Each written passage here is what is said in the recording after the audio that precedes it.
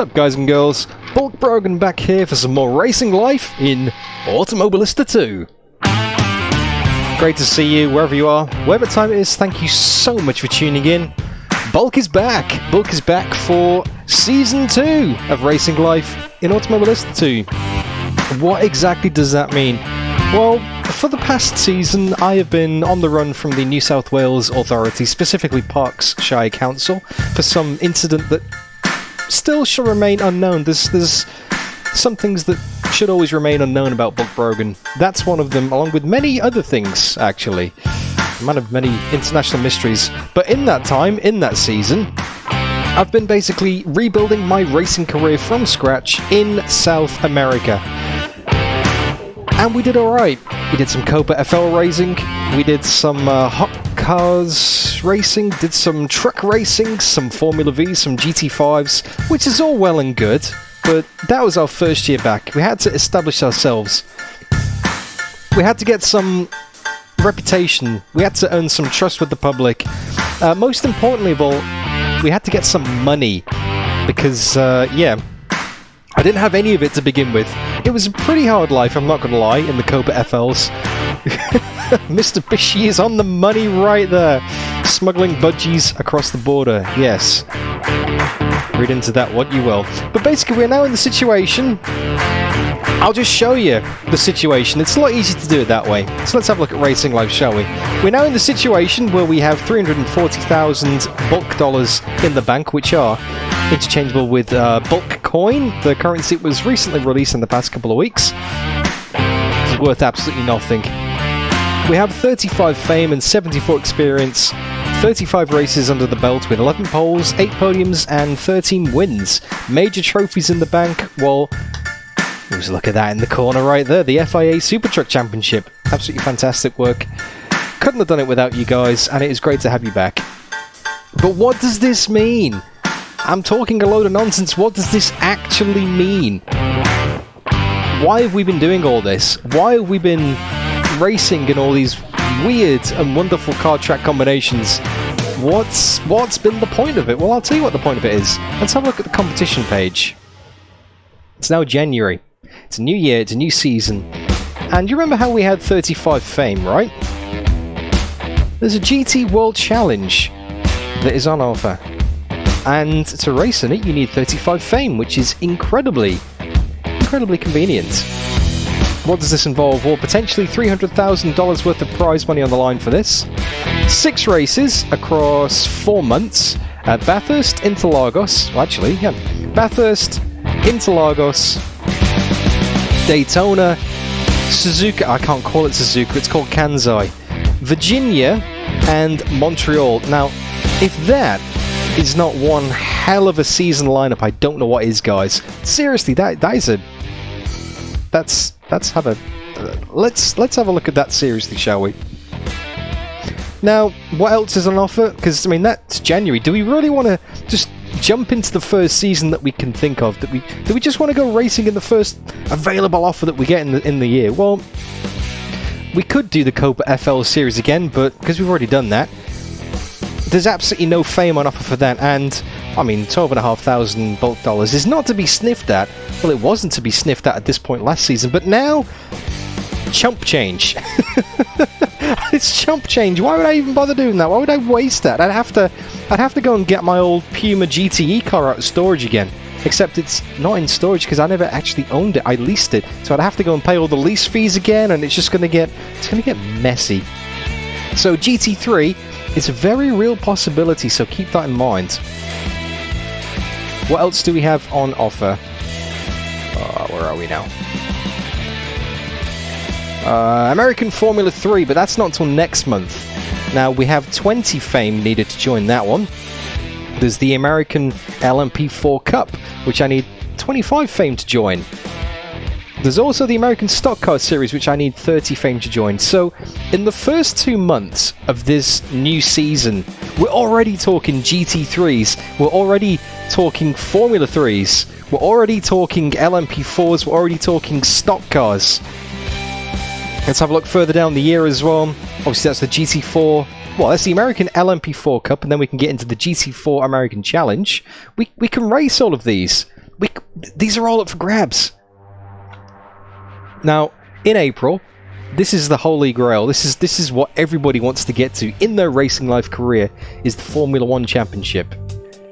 65 fame required for that, so we're not going to be able to get that this year. That's not going to happen. That's really not going to happen. Maybe next season, if we can ace a few championships, but we're going to have to win a lot. But there's also the LMP4 series up for grabs as well, which could be quite interesting. Stetson, Hockenheim, Silverstone, and Donington. And that's April. Now, we're already getting into May. We're already getting quite the way through the year. And this is where things start to get a little bit more exclusive. This is more possibly Season 3 territory, because we've got the Formula 3 World Championship, we've got the World Endurance Championship in the LMP2 class, we've got the DTM and DTM Trophy, RIP, and then, as Sticky said in chat, GTE, wink wink wink. Well, unfortunately, unless we can get our fame up to 45 by May, which is like 5 months away in this season, then we're not going to be able to do that, because we don't have the fame required to join. There's also a Porsche Carrera Cup, there's a European Stock Car Championship, and I think this one, look at this one, excuse me, I think this one, meatballs for dinner, very tasty meatballs, but oh, Supercars, guys. I know there are a lot of Australians who follow this channel, and Kiwis, but we have an actual dead set Supercars Championship in racing life. We've got Long Beach, Cavallo, Laguna Seca, Kyalami, and Montreal. No Bathurst, no Adelaide. That's a bit unusual for the Supercars Championship, but I'm going to roll with that. That's fine. And these are all series at Rebel. This is what we could be doing in this season. Wouter, I still don't know how those cars are possible to have so much downforce when they drive upside down. Well, I mean, theoretically, you could drive a Formula 1 car upside down in a tunnel argument. There you go. Maybe they've just got that much downforce that they can drive upside down. Do you ever think of that?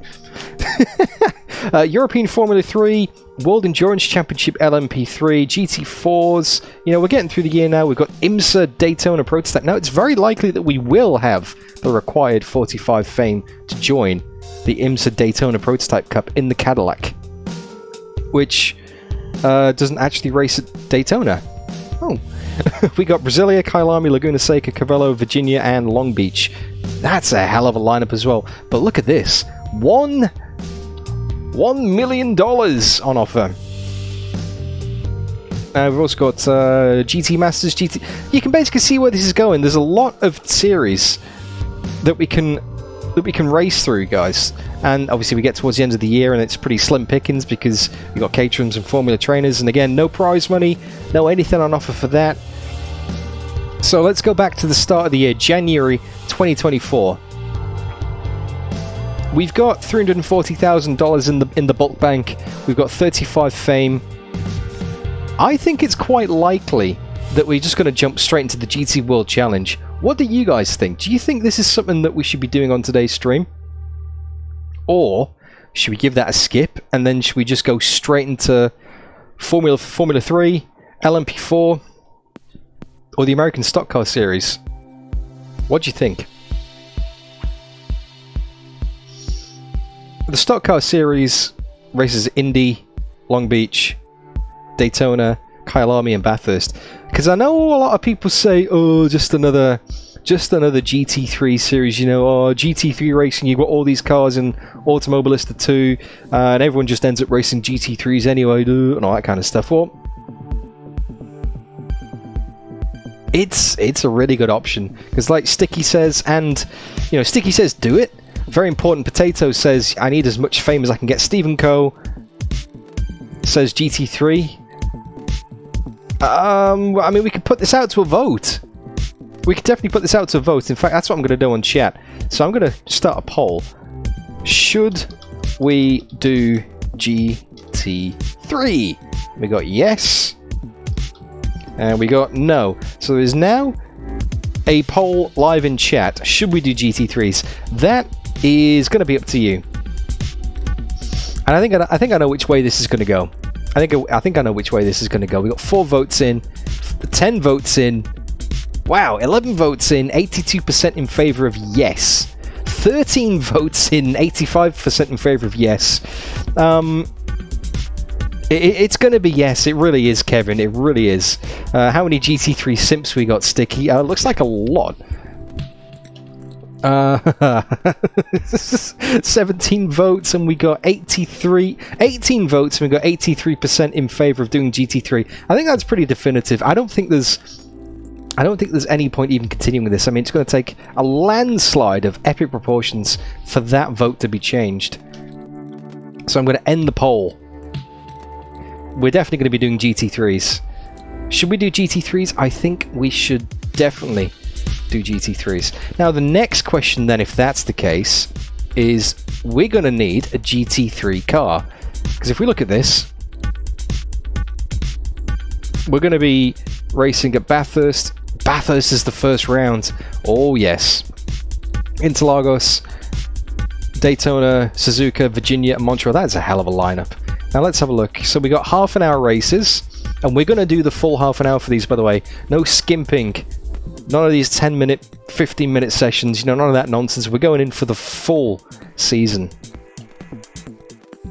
All 30-minute races. Yep, they're all 30-minute races. It's going to be great. Now, one thing we're going to need to take part in a GT3 championship is going to be a GT3 car, which leads me to my next question. We haven't actually done this for a while because we've been doing a lot of truck racing and we've been doing a lot of, you know, Formula Trainer racing. Haven't had to really look at getting a new car for a while, and Ricardo makes a very good point. Ricardo Pombeiro, he should know. He made this app, basically. There are a lot of GT3s in racing life. Maybe buying a car now would be better than leasing one. Well, that's a good question. That's a good point, because it could be a very wise investment. Let's have a look. Let's have a look then. So we got karts, nah, Formula 3s, nah, GTs, GT4s. Here we go. Right then, here is the selection of GT3s that we've got. We have the Nissan is not featured in this, unfortunately. That was new content released by AMS2 that will have to be updated into Racing Life.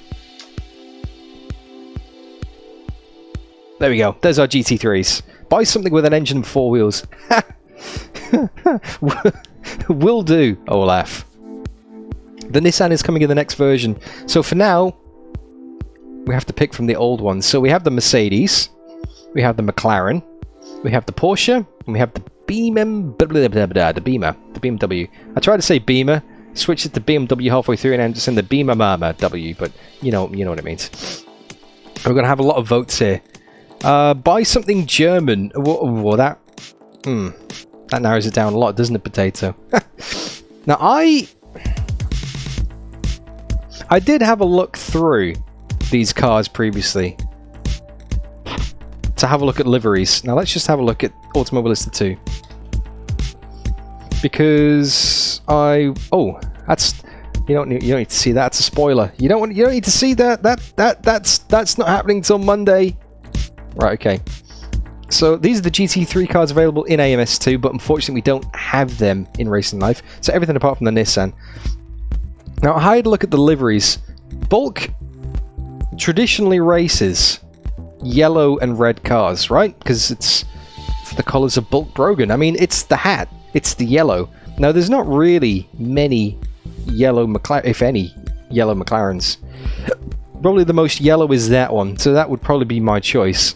If we have a look at the Mercedes, I mean, there's that. That's kind of yellow, I guess, but it's kind of black as well at the same time. And there's that, which is, you know, it's not bad. It's not bad at all. I'll give it that. Let's have a look at the Beamer livery selection. I mean, it's got a yellow and blue. There's a red there as well. I mean, it's not bad.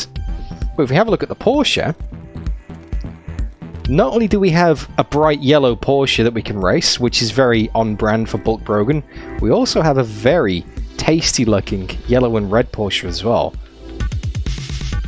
So we'll see. Alright, Potato, you look after yourself. Hopefully catch you soon. Drop me a message on Discord. Let me know how you're getting on. Be nice to have a catch up soon, sir. Hope you're keeping well. So if I was to choose one, I would go with this car. However, in the interest of democracy, I'm going to put this up to a vote. I'm going to let you guys decide again. So I'm probably going to regret this, but this is going to be quite an interesting vote because there's a lot of options and it's going to be split a lot of ways. So which car, or should we say which GT3 car? So we've got the BMW, we've got the Porsche, we've got the Mercedes, and we have the McLaren. Bearing in mind that I've got very limited experience driving these cars in Automobilista 2. So BMW, Porsche, Mercedes, McLaren. Okay, vote is now live in the chat. Get your votes in, guys. You haven't missed much at all, Ashley Johnson, because we are literally just about to start the first race of the stream. It's a brand new season. We're in season 2 of Racing Life, and it's the first race of the season. We've decided to go GT3 Racing, and what's the name of the series again? It's the GT3, the GT World Challenge, and we're basically picking a car. So we got 17 votes, and it's an equal split between the Pork and the Merc so far. So it's pretty close. We got one more vote in favour of the Merc. It's very close, actually. Let me just go back to the menu just for impartialness' sake. So where are we? There we go. So let's have a look at the vote. It's 22 votes, and it's back split. 32% for the Porsche, 32% for the Mercedes, 18% for the Beamer, and 18% for the McLaren. So that is a very even, very symmetrical split. Yes. Nice win, mate. John Miller. Wow. 31 months. That is incredible, sir. The longest standing member on the channel. Congratulations. You've been there since literally day one of the possibility of being a channel membership, and it's been incredible to have you. You're a legend. Thank you, John. Wow, 31 months since Captain Underpants arrived on the scene. Wow.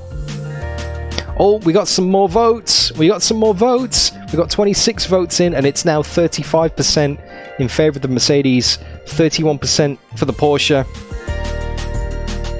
It's swinging towards the Merc.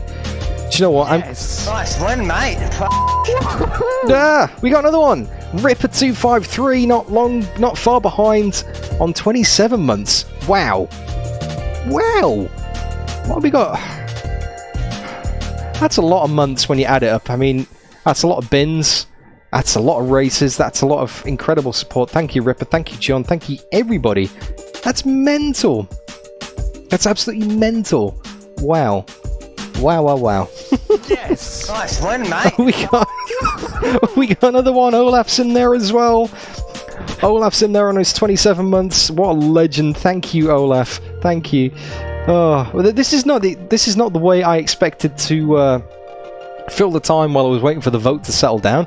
The vote is now... Oh, the vote is swinging back in the Porsche's favour. We've now got 29 votes on the board. 38% in favour of the Porsche. 31 in favour of the Mercedes. Excuse me. Meatballs. 17% for the McLaren. 14% for the Beamer. Better get these all up before the races, you know? So it's looking like it's actually swung back from the Mercedes to the Porsche again. I mean, I could be like, I'm going to stop the count now. But in the interest of fairness, you know what I'm going to do? I'm actually going to give this, because I could stop the vote at any point when it suits my favour. So I'm going to put a timer on for 1 minute. Yes! Nice win, mate. Hey, Ricardo, on 14 months. Incredible work. Thank you. Thank you so much. Wow. I'm spoiled rotten.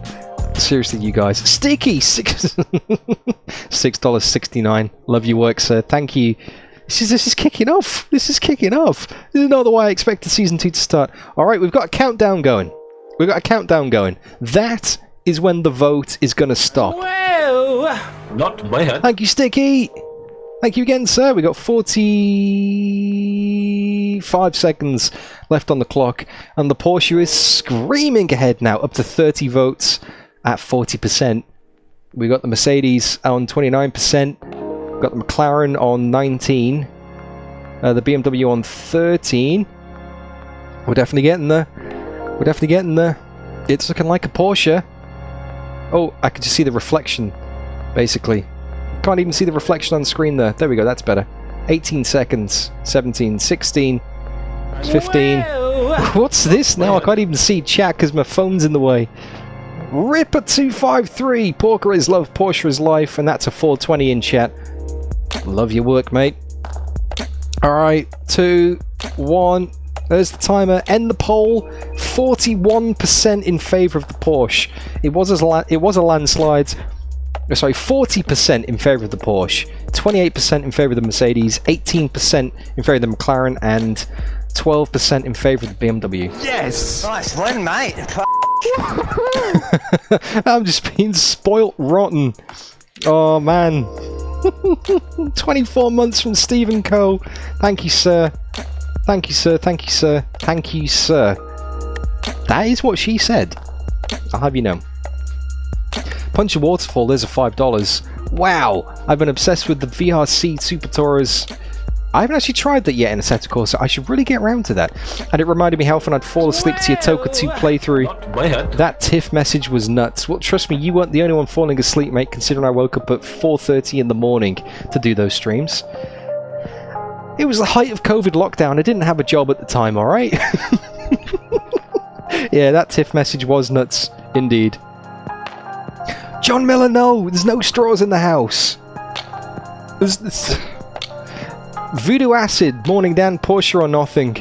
Alright, well, it looks like we're going to be in the Porsche. So let me switch this back over to Racing Life mode. Let's go and have a look at the options for buying or leasing a Porsche. So, details. Oh no, that loads up the AMS2 website. I don't want that. Alright, and so we've decided on... Yes! Nice win, mate. There's another one! That's Sean Finn! That's Sean Finn, 30 months. Thank you, Mum. You have been you've been a member of the DDF club for a little bit longer than 30 months. Add a few, maybe add an extra 30 years on top of that. Incredible. Wow. Oh, that's awesome. Awesome Punch a Waterfall. I'm glad to help you, mate. And I'm glad to everybody who found the channel at whatever time they did find it and has found a home. Really is. It's great to have you here. We've got such an awesome community. And I do kind of feel like these bulk streams, these bulk streams are maybe the new Toka 2 streams. That's pretty bold of me to say, but the whole offline single player, working through a career, and not taking it as seriously as all the other stuff I do on the channel. It's kind of got that same feel to it. So, let's have a look at a Porsche then, shall we? So, we've got... Well, to buy a Porsche GT3 911R, it is $399,000. Do I have... Do I have that much money? No. I'm $50,000 short. I am $50,000 short, so I'm not going to be able to buy one outright. So if we go back to the car dealer, let's have a look at the GT3s again. How much is it to lease a Porsche?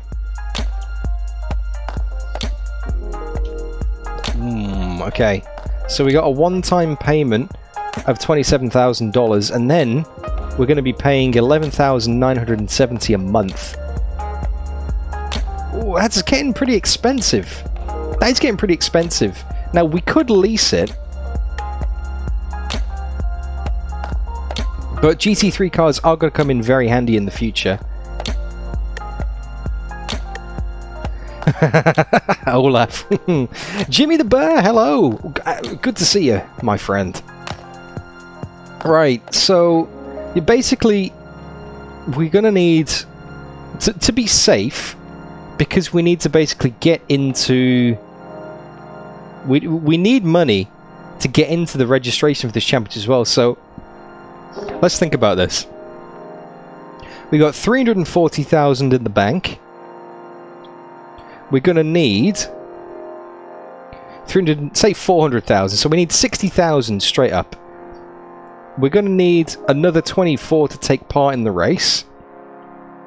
And then maybe another, say, it's 20, so that's, let's say 74, 84, 94, 96, 96. So we're gonna, let's say 120, say 125,000. We're gonna need to borrow 100, let's say, but just to round it up, just in case you never know, 150,000. We're gonna need to get a loan for 150,000 because we want to enter these, and we're also gonna need to buy cars or lease cars for these. Maybe 200,000. Oh, it's starting to add up pretty quickly when you consider how much. Ooh, okay, so how much is a Formula 3 car to lease? Monthly 3,000. Oh. I reckon 200,000 is probably a nice round number. What do you reckon, Ricardo? So if we go to the bank, say we want 200,000. Let's say we want, that's close enough, $202,200.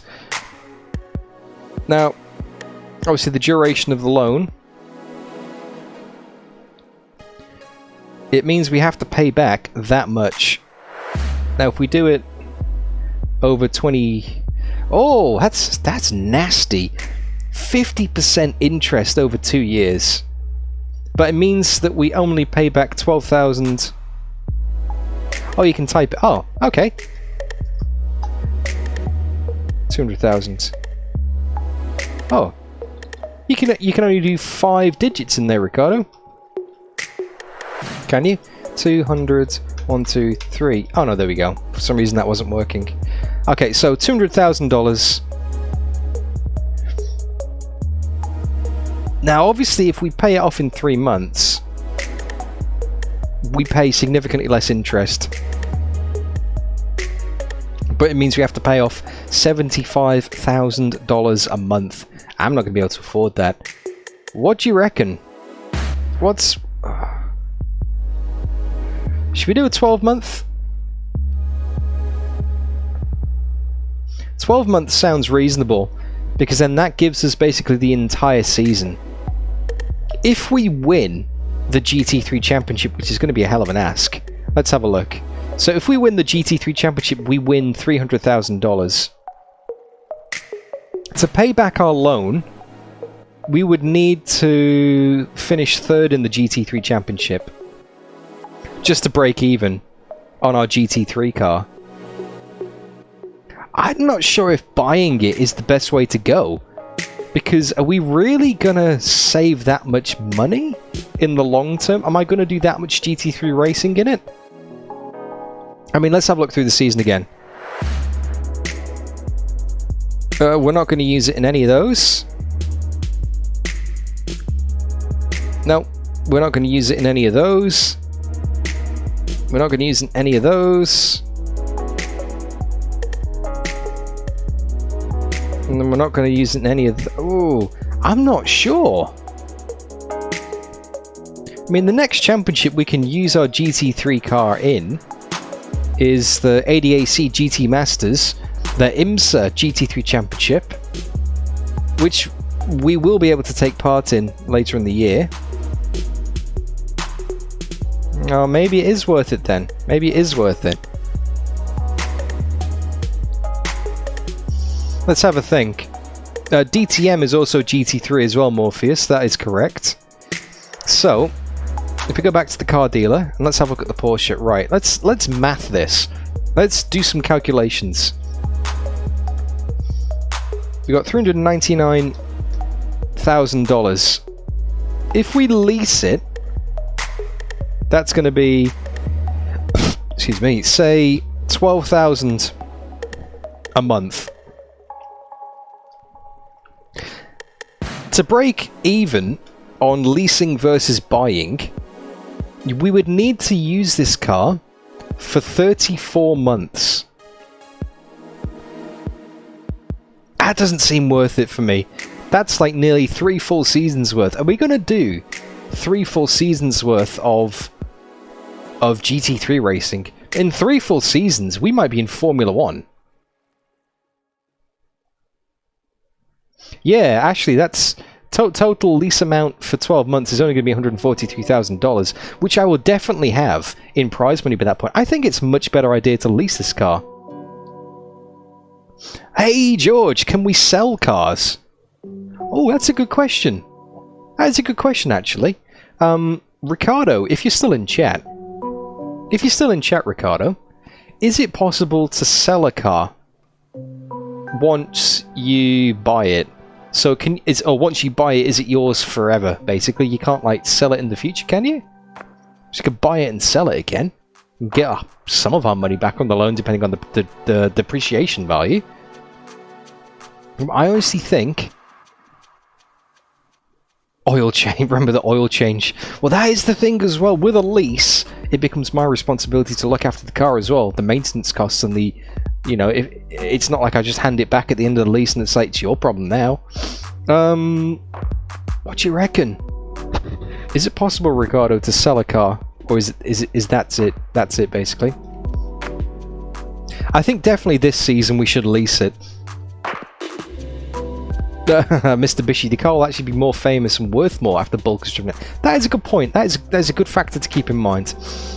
But I'm definitely going to lease it for now. I think, realistically, I don't think we're going to do more than a season of GT3 racing. Because, like Ripper says in chat, we're going to need to change things up anyway.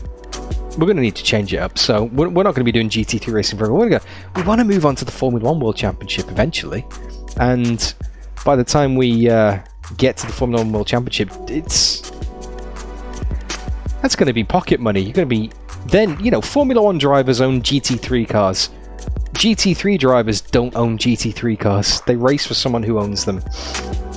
That's the difference. Right, okay, decided. Let's lease it. So we're leasing the Porsche because we decided on the Porsche. So we pay them $27,930 up front, and then after that it's $12,000 a month. We can get $12,000 a month on average. Yeah. Okay, leased. Boom. Let's have a look at the garage. Oh, we've still got our truck. Oh, I'm paying nearly $4,000 on that a month. We don't need that truck anymore. I mean, it served me very well, but I don't think we're going to do any more truck racing. Our truck racing days are behind us. So let's stop leasing that, shall we? Do you want to stop leasing the truck? Yes. Alright, Porsche GT3.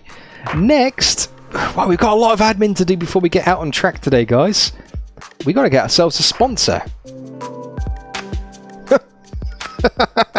Oh, Logitech. Oh, this is a horrible decision. Oh, this isn't fair. This isn't fair, Ricardo. The iconic Golf sponsorship that everybody wants and everybody thinks is just like some of the best color schemes, the best sponsors to have in the world. It's the worst deal. The middle of the road deal, which you guys have tended to go for before, is Logitech. And I don't know if you've noticed, but I'm gonna have a conflict of interest in that. And the biggest sponsor is Gazprom, which I don't know how I feel about having Russian. Is it Russian? Is that Gazprom? Is that a Russian company? I don't know how I feel about that, if I'm being honest with you guys. I don't know how I feel about that. Although they do offer me $60,000 up front. And they do pay me $12,000 if I finish on the podium. But it's Russian money. This is what this career mode is doing to me. It's making me take these decisions very seriously. Oh, racing drivers are sellouts anyway, but does Bulk Brogan have principles? Does Bulk Brogan have principles? Do I go with the Russian money? Do I go with the conflict of interest, or do I go with the iconic deal that is worth absolutely nothing? Oh, this is a terrible decision. Go with the heart, go with golf. Logirec. Right, okay. Let's put it to a poll. Let's put it to a poll, shall we? So, excuse me. Meatballs. Wow, that's a spicy meatball. So upfront payment of $10,000 from Gulf. And as long as I don't DNF in 5 races, they'll give me... Well, they give me $6,000 a race anyway. And they give me a bonus payment of $3,000 if I don't DNF. So 5 times 3 is 15. Tasp! Thank you for signing, Tasp. Thank you for subscribing, Tasp. Good to see you. Hope you're enjoying the stream. Okay, so upfront of $10,000 for Gulf, upfront of $30,000 for Logitech, upfront of $60,000 for Gazprom. Obviously, Gulf pay me more per race automatically. Logitech's only $3,300, and Gazprom pay the least. However, Gulf give me $3,000 if I don't DNF. Logitech give me $7,500 if I finish in the top 10, and Gazprom give me $12,000 if I finish on the podium. So it's much better up front and much better in a performance related clause with Gazprom. However, if I don't perform, I don't get the money with Gazprom. And also it's a longer deal. It's 10 races, so I'm going to be signed with them for a long time. So that's a long lock-in contract. That is a good question. It's a good point, actually, Ricardo. If I sign a shorter contract, it means that it's a shorter distance until I can get a more upfront payment. Right, so let's do a vote. And I love the fact that the ethical decision is coming into this as well, you know?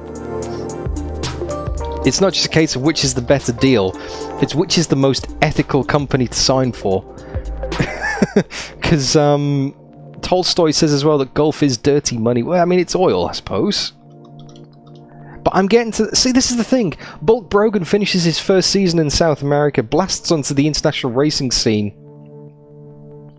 and is now being approached by oil companies? I'm going to let you decide, guys. I'm going to let you decide. There we go. The poll is now live. So... Wouter. Sorry. It's a lot of money with Russians, though. It's a lot of money with Gazprom. This is such an interesting decision. If it was purely based on the numbers, I would go with Gazprom, because I think top threes... I think top 3 is basically going to be kind of okay in the GT3 cars. The longer races, more chances to get to the top of the field. And there's only 20 cars in the field. But it... Oh... Yeah, actually, Ricardo makes a very good point in chat. That this stream so far has literally not been about racing in the slightest. I've been sat here for the best part of 40 minutes talking about finance and politics. What kind of career mode in a sim racing game gives you that? And that alone is a shout out for Racing Life and Automobilista 2. Aidan Millwood, take the Russian money. Well, there's one thing I got to say to you on that one, Aidan. Nothing but niet.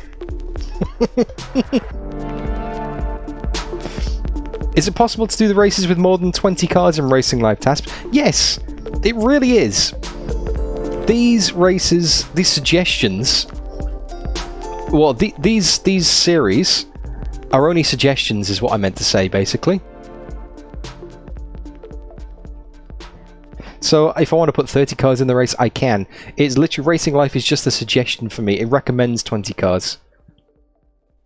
Oh, this vote is pretty interesting. Okay, right then.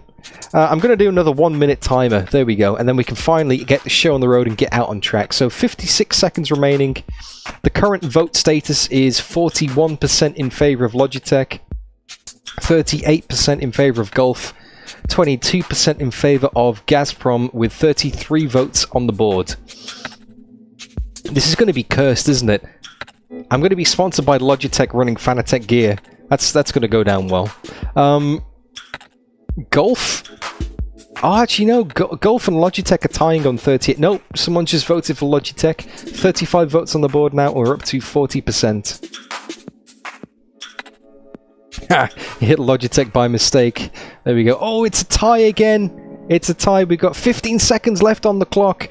And we've got... No, it's not. Someone else has just voted for Logitech. Logitech's in the lead with 41%. Golfin 38. There's literally one vote in it. With 4, 3, 2, 1. Stop the vote. Oh. That's close. 37 votes on the board. We had 40% in favour of Logitech, 37% in favour of Golfin. Unsurprisingly, 21%. Actually, that's a lot more votes than I thought I would get for Gazprom. 21% in favour. So it looks like I'm going to be sponsored by... Actually, hang on, 1 second.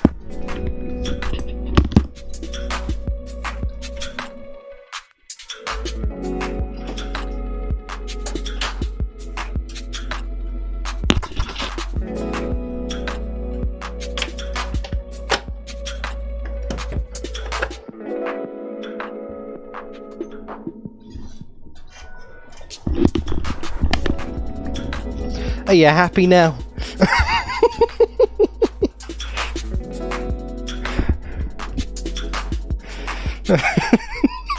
I've still got it. It's still on the shelf behind me, guys. Are you happy? Alright then. We're sponsored by Logitech. We're sponsored by Logitech. Sign the contract. There we go. Alright then. Ah. My moustache is coming off. Oh no, my moustache isn't coming off. It's shedding itself. Oh, G29 must be used. Do you realise how long it would take for me to swap those wheels over, Stephen? I'm going to be here for another couple of hours, mate. Maybe next time. Actually, nah. Nah, maybe not. That's just that's a cursed idea. Switching back to G29. Midstream, no. I like it. It would be authentic, but no. Alright then. Let's actually get on with some racing then, guys. Okay, let's do this, shall we? We've got a Porsche GT3 in the garage. We have a sponsor on board. We didn't have to go to the bank with a handout. And we now have a competition to sign up for. GT3 World Challenge. Okay, are we ready? Let's do this. Register. We're in. We're in, guys. Who was it that switched rigs during a pit stop? Mark Calloway. I think it was Simon Pagino in the... Was it the 24-hour Le Mans last year? I think one of his wheels failed and he had to have a backup rig, I think. Maybe. I think it was him, Mark. Alright then. Right. Here we go. Yeah, it would take longer to install the software than it would to install the wheel. Right, we've got GT3 World Challenge. Now, I know you're probably thinking, oh, Dan, this is going to take a while to set up in Automobilista 2, and you've got an entire championship to, you know, you've got 6 rounds, you've got all these different things. Well, do you know what?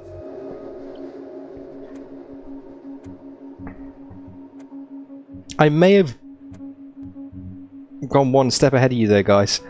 I may have had a feeling that we were going to race in this series. I may have had a look at Racing Life before we started the stream, and I may have already gone and set it up to save ourselves some time. So there we go. Look at this.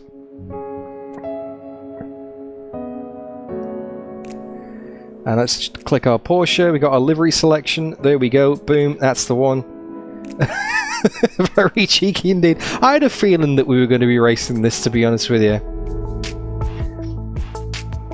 Okay, so that's our car. Now let's have a look at the championship. We got some... well, I'm just going to show you. We got 19 AI opponents. We got top 10 standard scoring, which is that. So it's basically Formula 1 style scoring.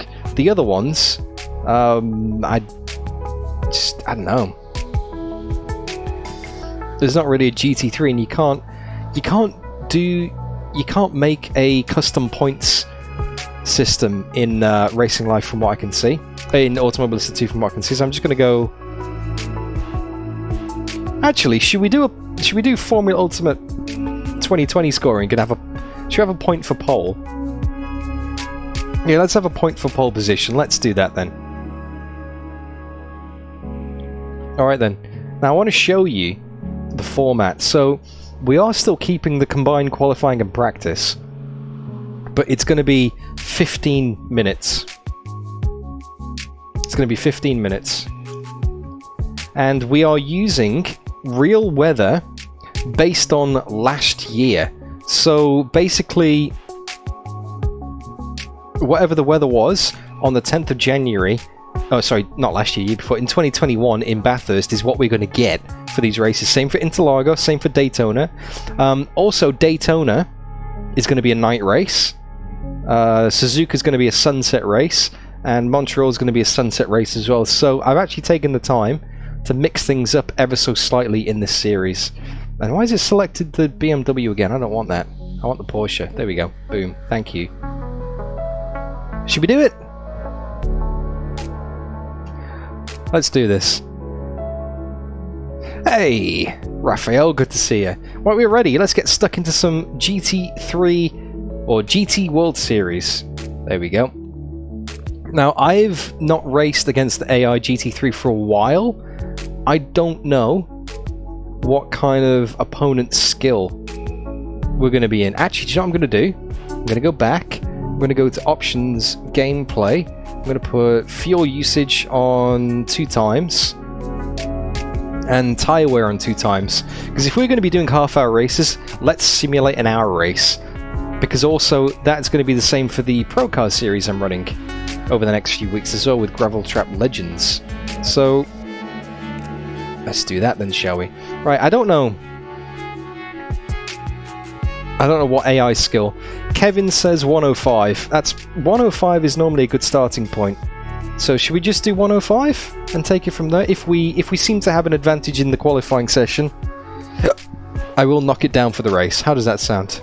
KK Rex says 107 is a good starting point. Should we keep the aggression on high? Or should we... What should we do? Max, high, medium, low? What do you reckon for the aggression as well, guys? What kind of setting should we have for that? Have I run out of music? I think I've run out of music, guys. Let me just pop that back. There we go. Yep. Aggression's on high. We got 105, 107 for the AI starting point. Do you know what? I'm gonna go in between Kevin and KK. Actually, Raphael says 107 as well. I'm going to go with 107, because I've got 207s versus 105. So, 107. There we go.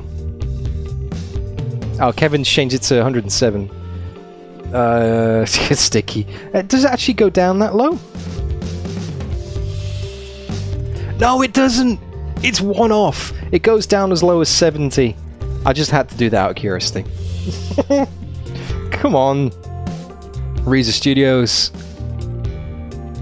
Sort your life out. Alright then, let's do this then, shall we? We have 107 AI skill, 100% race distance, 15 minutes of qualifying, 30 minutes of racing, 2 times tyre wear, 2 times fuel usage, 20 cars on the grid, high aggression.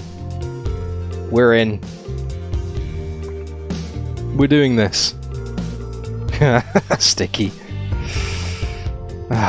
Finally, after nearly an hour, we're going racing.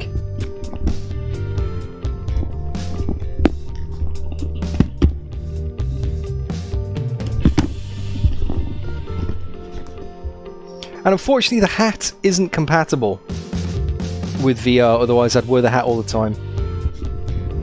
Alright guys, I want to say thank you for your patience, those who are here to watch the racing. We're finally going to do some racing, but I hope you've enjoyed it so far. If you have, don't forget to leave the stream a like, say hi in chat. Let's put some soft, slick tyres on. Let's fill the tank. And let's keep it on default apart from that, shall we? Racing life, who knows? Who knows? Quick flights! Hoi! Good to see ya! Alright, financing and politics out of the way. Music is going to be paused. Let's get out on track and do some GT3, shall we? Let's do this.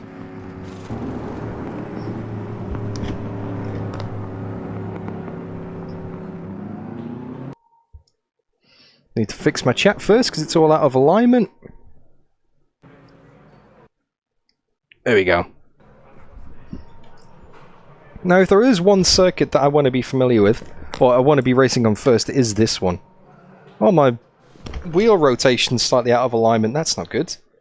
Options, controls, pedal tight combined. No, thank you. Calibrate wheel. Maximum extent. Hold it 90 degrees. It does this sometimes. It just resets the calibration for some reason. Saved. Calibrate pedals. Edit assignments. Throttle. Brake. Yep. Clutch. Yep. Configuration. Calibrate pedals. Boom.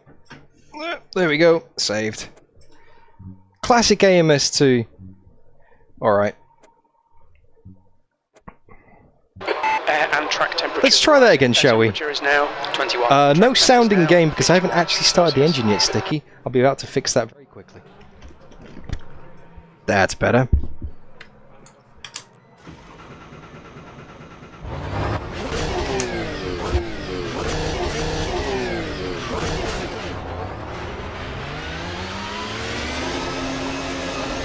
All clear on pit exit. You can push now. Okay, Dan. We've got 13 minutes to get a decent lap in. Alright, let's go send it over the mountain. Cold tyres. We need to get some heat into them. Oh, that's a nice sounding car.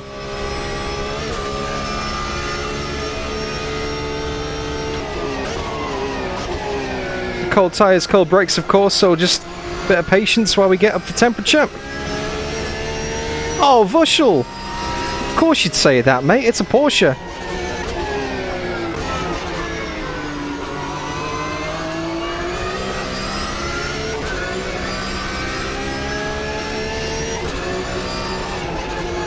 Yep, just easy does it on the first lap.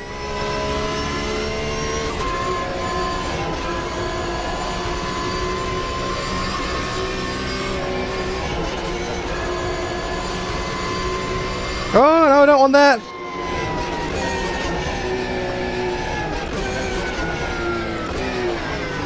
I clicked the wrong button. That's the button I want. Oh, it mustn't be detecting my brake balance and traction control keys. I was trying to change that, but nothing was coming up.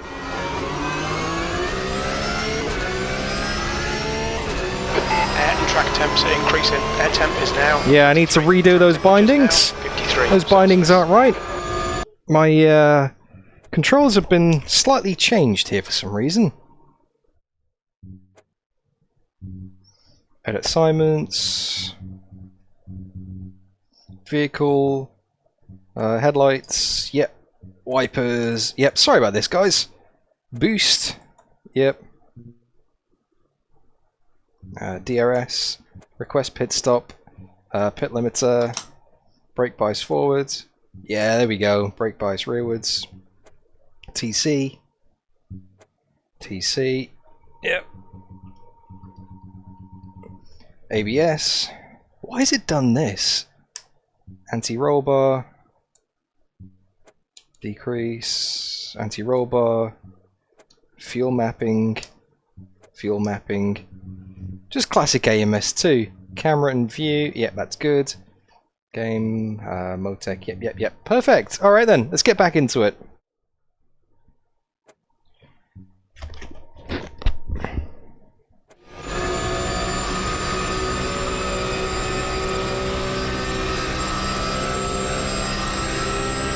That's better.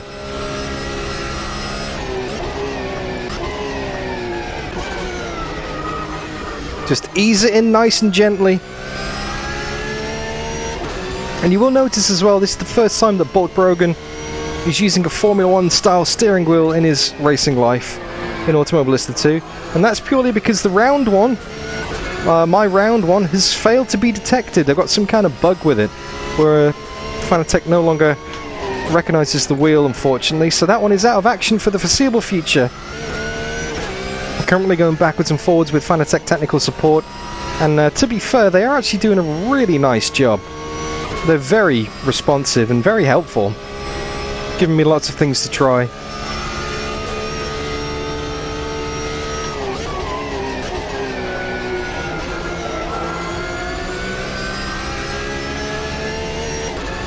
The leader has just done a 205.29.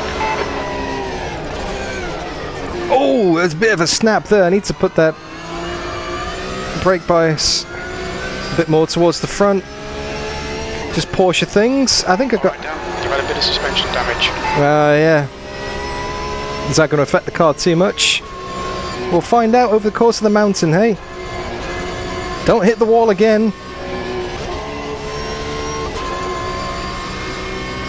The leader has just done a 205.00.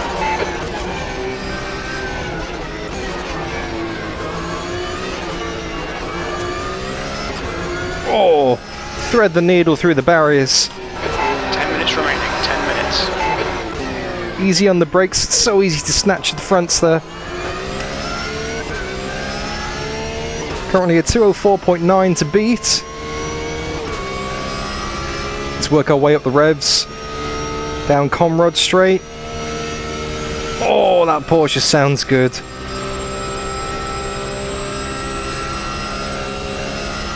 I know I'm going to be miles off the pace of the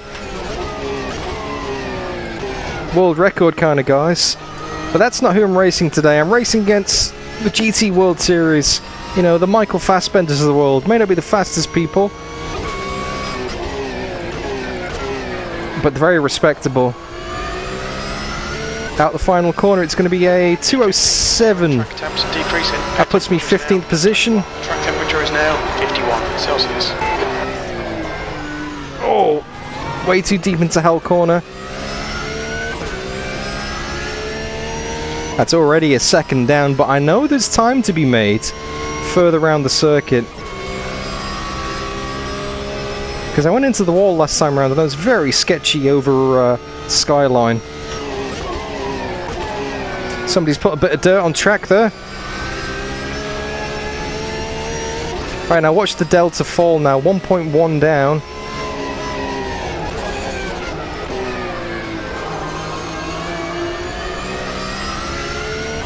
Gained half a second right there.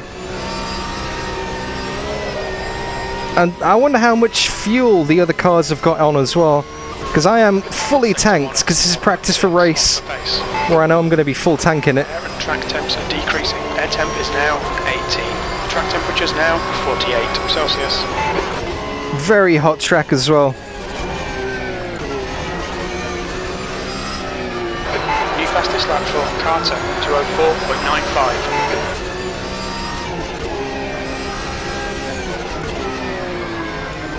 And brake a bit later there. Just done a 207.65. Look at that, I'm 4 tenths up on this lap after being 1.1 down in the first corner. So I know I can go another 1.1 faster than this. So this is going to put me just on the 206s.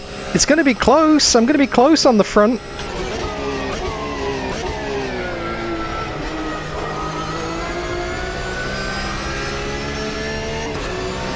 Uh, 30 minutes race, Vushel.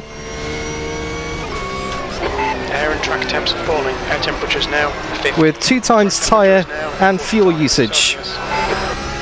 B17, sector 1 is... Alright, let's go and get that time. You're 2 tenths off the pace in sector 2. Sector 3 is 0.6 off the pace. Brake temperatures look good. Lost a bit of time in the last corner there. Half a second actually, I was very cautious for some reason. 17th on the grid with 6.5 minutes left in the session. Oh, big wiggle on the rear, on corner entry then. 1.3 up.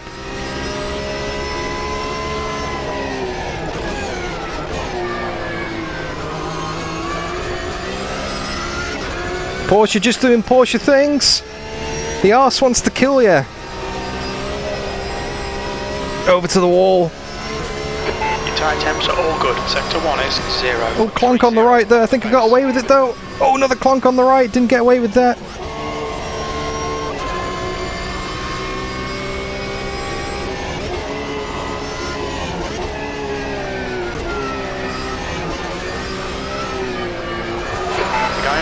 just done a 207.37. That's 1.5. Decreasing. Air temperature is now 13. The track temp is now 43. Celsius. Too cautious again. 1.7. Sector 2 time is quick. Thank you, Tolstoy. It's not too bad for my first laps out of the box in this combo, hey? The trick is just to build up confidently. Just accept the fact that your first few laps are probably going to be off the pace. It's always better to have a banker lap on the board than a car in the wall on the out lap. 1.7 up. That's just great life advice in general, Vushel. Thank you. 2.1. 5 minutes to go. 5 minutes left. There we go, 5th on the grid. The 2 of 5.3. 3 are 0.30 off the pace. Sector 2 time is okay. Your last lap time was at 205.39. And there is another quarter of a second. I've got maybe 3 laps left in the session. Those rear tyres are wearing out pretty quick though, wow.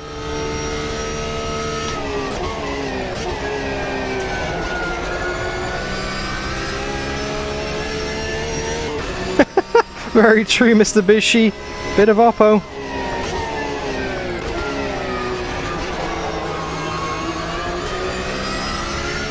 Three and a half tenths up.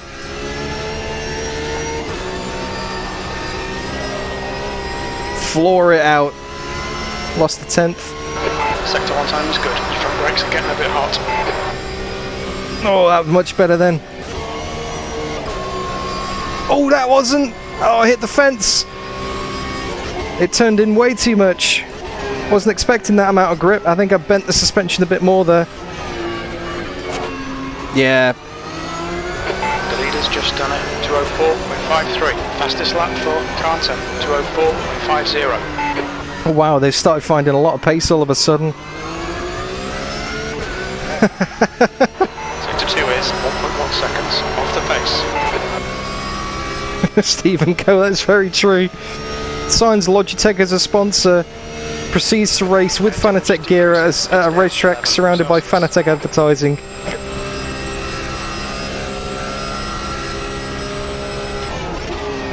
The track temperature is decreasing. It's now 41 Celsius.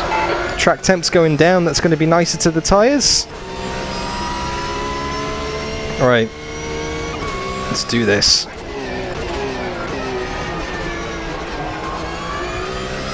I think we got a fight on our hands here. 6th place. Sector 1 is 0.38 off the pace. Sector 2 is 1.1 seconds off the pace. Sector 3 is 0.6 off the pace. That was a 206. Right, I'm actually going to concentrate for this. I think it's a very tight pack. If I get under the 10th of a second, that'll get me up to 5th. But then half the second is going to get me on 2nd on the grid. I do think I have a bit of damage there, Raphael, but by the time I do an outlap, it's not worth it. Car still drives okay. Not terrible. The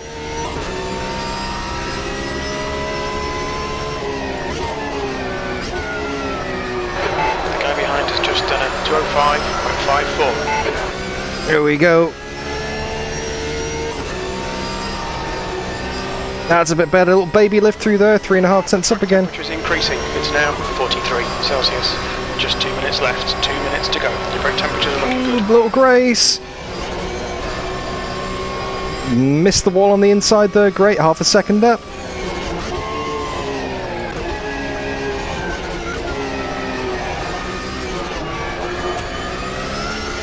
Butchered the dipper though. The leader's just done it. 204.40. Slingshot out. 8 tenths up. Wow. Sector 2 time is good. The leaders are putting in some stonker laps. Temperatures are increasing. Air temp is now 15. Track temperature is now 45 Celsius. Just to remind you, by the way, the race starts at 6 in the morning, so it will be a sunrise start here.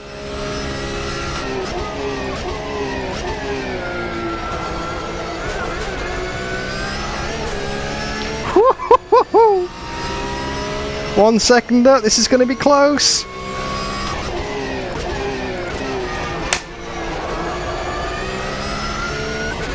Oh, what's it going to be? You're in pole. Yes! Sector 3 times okay. What a lap.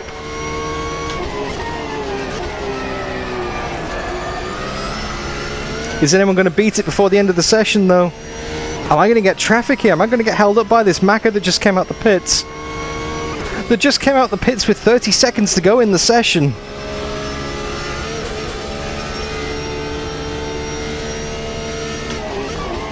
Air and track temperatures are rising. Air temperature is now 18. Track temperature is now 48. I'm going to get held up here. I'm going to get some traffic.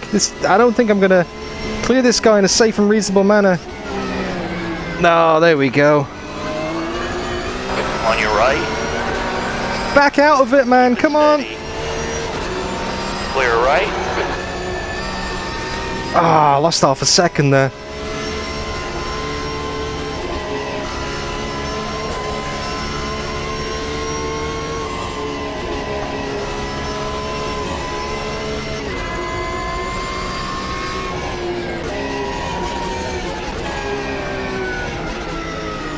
Right.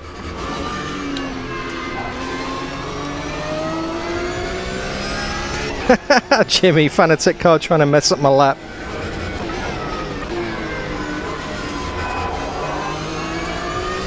Rolling starts, by the way, Raphael, as is customary for GT3 racing.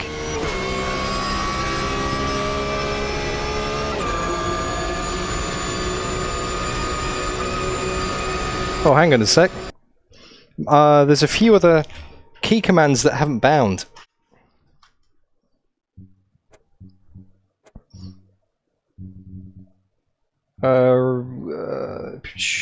Pit box, vehicle request pit stop, and reset VR view. Yeah, those buttons were wrong. Let me make sure my pit buttons are bound as well. In-car management. Menu up, menu down, menu left, menu right, cycle. Okay, cool. I need to make sure those are set properly, because I might need those in the race. Let's go back, and let's resume it. Let's try a practice pit stop now.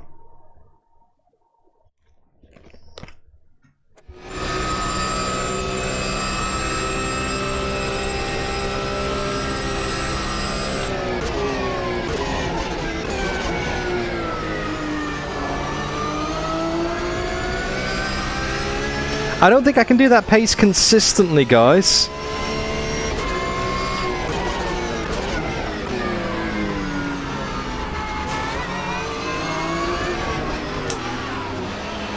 What's your speed? 204.367 and 204.5, 204.9, 204.9.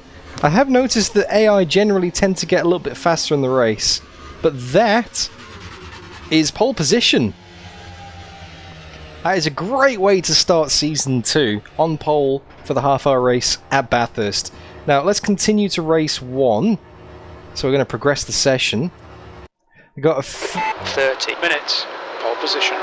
We've got a few people in chat saying that maybe the difficulty should go up. So Very Important Potato was saying, sound off, but you have pole with full fuel. Yes, but I don't know what the AI was running. We've also got Kevin M saying the race should maybe go to 110 AI. Now, because this is using real weather, by the way, it's not going to change if I leave the session and rejoin. It's not going to randomize. So, yeah, 1 point on the board already, Stephen Coe, currently leading the championship. That will do me very nicely. What do you guys think of me upping the difficulty to 110? What's your thoughts on that? Shall I quit, come back into the race, and put it on 110? In fact, let me just work out very quickly how much fuel I'm going to do while you say that in chat. So we are we're doing a 30-minute race times by 60 seconds. It's 1,800 seconds divided by, say, 205 is 125. So we're going to be doing, say, 15 laps. 15 times, what's my fuel use?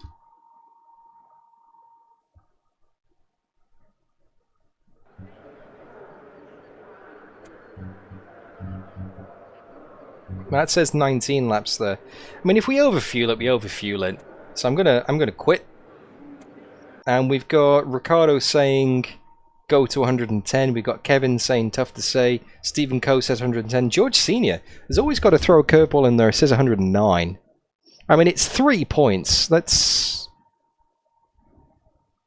There'll be 0.6 seconds faster at 110. If we do it at 109, 108.5 from John. I can't do half. I can't do halves, unfortunately, mate.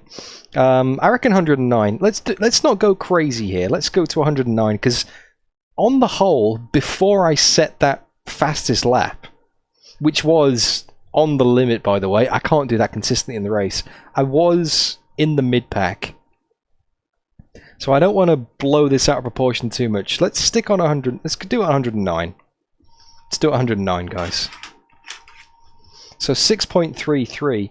So if we do 15 laps times 6.33 is 94 litres. Let's say pop it. Let's say 100 litres in the tank. That should do us for this race. Will the tyres last? That is the question.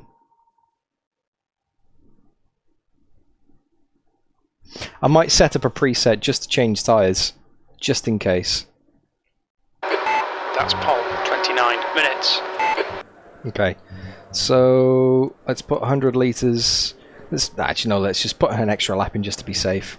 So if we go to pit strategy, let's delete these, because these are made for another car. We don't want these, because all the pressures will be wrong. So tyres only, just in case the tyres start to wear out in the race. So fuel and tyres, add fuel. Don't want to add any fuel. Change tyres all, yes. Soft slick, keep the pressures the same. Damage, I wish the Automobilista 2 would disable damage repairs by default for your pit stops, because it just blows them out of proportion. Okay, so there we go. Pit strat, tyres only, save. So if we want to,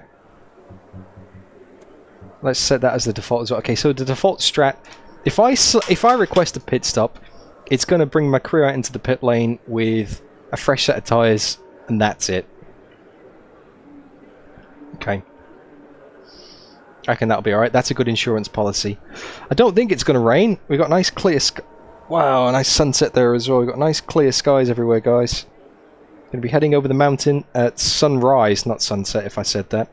Okay. Starting on pole for my first ever GT3 race. Bulk Brogan is now in the big time. I'm really looking forward to this. This is going to be awesome fun. This is what I've been working towards for the past 7 or 8 streams. We are now here in the big league, guys. Hope you enjoy it. Leave the stream a like if you do. Say hi in chat. But in 30 minutes we'll see whether we're a winner or a loser in the first round of the season. Here we go. You're in pole. Okay, Dan, get ready.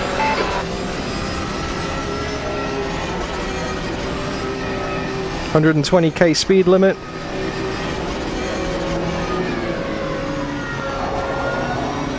Go, go, go. Getting got round the outside of that guy.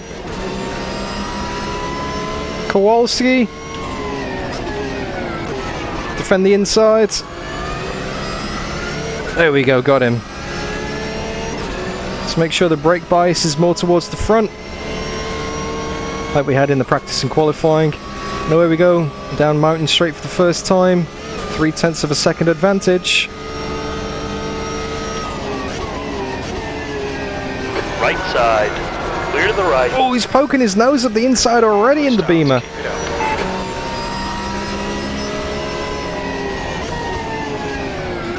Cold brakes, cold tyres. Nice and easy here. Oh, that sunrise is special. Oh, big understeer there. That's the cold tyres for you. Just haven't got the grip yet. Air and track temps are increasing. Air temperature is now 30. The track temp is now 40 Celsius.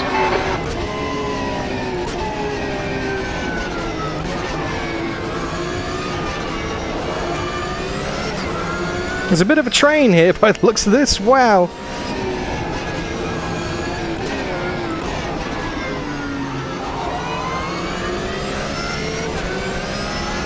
Let's get the drive out. There we go. They had a terrible run off Forest Elbow there. We got half a second already. Got Kowalski, Carter, Frager and Johansson all in behind. Wow, what incredible scenery.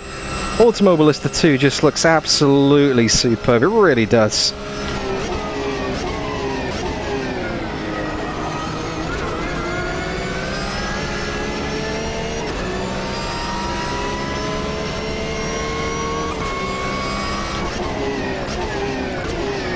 Okay, I missed that, you guys.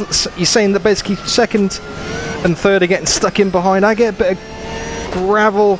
Gonna move it over to the left to defend it. Air and track temperatures are increasing. Air temp is now 15. Left side, clear to the left. Another little clip from number 2 behind there. Very aggressive behind from Kowalski. Gonna give him that space just in case. If this is gonna be half an hour of this is gonna be a very stressful race.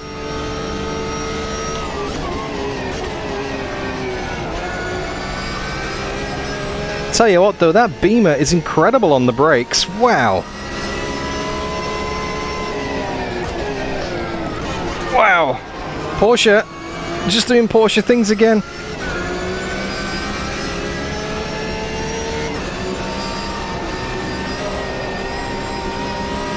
Move that bias a bit more to the front. Thank you very much, sir.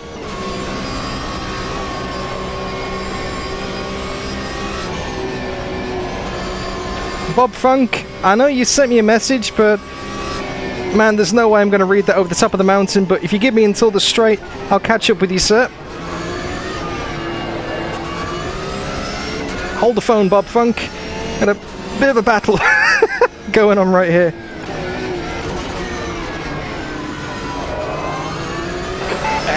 Get the run out again. Air temperature is now 17.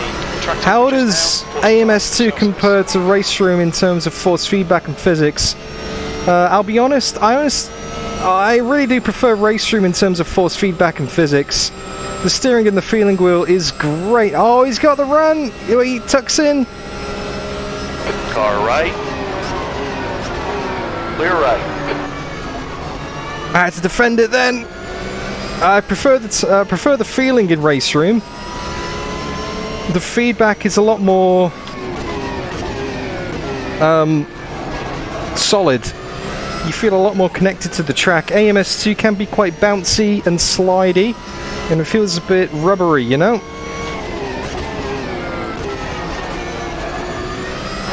front brakes are getting pretty hot. Whereas Automobilista 2 is so much better in terms of graphics, VR performance, weather options, time of day options. They're both pretty good in terms of like car selection, you know, variety of content.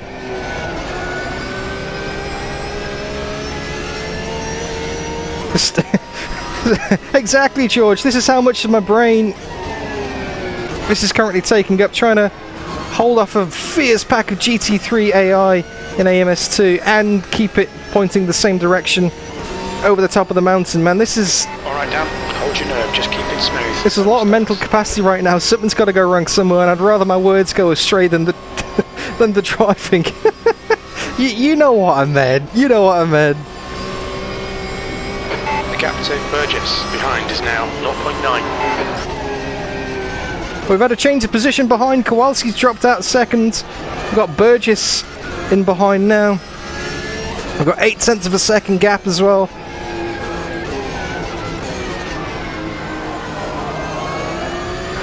You're now in the lead. Make that 1.1 seconds. Yeah, Race Room, just in terms of feeling, Race Room wins for me for sure.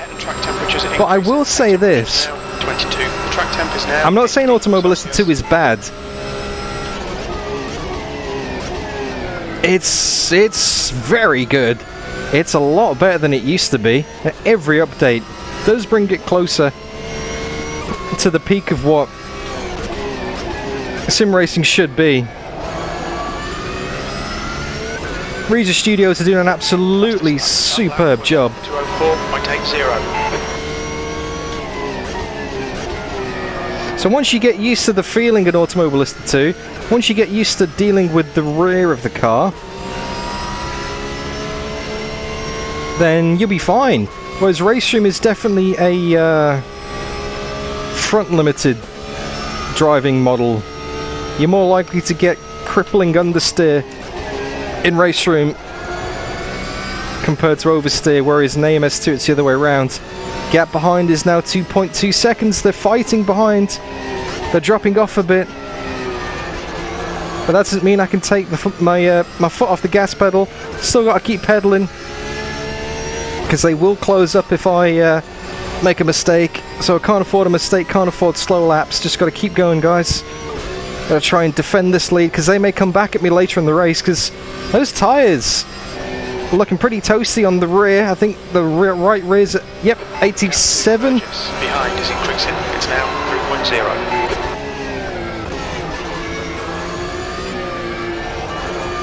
And that's the thing about Bathurst. The walls are only a sneeze away. So if this moustache irritates me and I sneeze, well, there's your wall.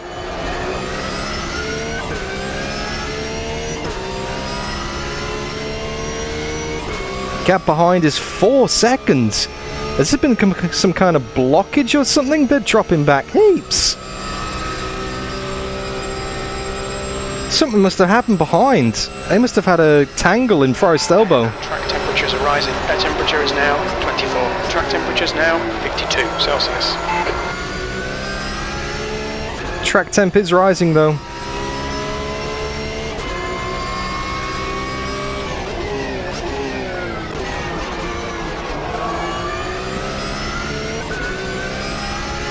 We're quickest at the moment. That was a 204.88. The thing about Race Room and Automobilista 2 is they're both made by very small developers, like respectively KW Studios and Reza Studios. So they've got very limited resources, they've got very limited budget, very limited, you know, hours they can pump in compared to, whew, big wiggle there, compared to your bigger developers like your iRacings and your Kunos, you know. There's just, oh wow, that was understeery. They've got a lot less to play with compared to the big guys and girls. And the fact they can do what they do with the resources they have is pretty remarkable in the first place to begin with, you know. But in terms of major updates for Race Room, I don't have anything I can share with you, unfortunately, Ripper, because, well, I don't know, man. I'm only privy to the testing versions like a week or two before the public version becomes available. Anything more than that is super secret squirrels to me. And even if it was, I wouldn't be allowed to tell you because of the whole confidentiality agreement that I've got with them. As part of being a tester, you know? Can't talk about it, man, even if I did know. 54 Celsius. Well done, Dan. You're looking really good. Come on, keep your focus.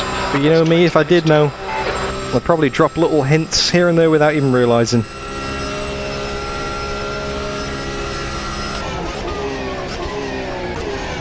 I'll tell you what, the AI are pretty keen on taking out these braking markers, aren't they? Wow. Now, I wish I did, Bob Funk. I wish I knew what the future held, because then I could plan for it, you know? Whether or not to keep investing in Race Room or, you know, move on. That last lap was at 205.88. Oh, wide at turn 1. Tyres are definitely starting to go. I'm getting a lot less performance in the braking zones and initial corner turning now. Front grip is going. Front right is down at 80% with 20 minutes to go. It should be able to make the end of the race, no problem. But those brake temperatures are getting pretty high as well. That is a concern. Might need to open up the cooling for the next round. Still got a 3-second gap though behind. Maybe I just need to start managing the car a bit more. This isn't a qualifying session. This is a race. I need to look after the car because mechanical failures do happen in Automobilista 2.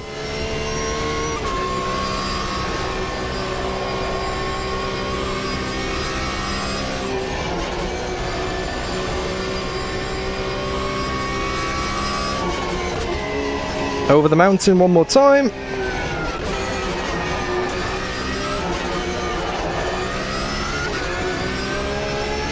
I'll read that message on the straight, Ripper.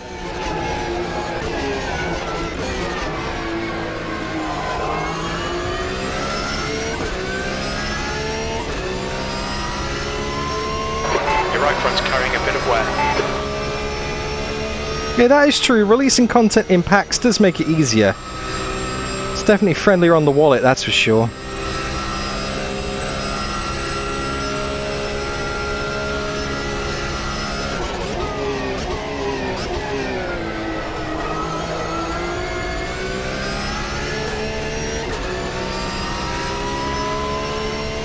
Approaching the final corner.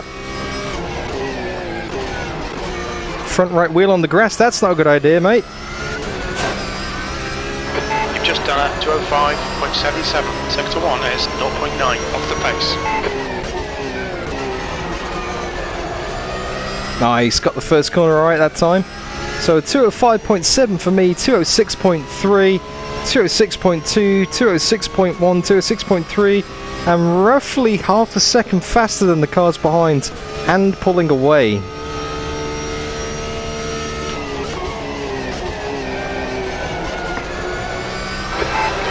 Burgess behind is increasing. It's now 4.8. Oh, you're telling me, Morpheus. I spent a lot of time in R Factor 2 before I started Race Room, that's for sure. Pretty much the channel 4 years ago was an R Factor 2 exclusive channel. Oh, clonk in the wall, but I think I got away with that. That was a light scrape. 'Tis but a flesh wound. Very lucky to get away with that, though. That could have been a lot worse. No suspension damage, message by spotter, so I think I'm okay.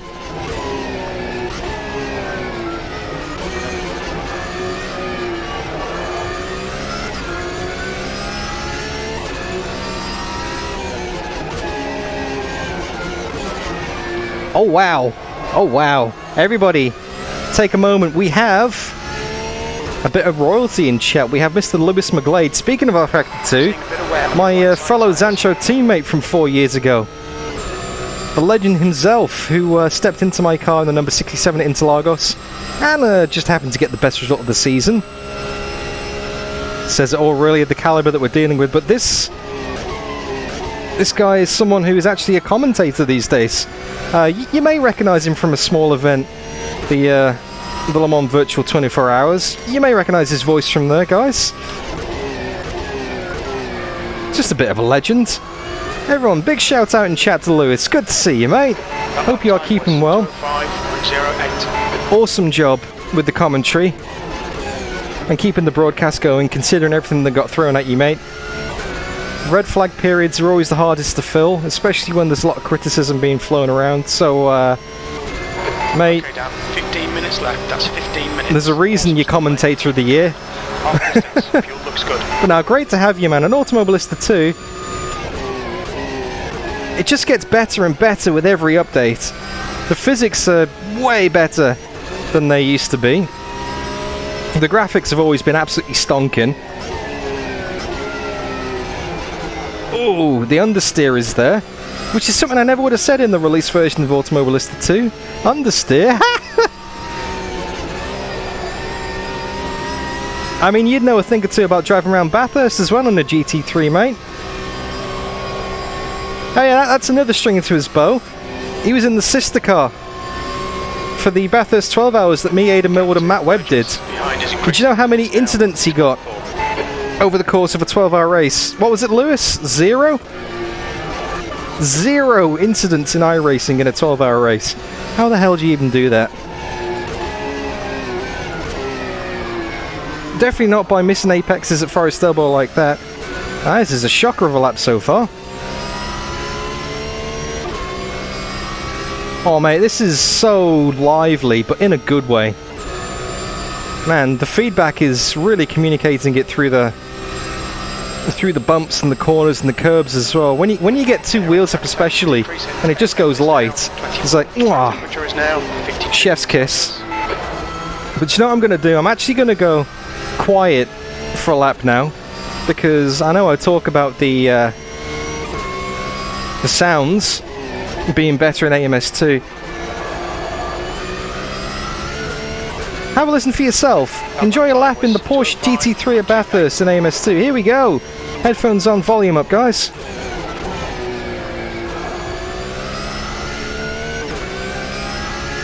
Let's see if we can build that gap.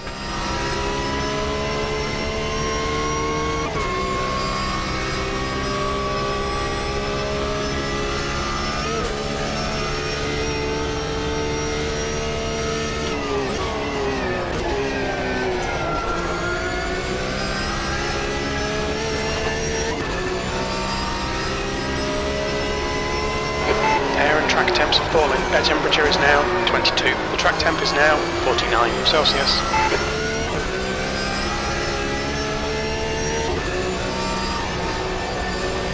The gap to Carter behind is increasing. It's now 7.7 seconds.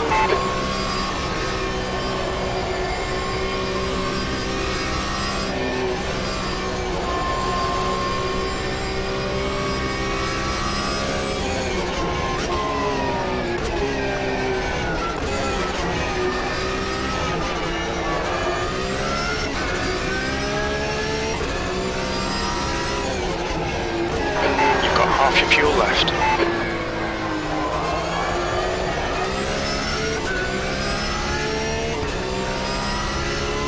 Alright, Raphael, catch you soon, mate. I know it's a quiet lap, but I'll interrupt it for that. Because it's just rude not to say bye, mate. Thanks for hanging out, look after yourself. And, yeah, 11 minutes to go at Bathurst. Remember that for when you sign on later, mate. Catch you next time.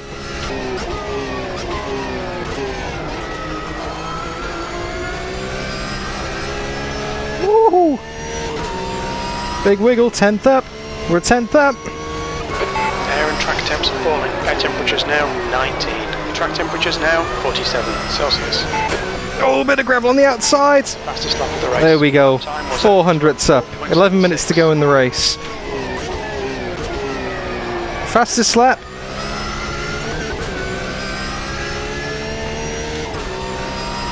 Hey, Vaughan, good to see you, mate. that's the thing with Bathurst. That's the thing with Bathurst, mate. You hit one part of the track, it's kind of like pinball through the rest of it. Ooh, Kevin, did he say rain was coming? I missed that. I missed that message. Did the spotter say rain? Man, I can't see any clouds.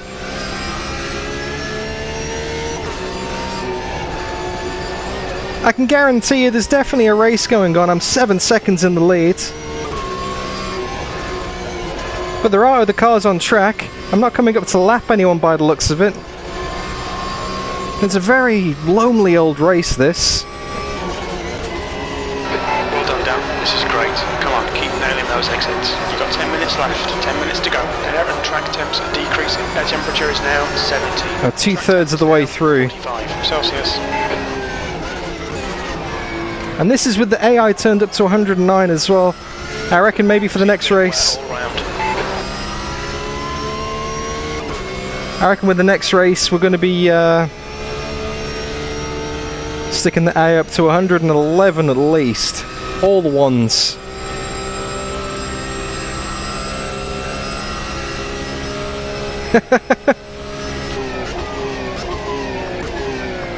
Oh, Morpheus. Ah, I can't wait. Oh, lots of curb then. Love the way the transmission just boom, boom, just bit, you know? Yeah, Morpheus. I can't wait for that, mate. Bin car is going to be so good. I've been meaning to do something like that for a long time. You've just done a 205.30. Sector 3 is 0.49 off the pace. So to get this series, this bin car series off the ground is just insane. And thank you to the, well, everyone who's signed up so far for literally the pre-season test race. It's not even the first round and it's almost full.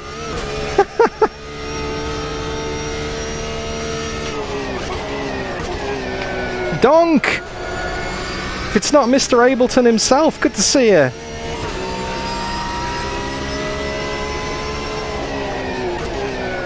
Oh wow, big wiggle. Those rear tyres are starting to wear off a bit now. Obviously tyres are wearing out, fuel's coming down, so the offset is kind of balancing. But still it's getting quite sketchy. Wow, yeah. Got all kinds of wrong line in that corner. And that's Sun. Gap to Carter behind is now 9.3. So at the top of the mountain is so distracting.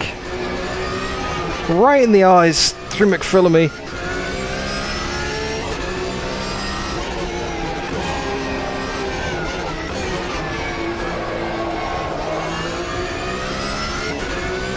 Hey, no worries at all, Mark. Is what it is, mate. I mean, there's 2 races on, but I mean, it's a bit of a commitment. But even if you just turn up for 1 race as like a wildcard entry, Air temperature's falling. I'm cool with that. 15 Celsius.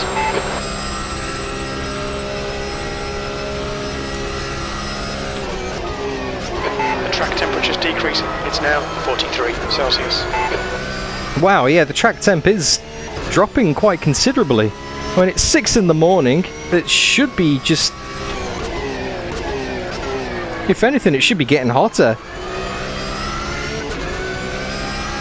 You've just done a 206.08. I was a bit off the pace, that one. Sector 3 is 0.5 off the pace.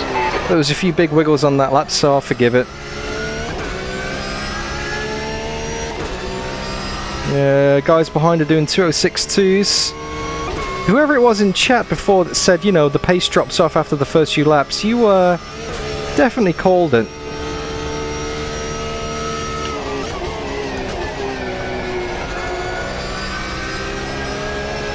Definitely called it. The AI just not been able to keep up with me, even with the increased difficulty.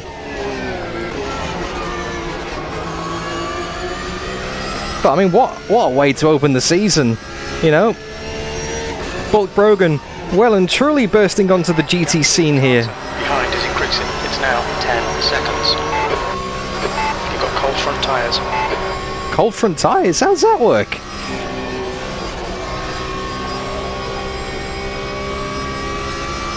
I mean, I know physically how that works. But, oh. Just didn't want to slow down or turn in at all then.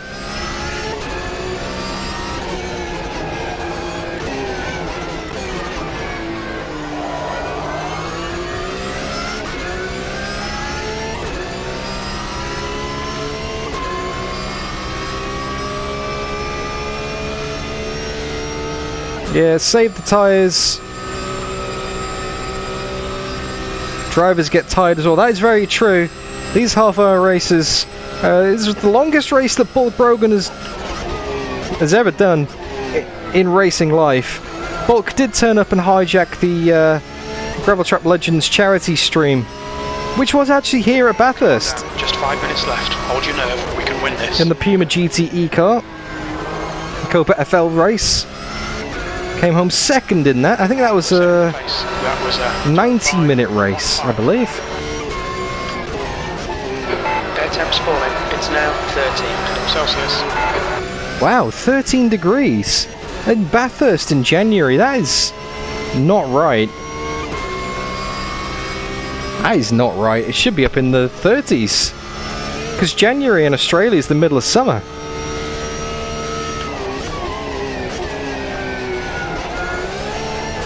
Ooh. The gap to Carter behind is increasing. It's now 11 seconds. Big wheel spin over the curb there. The track temperature's falling. It's now 41 Celsius.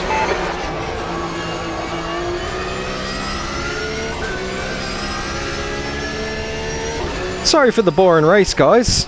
I honestly thought it was going to be a little bit more exciting than this, but once we managed to Got 10 minutes of fuel remaining. knock Kowalski out of second place, the challenge just hasn't mounted, really. In fact, what has happened to Kowalski, he's down in 5th now. He's got shuffled down even further.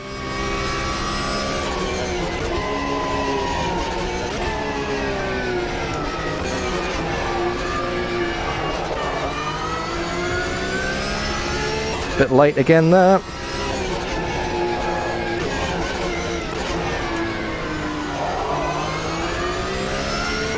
Nice drive out of Forest Elbow. This is actually... might be my best lap of the race so far. I'm matching it. In fact, I'm up on my delta. 3 minutes to go in the race. This is going to be a lights to flag victory for Bulk Brogan. Maybe. Let's not tempt fate. Especially with turn-ins like that. Holy smokes.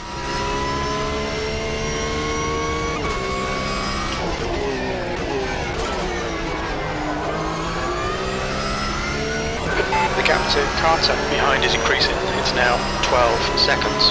That's the fastest lap. Your lap time was 2:04.70. Okay, 2 minutes, 4 seconds, 0.7. Fastest lap of the race, 2 minutes 27 to go. So we got this lap and one more. Got an 11-second lead over Carter in second.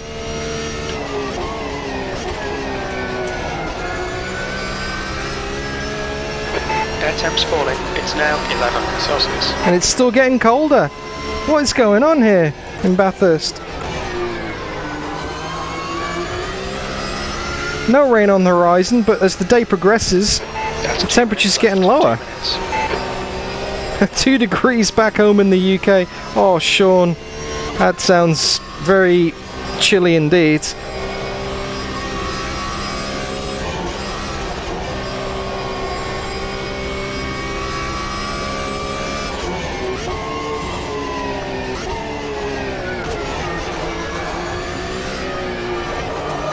Track temperature's decreasing. Woo! It's now Big wiggle. Celsius.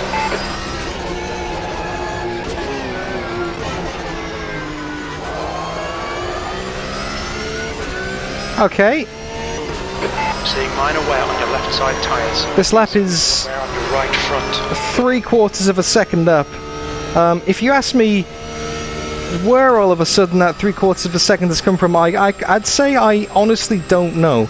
Because I don't feel like this lap has been particularly better in terms of driving. Maybe the temperatures are helping. Maybe the fuel coming down is helping. Maybe it's the tyres. But this is this is going to be a ridiculous lap. Maybe it's the fact I've burnt the brakes out. Because you hear that from the spotter.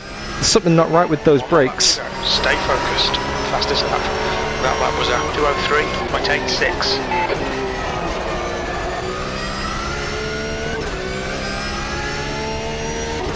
2:03.8. Wow, something just clicked on that lap, and I've honestly got no idea what the hell that was. Because that did not feel like a particularly fast lap to me.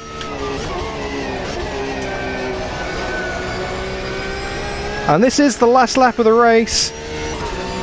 It must be the fuel. Surely it's got to be the fuel.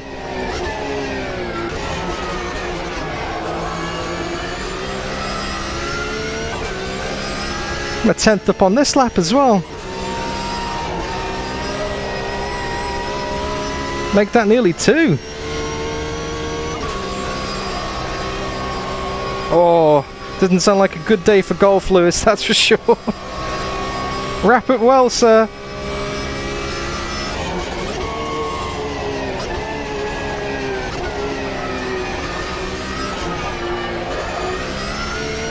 Going for Sebastian Vettel on this last lap. I can hear the engineers back at Bulk HQ saying, slow down! Slow down! There's no reason to be driving this fast on the last lap of the race. We're another half a second up. This car is coming alive. Oh, Kevin, don't do that right now, man.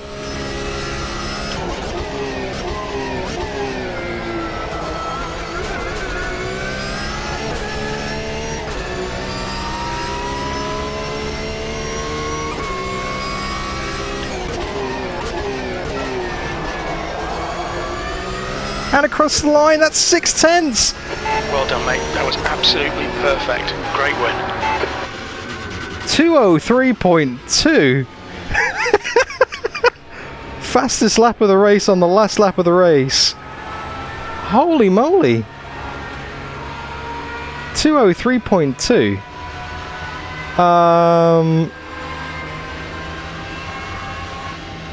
I honestly do not know where that pace came from in the last few laps there.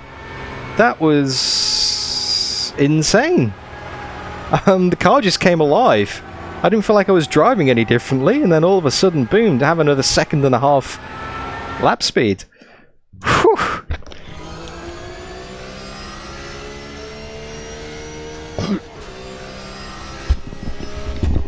Well, that is most certainly one way to open the season. Holy smokes. AI is definitely getting turned up for the next race, that's for sure. Thank you, Mark. Thank you, Sean. Thank you, Kevin.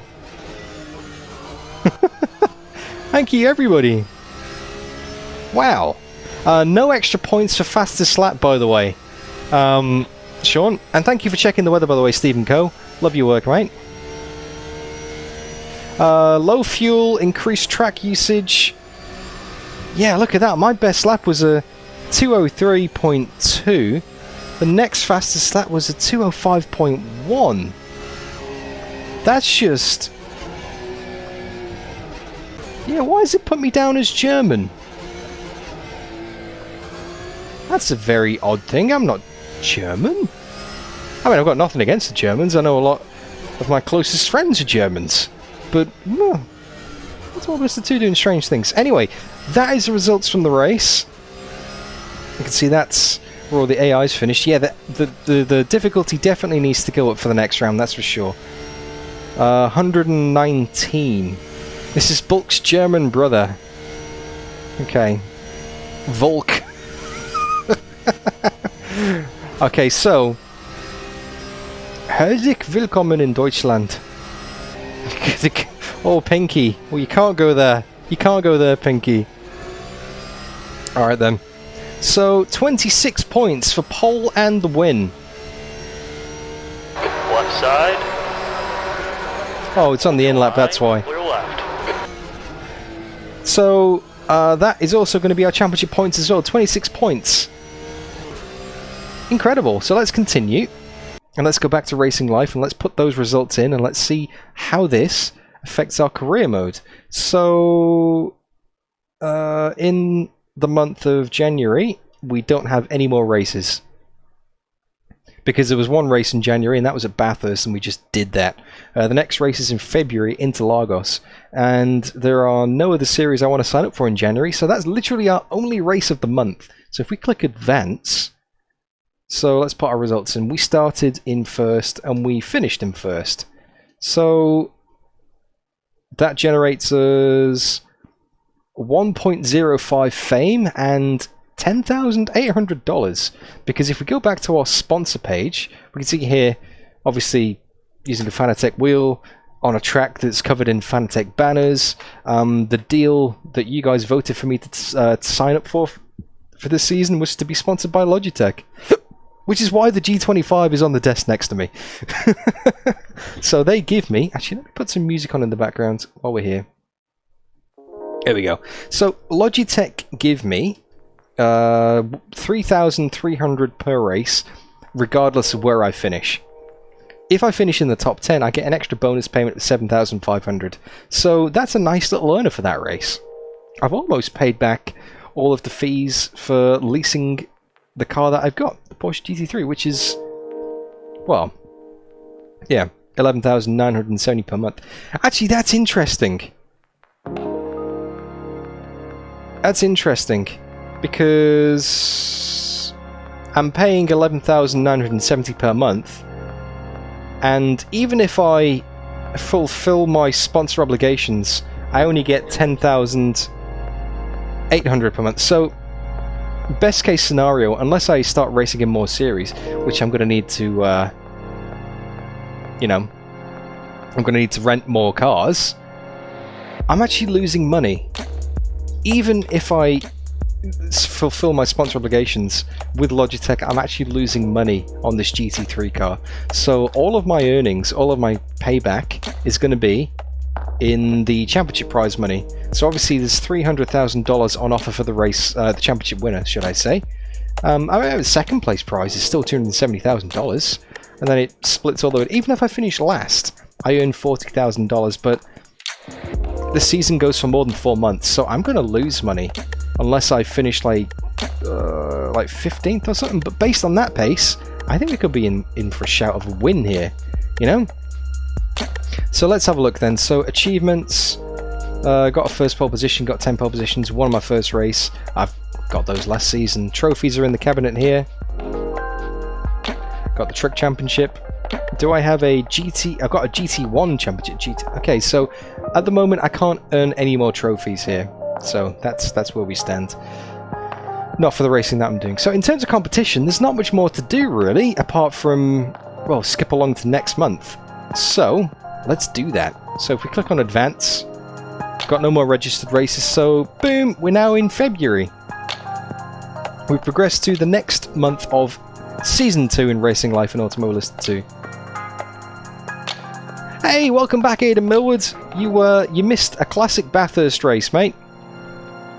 Well, I'd say classic, lights to flag victory, but some classic moments in chat. But what this now means is we are going to be going into race 2 of the season. Now let's have a look. Race 2 is Interlagos, which is another personal favourite of mine. That is a great circuit. I love Interlagos. I'm so glad that's next. So we're just going to go straight into race 2 of the season. That's another half-hour race. But something to keep in mind, because there's only one GT World Challenge race this month. Okay? After this race, we're going to have some tough decisions, because our driver fame is currently 36, and we have got $317,000 in the bank. We could quite easily sign up for the American Formula 3 Championship, the American LMP4 Championship, and the American Stock Car Series. We could race in all 4 series simultaneously. Now, American Formula 3 is at Brasilia, Cavello, Kyalami, Daytona, Indianapolis, and Bathurst. We need 10,000 to register. We can win 125,000. And how much is a Formula 3 car to lease?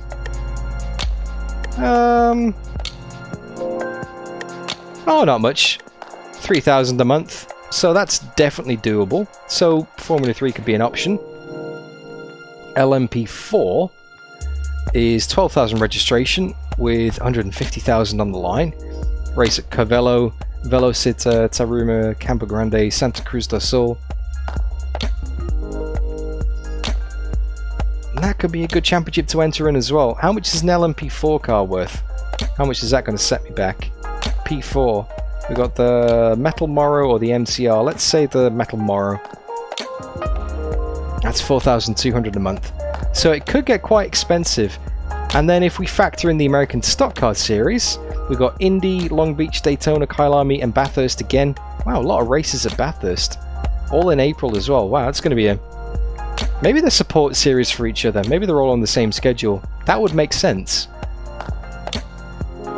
$210,000 on offer. So, and how much does a stock car set me back? Stock car 2022 is what I'm after. Where's stock car 2022? Stock car 2022. Oh, now these are getting quite expensive now. We've got the Toyota or the Chevy.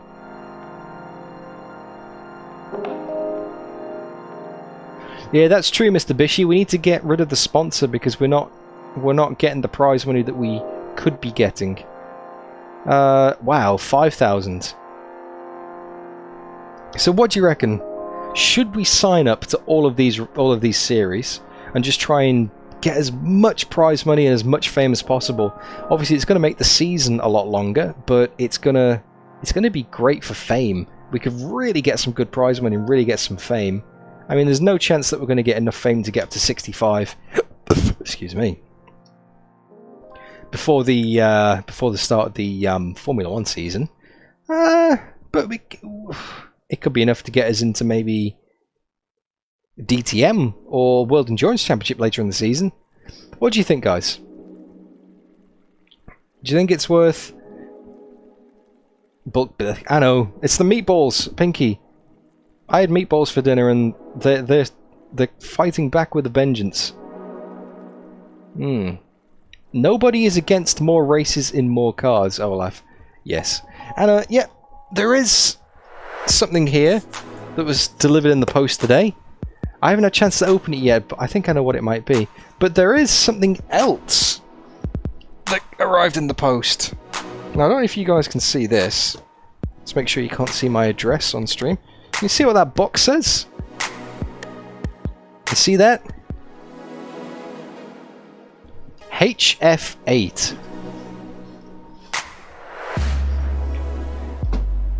Somebody who wishes to remain anonymous has sent me Next Level Racing's HF8 haptic force feedback gamepad to review on a video, and they've said, I just wanted you to make a video before you send it back to me. So basically that, it's not a freebie, it's a loan basically, and it's basically it's a layer that you put on your seat that's got 8 motors in that you can connect to SimHub or direct to your sim as well, and it vibrates front left, front right, rear left, rear right, and then you've got 8 in the back of your seat as well.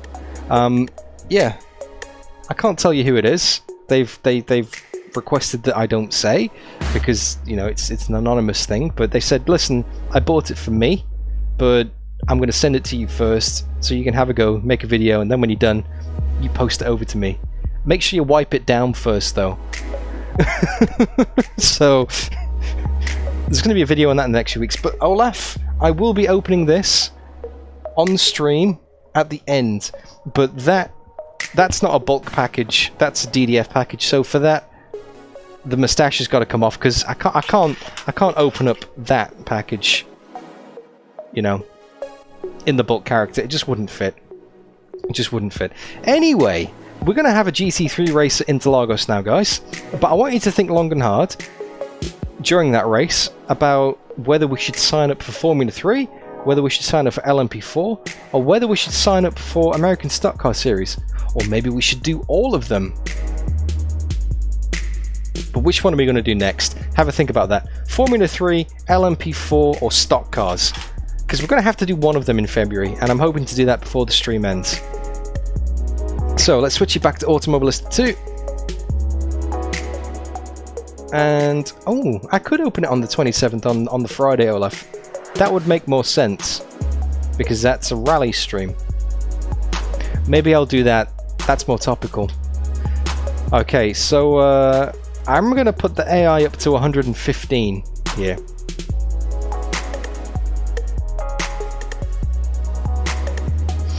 And I'm going to put a vote in the top of the chat. Actually, no, I'm not going to put a vote in the top of the chat. I'll do that after the race, because otherwise that'll take up too much space on the screen inside the VR headset, and I won't be able to read your messages that well. So keep it in mind, Stock Cars, Formula 3 or LMP4, and then we'll decide after the race. So Automobilista 2 is going up to 115 AI. That should give it a nice little boost. Because I don't know what the AI is like at Interlagos. Is it faster? Is it slower? We'll see.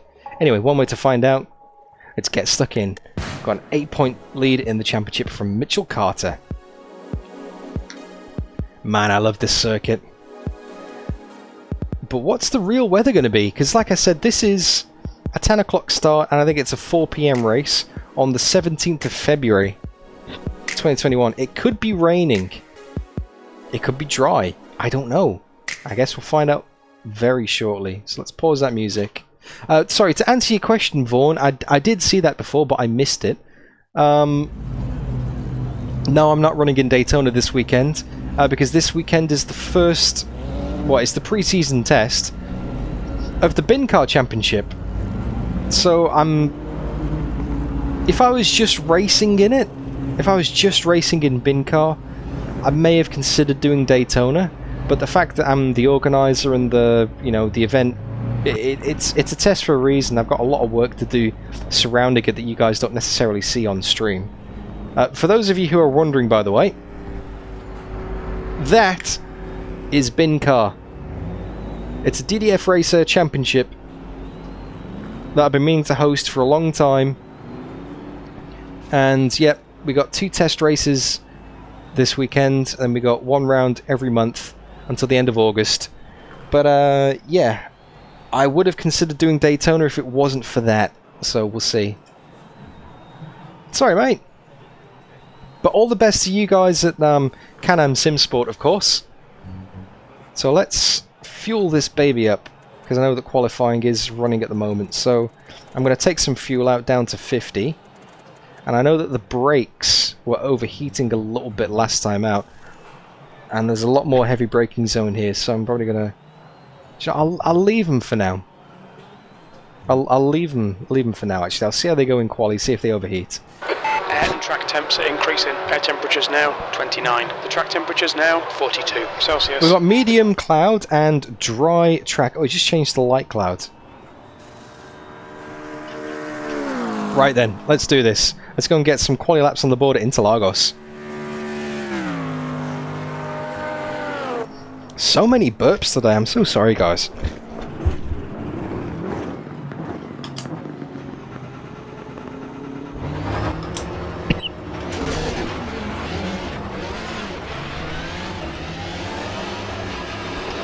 There's a car approaching. Stay in your lane. We've got 12 minutes to do the business.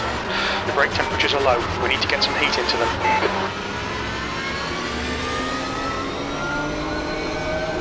Car right, clear to the right. Cold brakes and cold tyres. We've got people on hot laps as well, so we don't want to get in anybody's way. Don't cross the white line.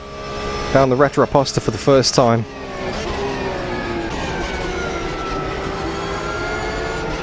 Oh man, I love this circuit.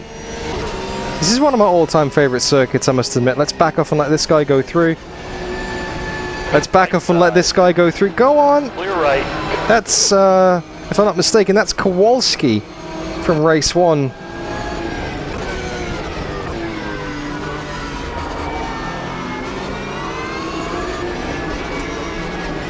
Oh, this is GT World Series, Aiden. But I am driving the Porsche. It's taking it nice and easy. First time driving this car track combo, so I need to find out where the limits are. The leader has just done a 134.28. Oh, Mr. Bishi. The leader has just done a 133.8. I'm not sure. I think he's on shift at the moment, my dad.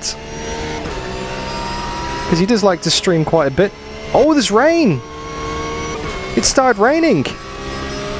Oh my! Okay. That came along very suddenly. A few spots of rain. Seems to be increasing. The track Oh wow. temperature's decreasing. Wow, wow, wow. 38 Celsius. Oh wow!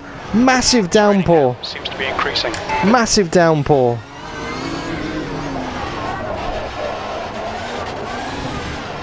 Massive downpour! Whoa, it's slippy! Right off now. Right side, clear right. You're clear.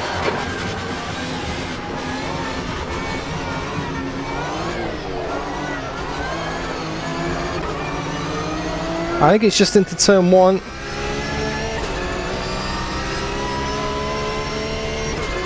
got drizzle now and it's drying out. The guy ahead has just done a 146.62. Okay, now this changes things ever so slightly.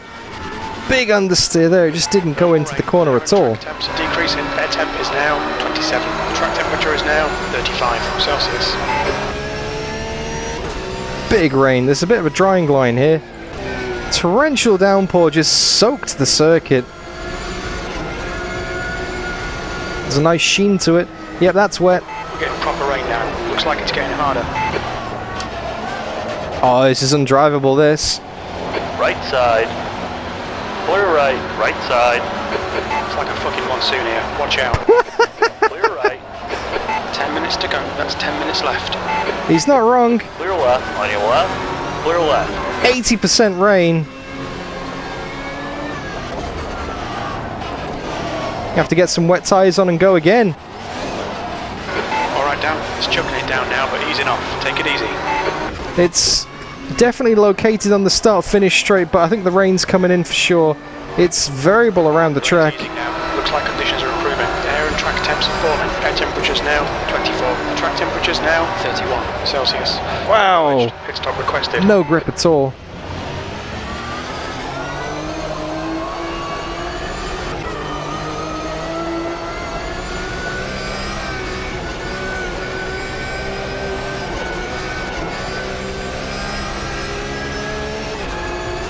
Definitely need to get some wet tyres on and get back out on track. Light rain here. It's clearing up. Oh, no grip at all there. Look out for the pit speed limit. The rain's almost stopped. Just a bit of drizzle now. What? Alright, let's return to pit box, edit setup, It stopped raining. wet tyres, back, drive, let's go. The track temps increasing. It's now 35 Celsius. Your exit's clear. Don't cross the white line.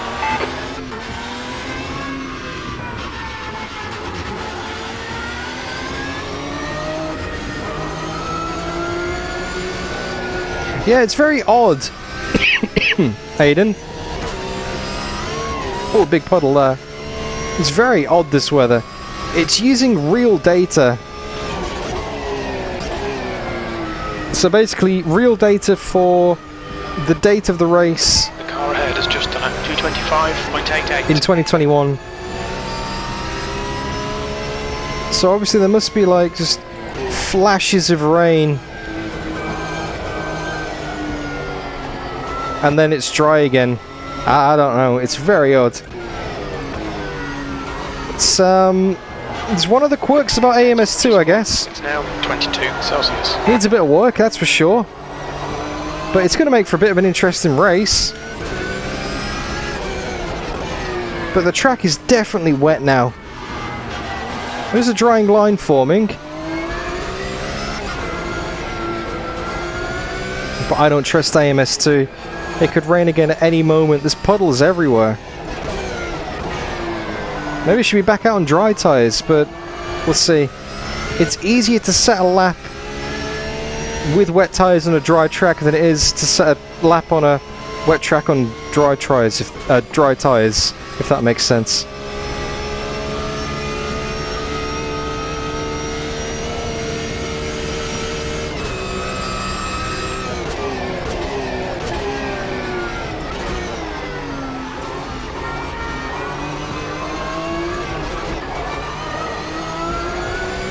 There's definitely a drying line there. This is not good. I'm out on the wrong tyres again.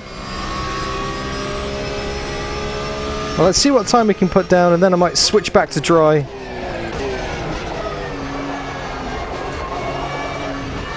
Don't be a cut track. Avoid that puddle on the inside. That's it. We're getting there. Welcome to Sao Paulo. It's not really like this, is it, KK?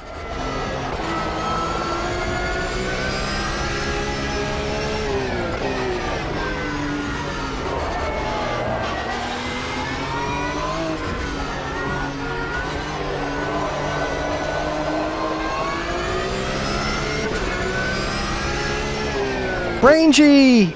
Good to see you, sir!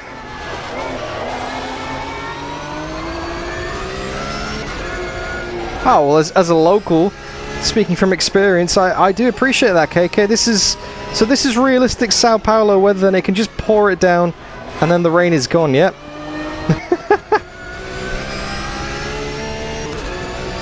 Literally, the clouds have completely vanished. It's insane.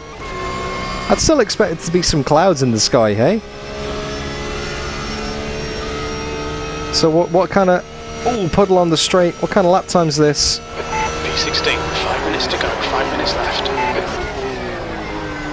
I'll do one more lap, then I'll come in for dries.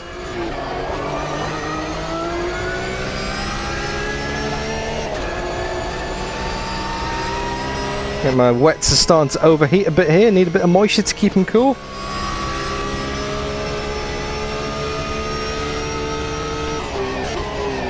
Sector 1 1 is 2.0 seconds off the pace. So look, I'm a second up on this lap already. The guy behind has just done a 142. But then everyone else is improving their lap times as well.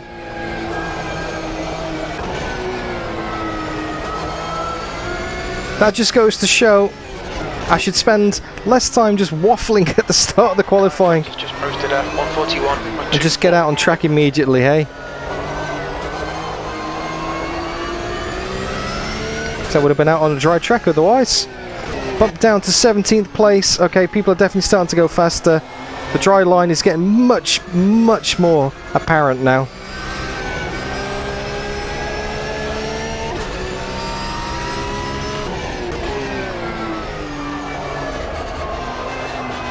Big understeer.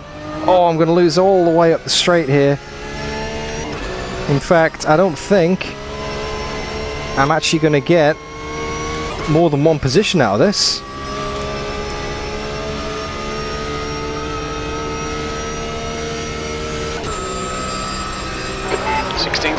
Sector 1 is 2.0. Yeah, that puts me back up to 16th. So, edit setup. 1.2 seconds off the pace. Let's get back out on some soft slick tyres very quickly.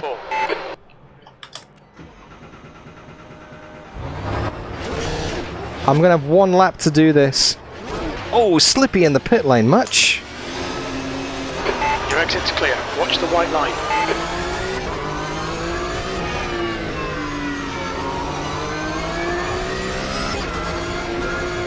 Yeah, by the time I cross the line, I think there's only going to be enough time for one lap.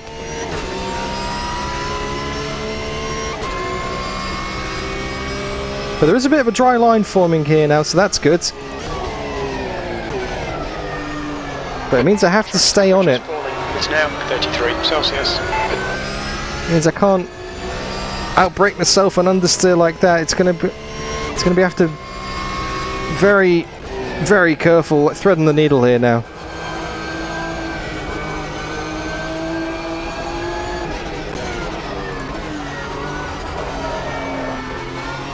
In fact, I've got a bit of traffic up here. Got a nice gap behind, so if I can catch them by the end of the lap. Oh, slippy patch there. 2 minutes to go, 2 minutes. I'm going to get held up here unless I can get past them quickly. I don't think I am going to get past them quickly.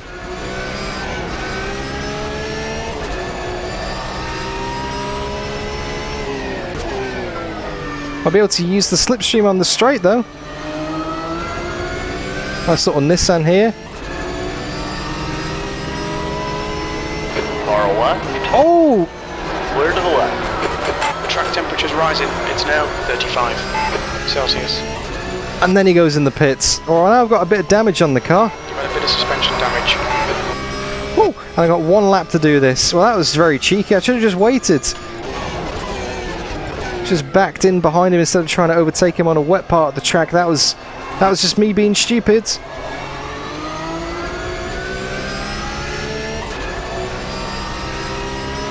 A true E1 moment. We'll have a little bit less of that, Olaf.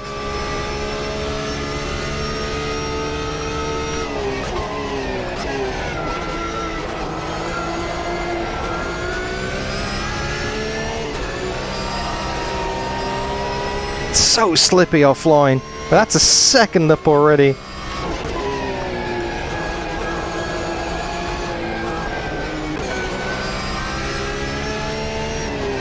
Air temp's increasing. It's now 24 Celsius. Just got to keep it on that drying line.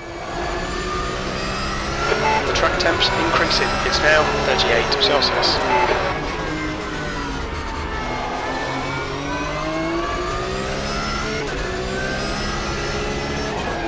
That's 3.5 seconds up.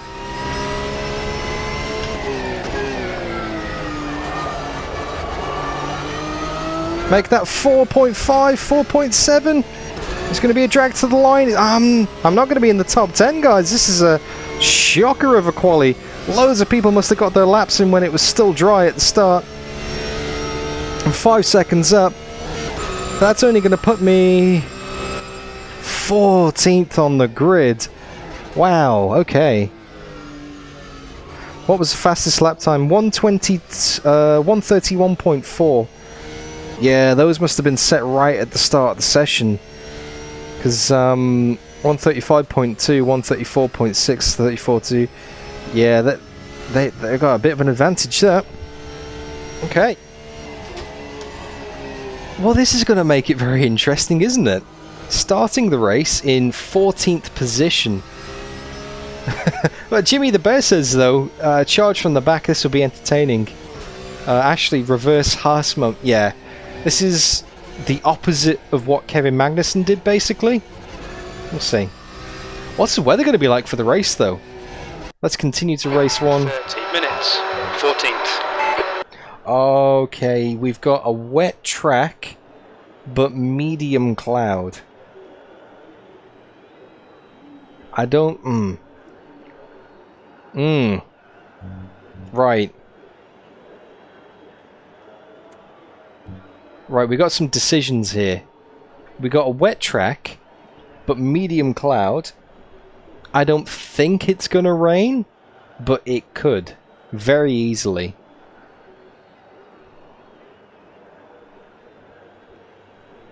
Do we start on wet tyres or dry tyres? Now, I don't know how wet is. It might be safer to start on wets and then switch to dries if the line appears. However, the dry line might appear very quickly and we could be changing to dries at the end of lap 1.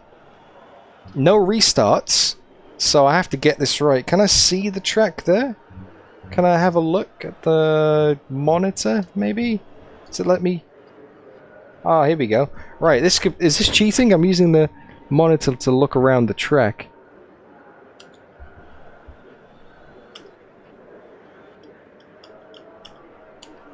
I mean, it looks pretty dry out there. It looks kind of dry.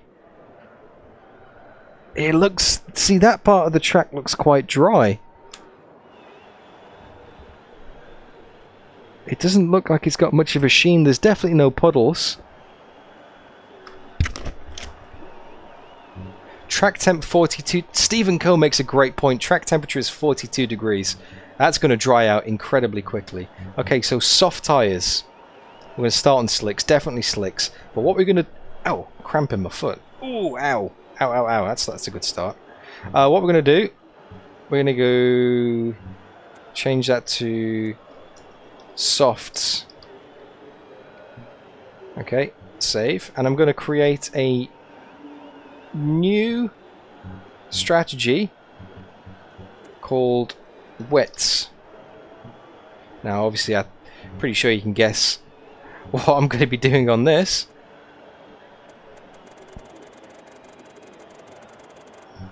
Change tires, all, yes, wets, keep it on that.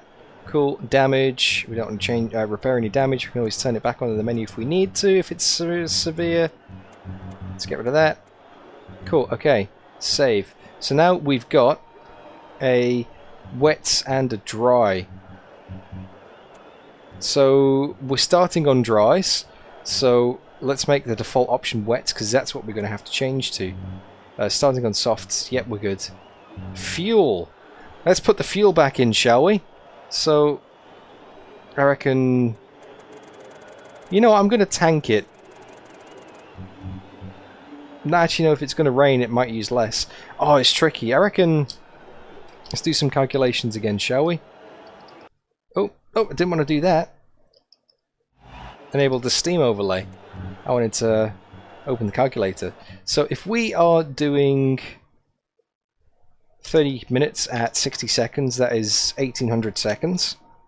Actually, let me show you very quickly. Where are we? There we go. So we're doing 1800 seconds. Divide that by... Well, what kind of hell lap times are we doing? 1 minute 30s, was it? So it's 90 seconds. So we're looking at 20. Let's say 20 laps. My fuel use was slower than that because it's wet. And Soupy, hello, good to see you. I reckon let's put 110 in. That's playing it safe. We can always change it if we need to. We can always adjust it on the fly. Alright then. So we got the wet strategy. We're starting on soft tyres. Man, this is I don't know what to expect from this. I really don't know what to expect. Starting in 16th. If you do enjoy it, don't forget to leave it a like. Say hi in chat, but this is going to be a little bit different than race 1. No pole position, no easy run away from the front. We're going to have to work for this. Jimmy the Bear says this is going to be entertaining, so here we go. Let's do this. Half an hour. Rolling start.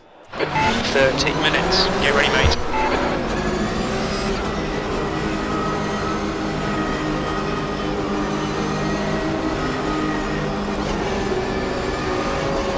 Let's leave the wipers off for now. Green, green, green. Bit of a tardy start, just bear in mind it's going to be slippy into turn 1. In the middle, hold your line. We're getting dived up the inside. Oh, they've taken each other out. 3 wide. On your left. Oh, tapped. Up to 11th, there we go. Decent start. Managed to take advantage of that, and now the track is completely dry. Look, slicks were definitely the right option here. Easy does it. It's a long race. It's starting to drizzle. Oh, it's starting to rain, is it? It's starting to rain.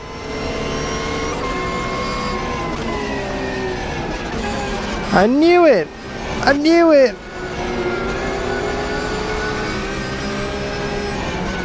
Left side. We've seen a few spots of rain. Seems to be increasing. Clear on the left. On your left. It's quite rainy now, getting harder. Still there. Keep it steady. Clear to the left. The track temperature's decreasing. It's now. On your right. Okay, pit stop requested. Right side. The wet tyres for sure, guys. On your left. Still there. Hold your line. Oh, wow. How's the AI got so much grip? Clear left. On your left. Clear left. You're outside track limits. How has the AI got so much grip? I've got absolutely no grip there. Carter is now in the lead.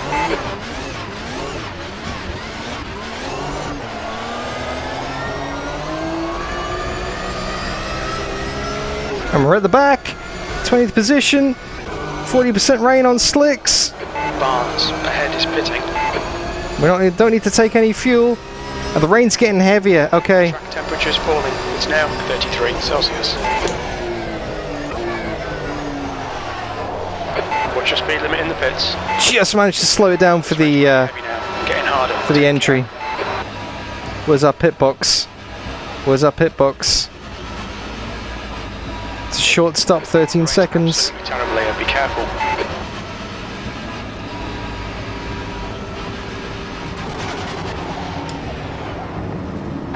Air temperature's decreasing. It's now 24 Celsius. Right, here we go. Let's get these tyres on. We're done. Go, go. Some people stayed out. Wow. Exit's clear. Push. Oh. Your brakes are cold. We need to get some heat into them.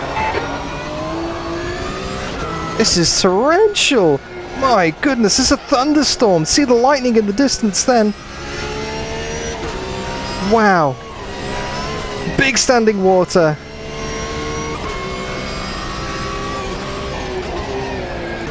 This is a step into the unknown. Can hardly see the track. The leader has just done a 1:45.30. This is definitely the worst conditions I've ever driven in an Automobilista 2. Celsius. Holy moly, this is insane. What an experience though. Is this like a regular Sao Paulo day, KK?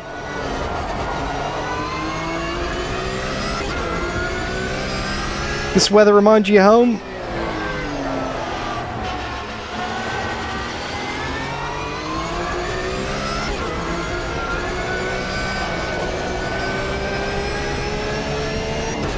We're closing up on these guys incredibly quickly. Maybe they stayed out on dries. I think these must have stayed out on dries. Well, that's the first challenge indeed. Well, they're not pitting. Well, they're not pitting. So they watch it standing water. Air temperature's decreasing. It's now 22 Celsius. That's last.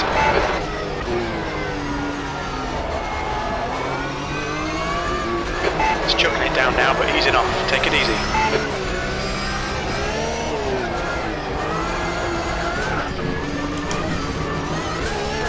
The rain's easing now. Looks like conditions are improving. How the hell I got away with that? I've got no idea. Rain down at 40%.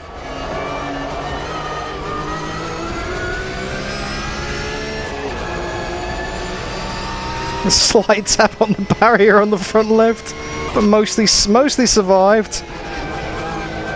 Just give it just a big dab of oppo and just balance the throttle so it kicks out just enough.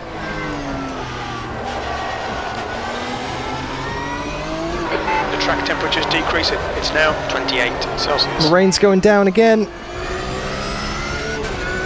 Down at like 30% now. Closing up on these guys so much. Looks like the sun's coming out again. Okay, down light rain now. Looks like it's getting better. You're reeling. Davies in. The gap's now 0. Car right. Just drizzling now. Looks like it'll stop soon. Clear to the right. Nicely done. Okay, there we go. Not last. Looks like it's stopped raining. The rain is at 0. The track's only going to get dry from now on.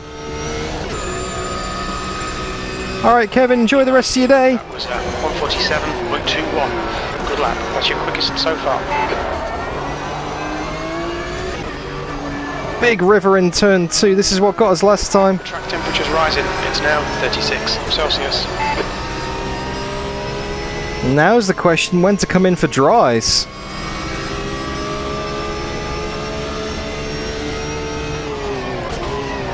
Right side. Clear to the right. Good stuff. Keep it coming.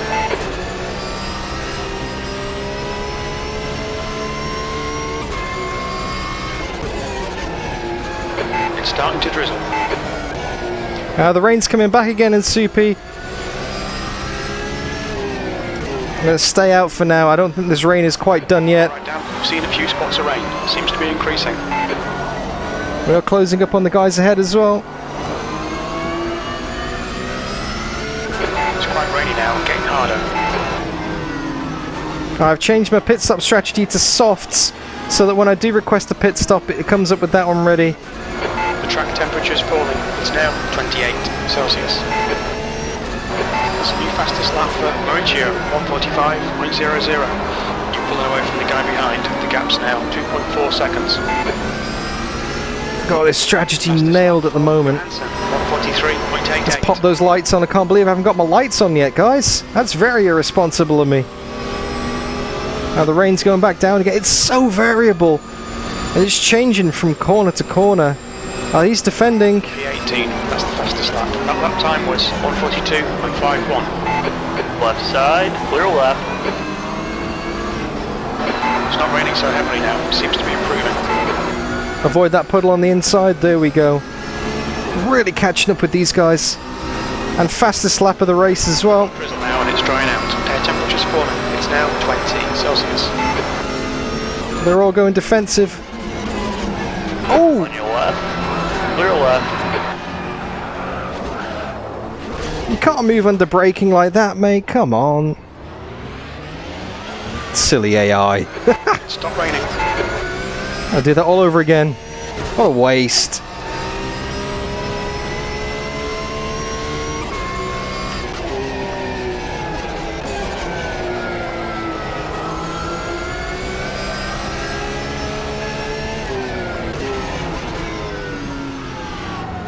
Left side.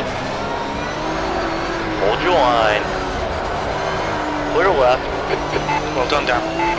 Left side. Clear left. Definitely got the pace advantage here.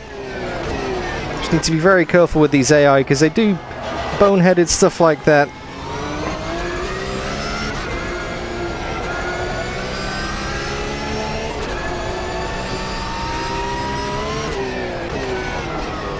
And now the rain has stopped completely, but this is what happened before, and then all of a sudden it started raining again, so yeah. All I know is we're already a third of the way through the race, 10 minutes down, 20 to go.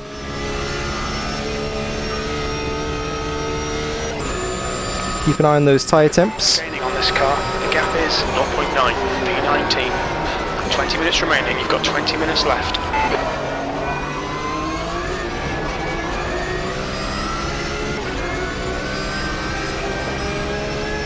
Definitely, Jimmy the Bear. If your tyres are struggling, you need to cool them down. Then by moving off to the wet part of the track. Car right. Clear to the right. Definitely helps. Car left. Clear left. And that's one of the reasons you don't want to get onto the wet part of the track, though, is the absolute lack of grip when you're trying to overtake somebody. Still there. Luckily the inside is pretty dry there, so I can still make it work. Eyes on stalks though, really. You've just got to see the track surface and analyze it every corner. It's constantly changing. I don't feel confident coming in on dry tyres yet though, coming in to change onto dry tyres yet though, because there's still parts of the track which are very, very wet. Fastest lap for Mauricio, 142.12.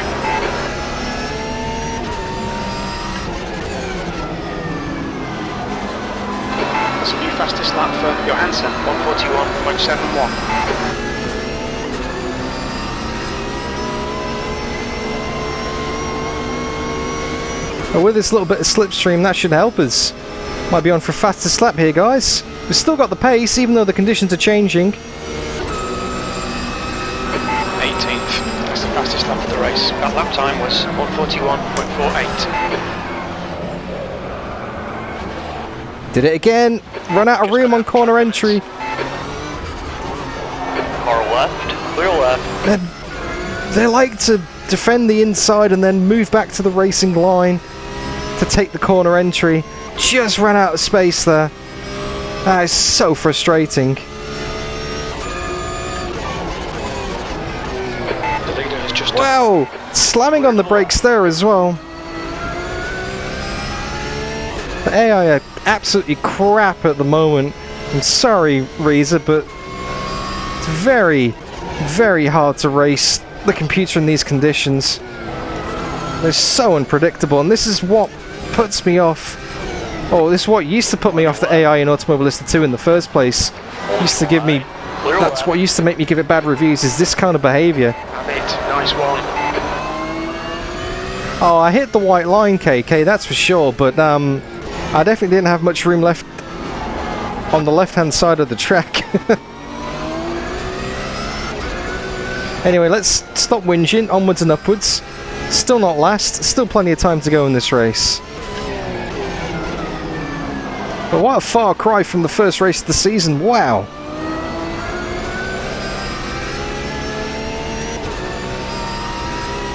Okay, quiet lap incoming, because I really need to try and close this gap down again. So let's focus, turn the volume up, I'm going to try and get some places. You're pulling away, the gap behind is now 1.8.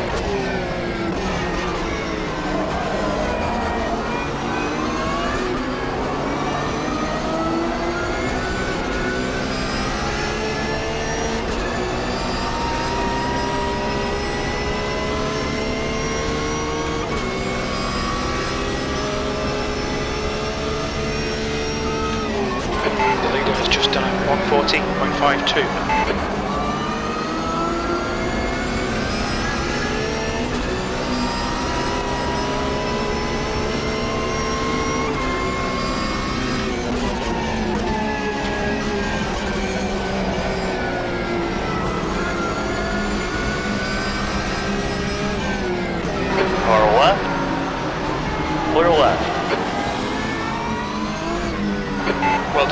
Great move. Keep it up.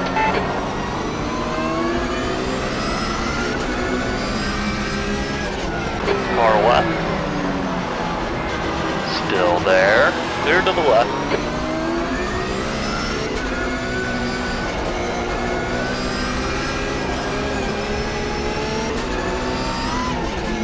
On your right. Hold your line. Clear right. Alright, there we go. Up to 15th. Oh, let's pull away. That would have been a fastest lap if it wasn't for all the overtaking maneuvers. Come on, head up. Keep Halfway your through the focus race. down the track. Nice gap to the guys ahead. Halfway home. We've got plenty of Let's go get them. At what point do we switch on to dries though? I reckon maybe next lap. You've just done a 142.06. Sector 2 is 0.8 off the pace.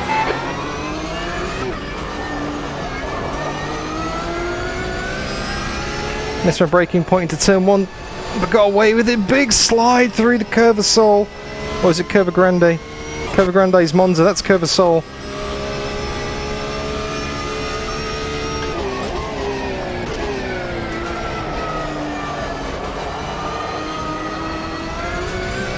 Massive understeer. I reckon if it's dry in the middle sector, I'm coming in for dries.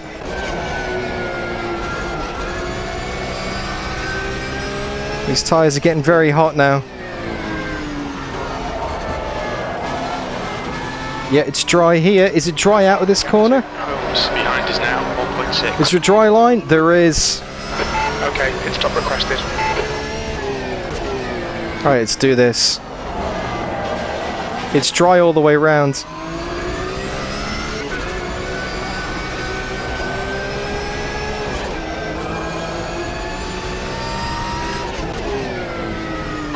Pit crew's ready.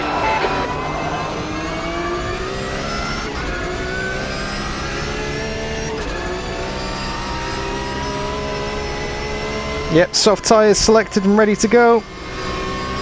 Bear in mind the pit entry is going to be wet.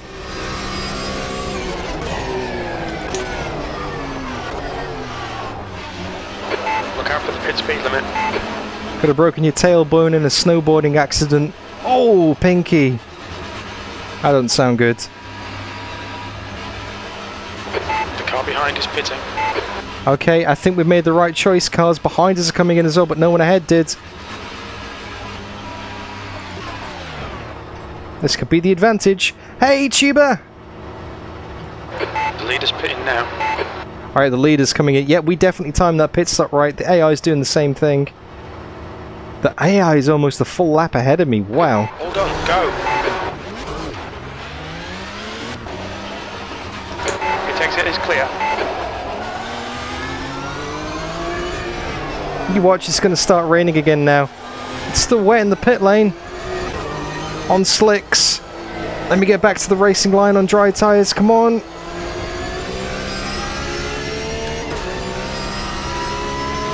'18th position. We are clear. Okay, here we go. Dry track. Let's ease those tyres in. They're still cold.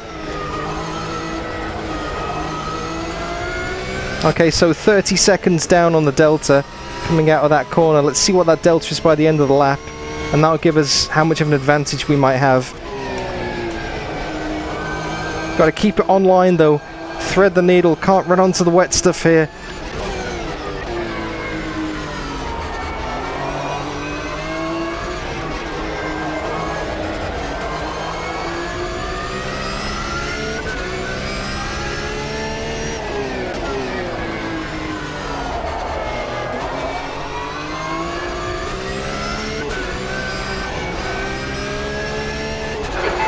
It's pitting from P60. I think he'll be close in front of you when he exits.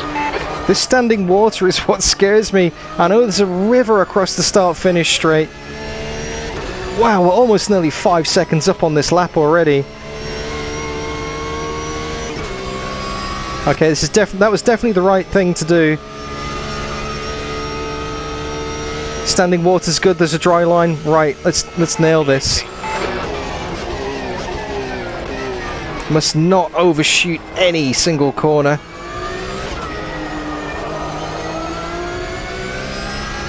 Up to 14th now. This is sketchy business. The lead car's pitting.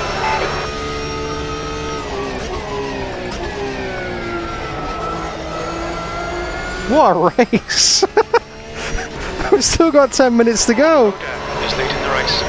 Mixed weather conditions, wow, just spices it up no end.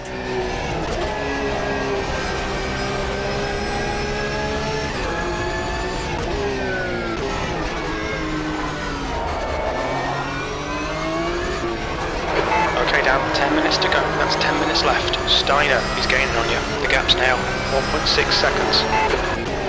Palmer is pitting from position 9. We think he'll come out just behind you.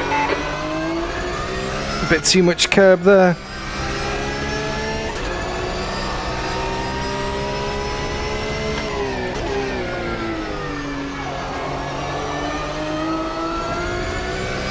I'm about to smash the lap record here. The track Well, temperature's increasing. fastest lap, Now not lap 37 record, sorry. Celsius. Here we go. Approaching the start finish line. What's it going to be? Previous best was a 1:41.4. First lap on dry tyres. We are looking at a 1:34.5. Fastest lap. You've just done at 1:34.56. Wow. Up to 11th. Don't forget it's the top 10 that score points. One more position and I'll be in the points. And there's the guy Temperature's increasing. coming out the It's pits now ahead of me. 22 5 Celsius. seconds and 8 minutes to make that gap up.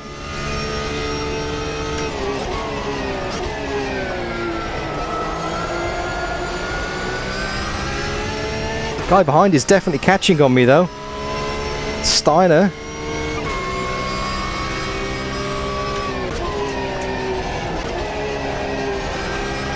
The leader, Brogan, is pitting. The track temperature's rising. It's now 39 Celsius.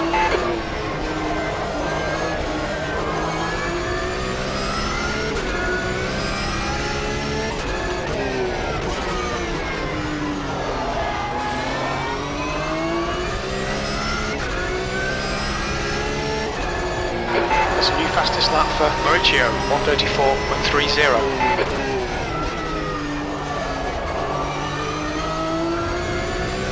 Alright. People at the front are starting to set fast laps now. Is anyone else in the pits? I think we might have a few more people in the pits up ahead. Fastest lap for Lloyd, 1:33.68.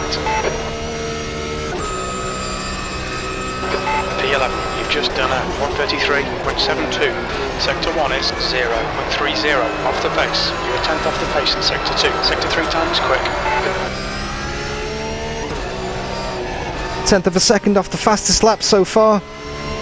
Not really closing on the guy ahead. They're all doing very good laps up there.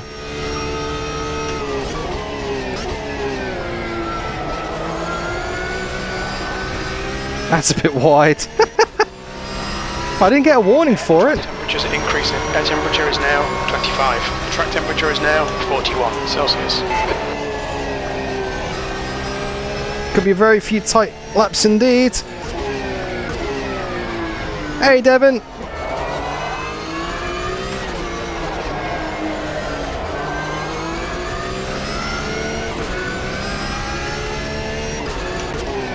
The leader has just done a 1:31.68. What? 1:31? Steiner behind is now 1.7 seconds.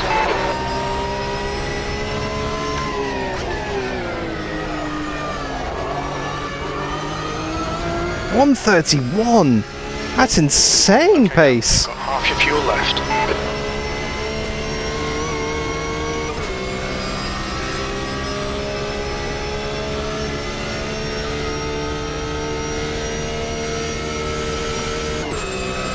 P10, your last lap time was at 1:33.51. That's your quickest lap in this session. Oh, we've got a freebie somewhere. Someone must have been in the pits. We're up to P10. 6 minutes left in the race. Not really closing on the guy ahead. But we are pulling away from the guy behind as well, though. So that's a point. We got a point. I'll take it. Could make all the difference at the end of the championship. After the start of the race we had. Wow.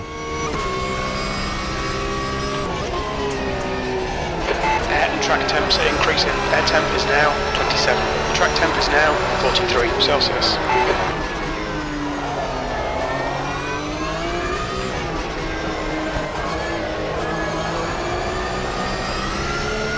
Pretty much all of the moisture on the track is now completely gone.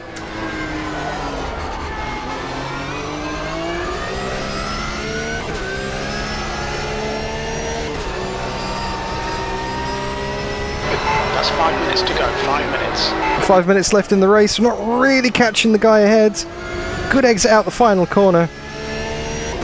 Dano 579. This difficulty is 115.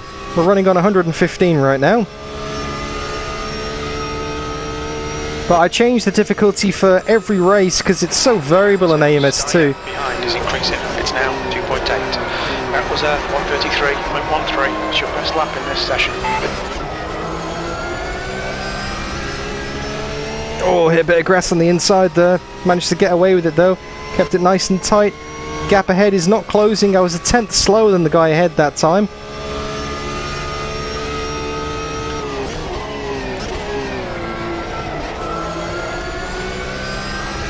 Nice tight line through turn 4.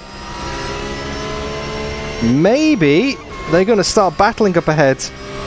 I could get a few more freebies out of this yet.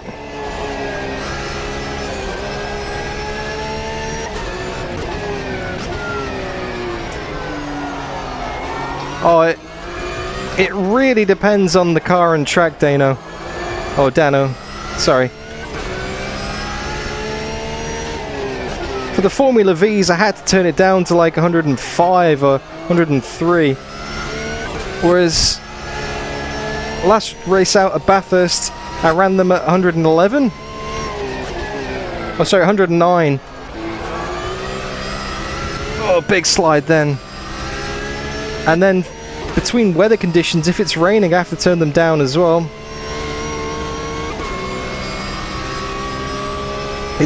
I wish I could give you an answer to that question, but unfortunately Reza Studios can't give me an answer on what I should use, so I can't give you one, man. Okay, Dan, the next car is Lloyd.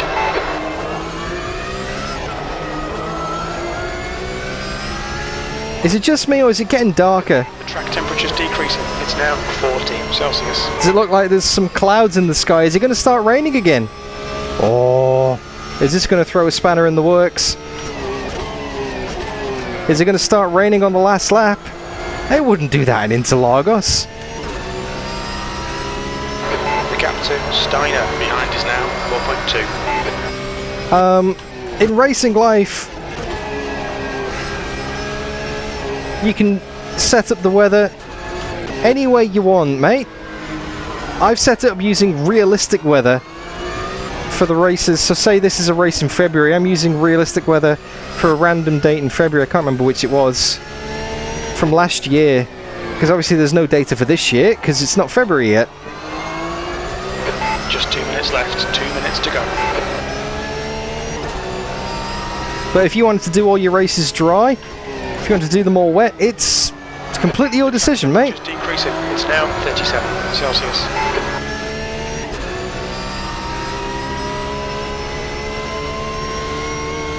Air temps rising. Devin. 9 Celsius. I'm not sure if you're a little bit behind on the stream because you made a comment about the money before and we haven't done any of the financials for about an hour or so now, so you might be a little bit behind. 133.46. But if you do catch up with this comment and read it, Lap times are pretty consistent. then Assetto Corsa VR is absolutely superb. It really is. AMS2 VR it's different somehow. I can't really describe it. They both run really well and they both look superb. But AMS2 VR just seems a bit smoother, a bit more natural somehow. That said, some of the mod work, custom shaders and soul patch and, you know, weather effects, it's just mind-blowing in Assetto Corsa. Like the windshield raindrop effect and the in-car sat-navs in Assetto Corsa are just absolutely superb. You don't quite get that in AMS2.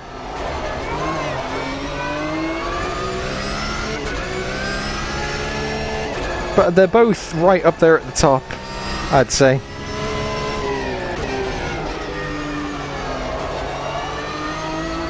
Alright, one more lap after this. Oh, it's so frustratingly close to the guys ahead. We are starting to catch them now, ever so slightly, but there's just not enough laps left in the race. This is going to be the last lap now. Gap to Lloyd in front is now 4.7. One more lap to go. Your lap time was 1:33.42. Sector 2's a second off the pace.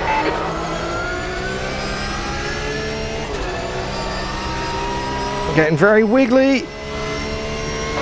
Air temp's falling. It's now 26. Looks like the rain stayed away at the end of the race there. That's good. Didn't need another surprise in the mix. Wow. Almost lost it there on the rear. Big snap of oppo on the corner entry. Had to crank on the opposite lock and boot it some welly to try and save that.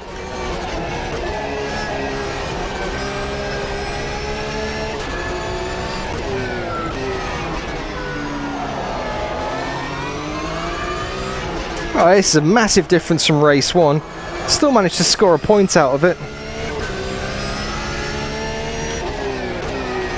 If it wasn't for those mistakes, maybe it could have been a little bit higher up the field by now. If it wasn't for the AI moving under braking 2 laps in a row and costing me about 10-15 seconds, maybe we could have been like top 5? Wow.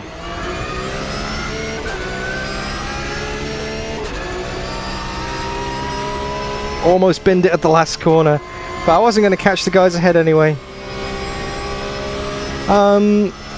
Do I fiddle with the setups and things? It depends. For these races in racing life, no.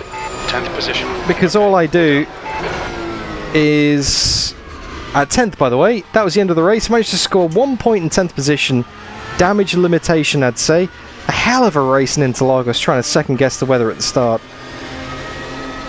Wow, what a race. Those weather conditions really mixed it up. Huge downpour at the first lap. If I'd have started on wets, then it would have been a great decision, but I had no way of knowing that was going to happen. And it's just a gamble that you take, eh?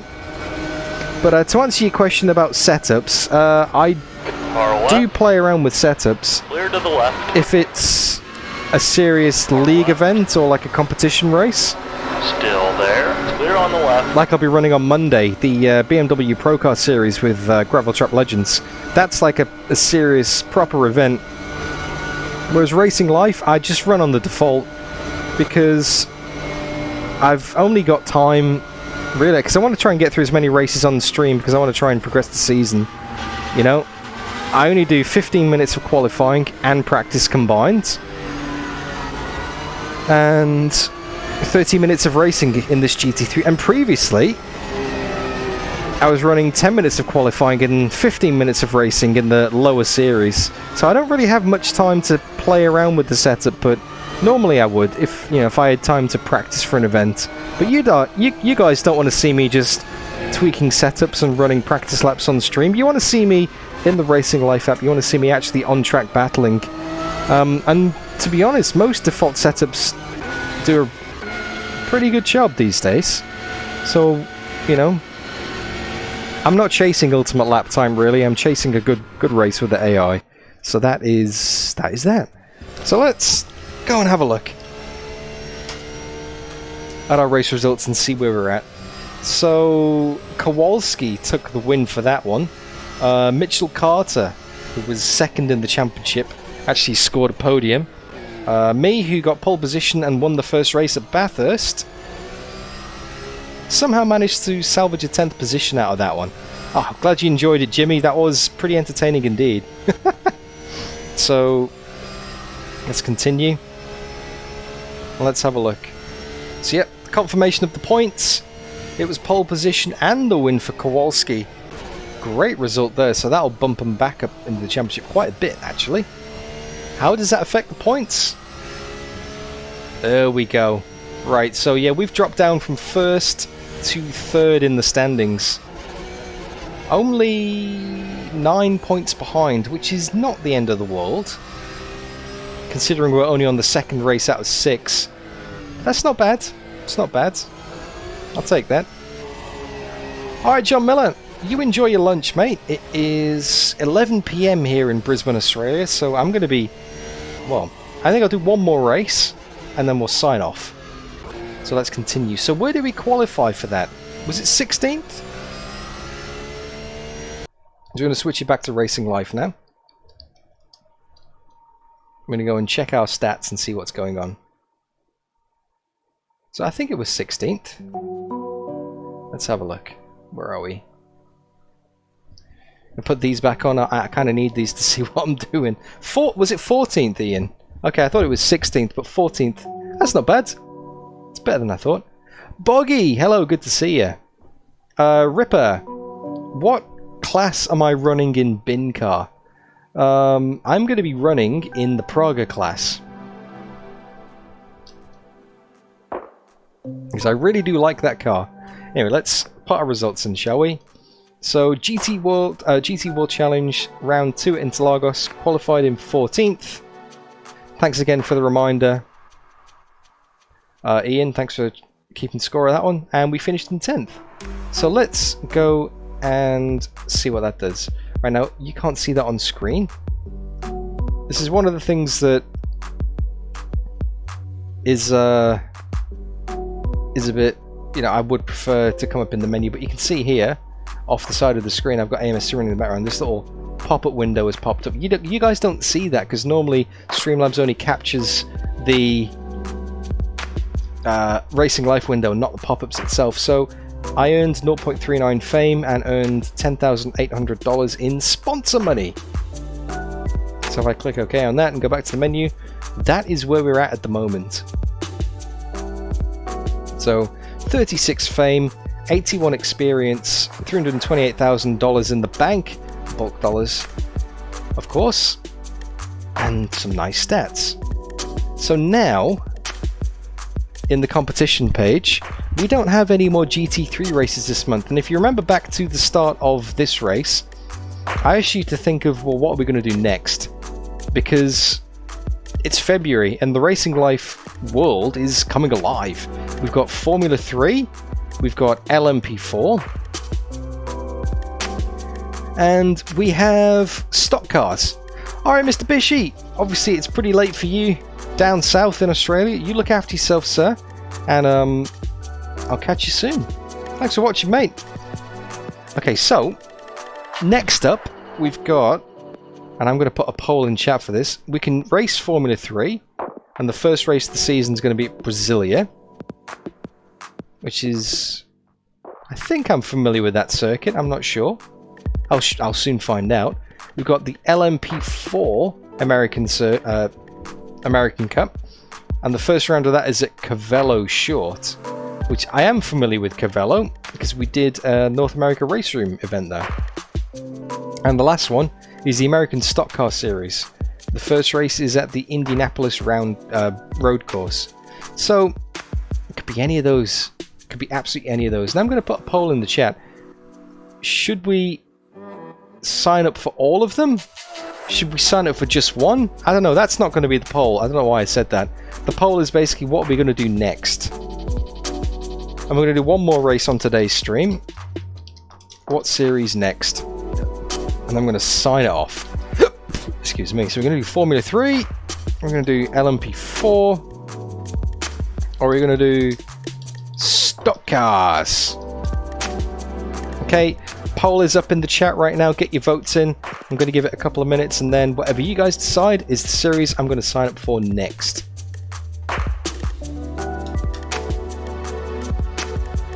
You know me, I'm a man of democracy. Bulk Brogan. He respects the vote. We've got 8 votes. We've got 9 votes in so far. And it's a pretty even split between the Formula 3 and the stock cars. However, nobody has voted for the LMP4 so far. Wow. Oh, one person, 2 people. 3 oh, okay, the votes are getting split a bit more now. So what I'm going to do, I'm actually going to put, let's have a look. I'm going to put a 2-minute timer on my phone here. You guys can see that? Nope. I don't want to set a consistent time for bedtime because Bulk Brogan doesn't have one. Yay, stop the count! Okay, so when that timer hits 0, I'm going to stop the vote. At the moment, we have 44% in favour of stock cars, which I really haven't driven that much in Automobilista 2, but I hear very good things about them. Formula 3 is in second place on 38% of the vote, and then LMP4 is trailing right at the back actually on 19% of the vote. So we've got 1 minute and 16 seconds left to go. I'm really enjoying this. This GT3 series has been absolutely superb. Like, I wasn't expecting to enjoy it as much as I did, but the handling on this Porsche, I don't know what they've done to it. The last time I tried it, it was alright. Bit loose, bit sketchy. That is superb. GT3 and Automobilista 2 used to be a bit of a joke. People used to say, oh, it's terrible compared to other GT3s. That is actually really enjoyable. I know, Vaughn, it's great, man. I'm very pleasantly surprised by that. Very pleasantly surprised. Prepare for the polar opposite in the stock car. Well, it looks like it's going that way because we currently got 47% of the vote going, 50% of the vote going to stock car, with 15 seconds left on the clock. 33% for Formula 3, so unless we get another landslide, it looks like we're going to be in stock cars.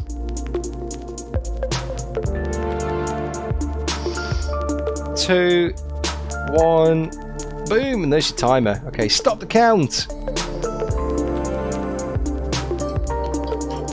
So, with 19 votes in, we had 47% in favour of stock cars, 36% in favour of Formula 3, and a measly 15% in favour of LMP4. So, it looks like we're doing stock cars. So what this means is we need to basically get a stock car. And we actually have 2 races this month as well. Buggy! How can Bulk have a mobile phone? I'm sure it's connected to that old telephone booth around the corner. Bulk is not a stranger to technology. He's a stranger to the local authorities and Interpol, but he's not a stranger to technology, that's for sure. Right then, details. So, $210,000 of prize money on the line. 24 AI opponents. And that says 14 laps. So, I reckon these... How long should we do these races? Should we do 20-minute races? 20-minute races sounds good, because they're not as long as the GT3 races, but they still want to be like a decent... He's a stranger to decency. Ripper. We still want them to be like a decent length. So should we have, let's say... I mean, I know these circuits. I know Indy, I know Long Beach, I know Daytona, I know Kyalami, I know Bathurst. So I don't really need that much practice getting familiar with them.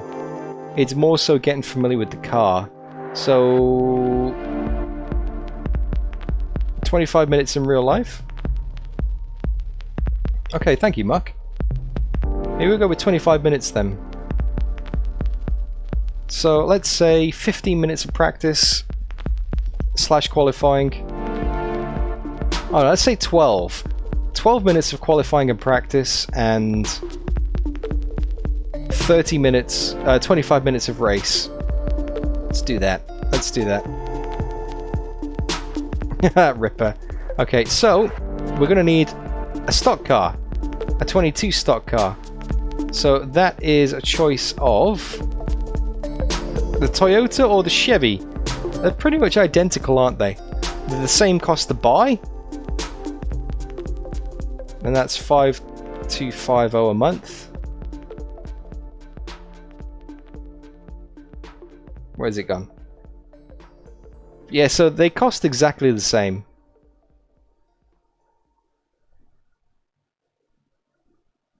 They cost exactly the same. Which one should we go for?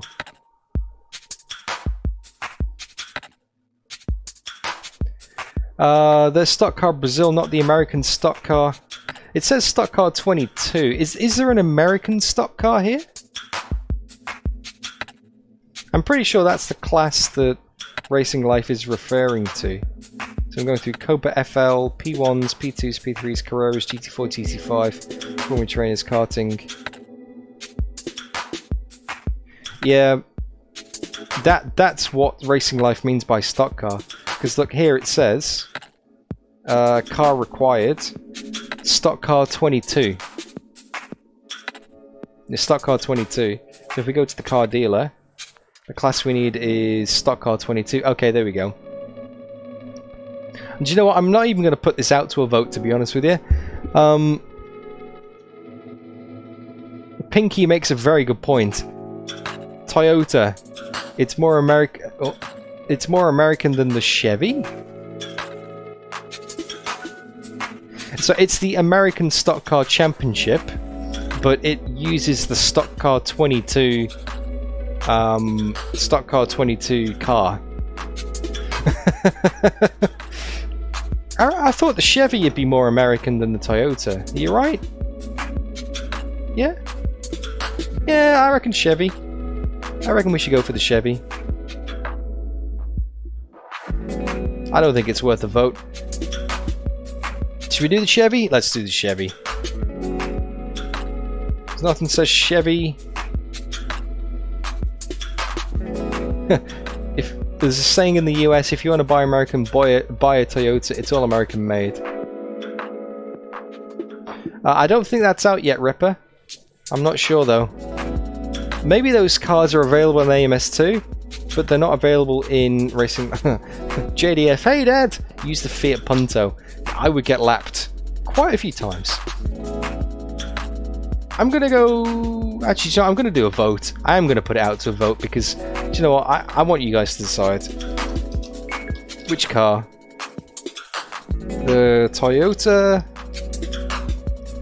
or the Chevy. And do you know what? While that vote is happening, I'm going to go and set up this in Automobilista 2. So if we go back to Automobilista 2 and AMS spec mode, there we go. Let's go back, let's go to a championship, let's create a new championship. So we're going to edit the championship, we're going to get rid of the vehicle classes. We're going to do Stock Car 22. Where's that? Stock Car 22. Perfect. That's what we want. Done. We want to remove these rounds. Oh no. Don't want that. Want to remove that. First race is at Indianapolis road course. That's what we want. So let's set up the qualifying. Is going to be at... Let's have a look. Session settings. 12 minutes. Oh, I can't do 12 minutes, it's 10 or 15. Let's just do 10. I don't need that much time. It's going to start at 10 in the morning. Real weather, real historic weather, default time progression. Start time, 10 in the morning. And race 1 is going to be 25 minutes. It's going to be... We're in February now. So custom date for this is going to be February the 10th. Let's just do that. Start time, let's do 2 in the afternoon. Do these stock cars have rolling starts or standing starts? I can't remember, guys. Johnny Green, Rubens Barrichello won the championship with the Toyota.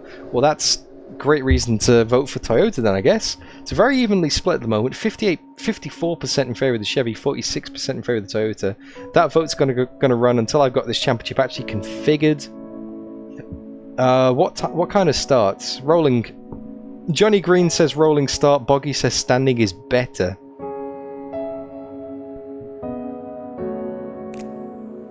Uh, 30-minute plus 1 lap race. Ooh, I don't know whether I want to do races that long. I like the. You know, I'm going to knock it down to 20 minutes because I do want to get through this series pretty quickly, Mark. Because I think GT3 is going to be the feature race, and these stock cars are like the support sprint races, you know? So I'm going to knock them down to 20. But I will put the extra plus 1 lap on just so it's got some kind of credibility for stock cars. Rolling start for Johnny Green, standing start for Boggy.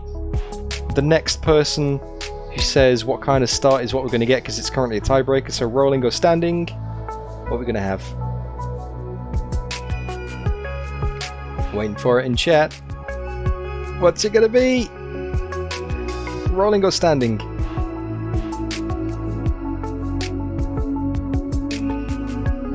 Rolling. Jimmy the Bear with rolling. Okay, we're doing rolling starts. Saved. And yeah, he says rolling as well. I don't know what to start, but don't argue with Boggy. Oh, well, Boggy's the odd one out at the moment, but you are right. I don't want to get into an argument with Boggy. Oh, weather. Weather forecast, no. Weather slots. Real weather, that's what we want, real weather. Okay, right. Nice. So rename it. Stock Car 2022. So now we've set the format for each round. So we need 23 opponents. We actually have Stock Car. What's the difference between the two? Race 1 and Race 2. Race 1 seems to be weighted more heavily towards the winners. Race 2 not so much. I might go with Race 2 because that's the shorter race, eh? That's more consistent with the points format that we're doing. So Stock Car Race 2 points. Pit stop refueling allowed? Yes. Oh, the top 10 invert. Oh, that's... Okay, well, let's just stick with Race 1 format then. Although Race 2 is the sprint race, which is more consistent with the 20-minute format we're doing. Yeah, let's just do that. Okay, I'm gonna stick with Race 2. Right, add a new round. What's the next round? Let's have a look at all, Racing Life and see what we're doing here. So competition, American Stock Car Series, details. So the next one is Long Beach. Wow. That's going to be fun. This whole series is going to be fun, actually. So we've got Long Beach. That's also in February. And then in Racing Life, we have Daytona in March. And Kyalami in March. So the next one is Daytona. There we go, Daytona Sports Car Course. And let's change this over to March. Session settings. March the 15th. I don't know, let's do that. Real weather. Save. Yep. Boom. Lovely. And then in Long Beach, select track. That's Kyalami. That'll be a nice one, actually. Kyalami, and that's in March as well. The custom date, that was the 15th, so the next one will be the 22nd. It uses real historic weather for that time as well. Lovely. So, you guys didn't see that then, but that's basically what I've done in Automobilista 2. There it is. So the next one, Racing Life, is the final round of Bathurst. So select track.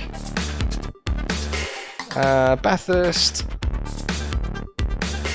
And that's in April. So session settings.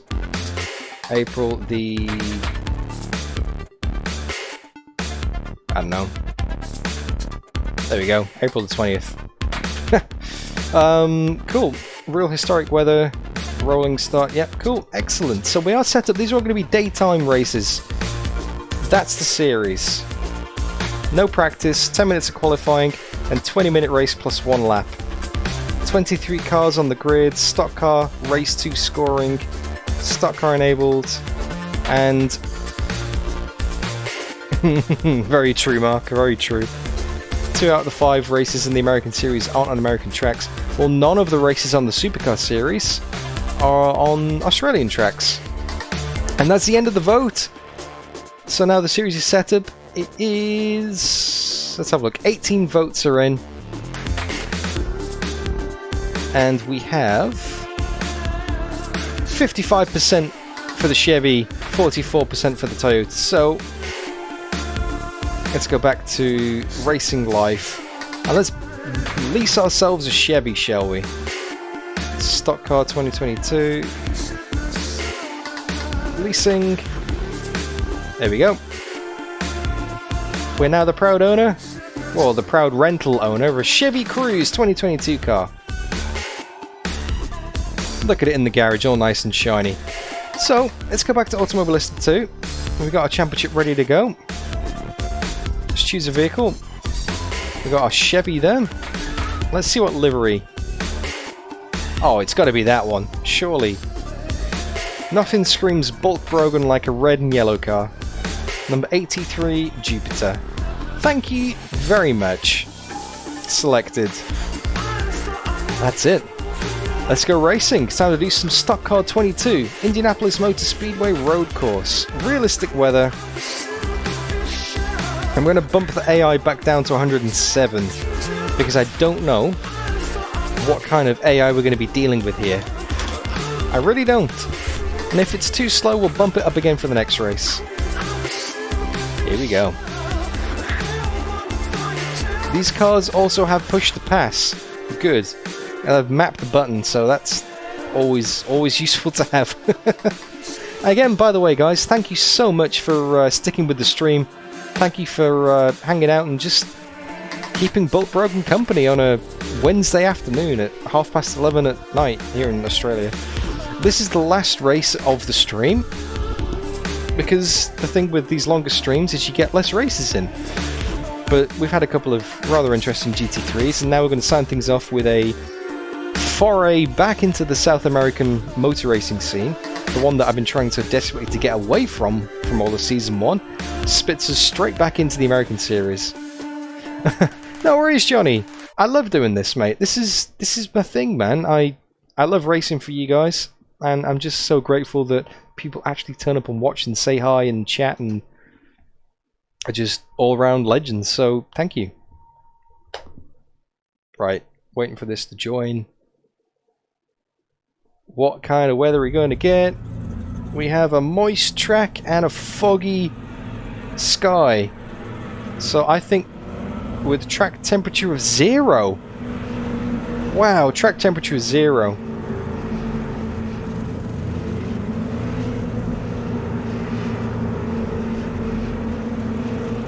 Let's put some fuel in because we're still running 2 times fuel, and we'll see what our numbers are after that.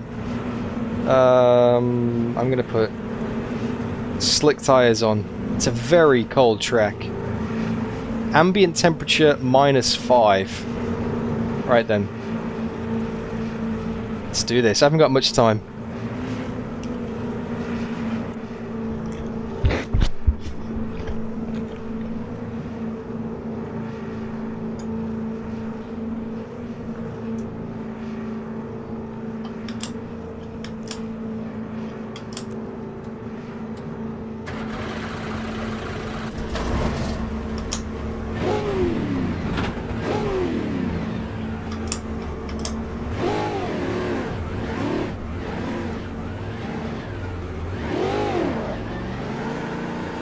I don't think these cars actually have lights, by the way. I was trying to turn them on then, but nothing's happening. We're heading down the pit. That's a good point. It exit is clear. Tobias. Okay, now we've got 8 minutes to get the job done. Moist track Let's get some heat. and 0 degrees means it's ice. So we are technically going ice racing right now. Not iRacing, ice racing.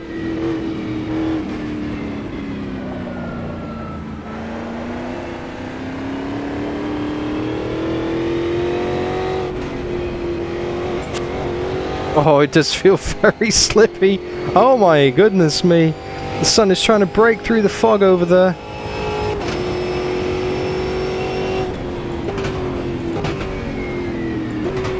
I actually have no idea how much grip these things have got.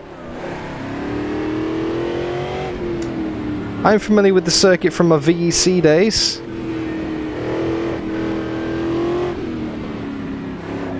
I don't know how much I should be booting this car through the corners.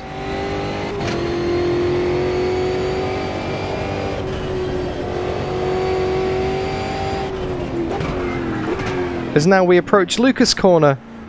Lucas Lixon. Someone I famously ran into during an endurance race because I was busy looking at my pit menu instead of braking for that corner.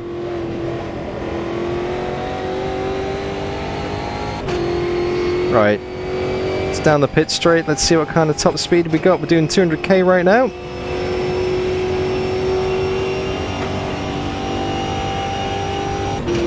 Sixth gear, brake at the 500 just to be safe. No ABS, that's for sure. Your front right.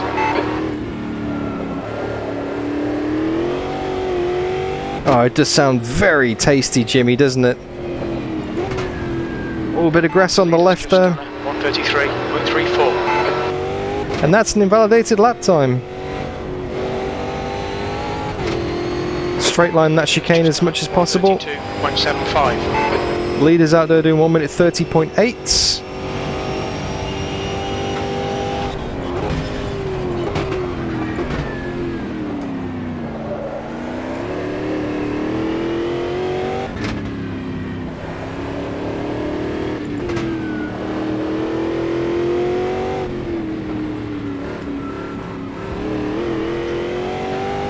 And that's definitely a cut track on the inside.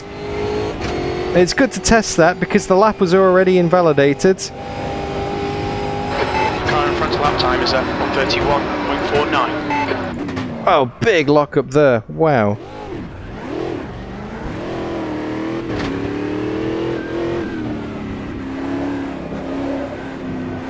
Because you can really gain a lot of time through that right-hander that I just cut then. A few corners prior. If the game allows you to do it. R-Factor 2 does, but Automobilista 2 doesn't, so it's stricter on track limits.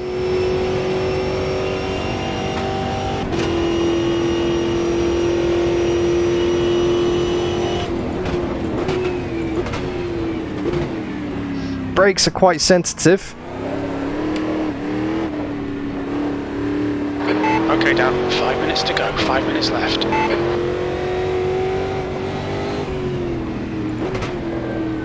Oh, missed that apex by a mile.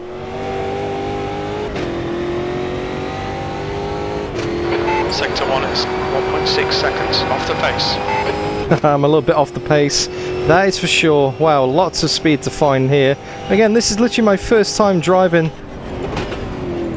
this combo. Oh, wow.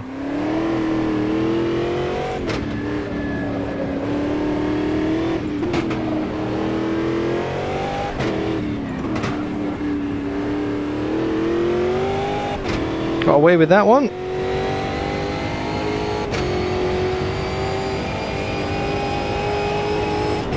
Brake a bit earlier.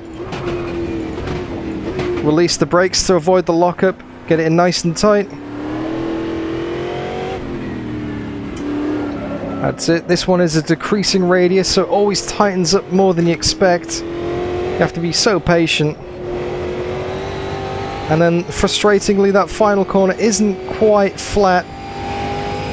Maybe crossing the line here. It's going to be a 1:35.3. 2 seconds off the pace of the next person. Sector 3 is 1.5 off the pace. That lap was at 1:35.30.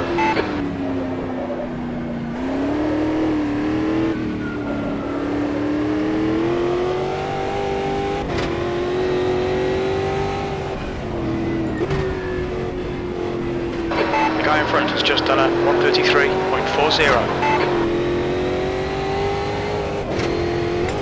Oh, bouncy, bouncy. Is that going to be a cut track? No, got away with it. 8 tenths up, but I'm still 1.9 down on the next car. Jeez.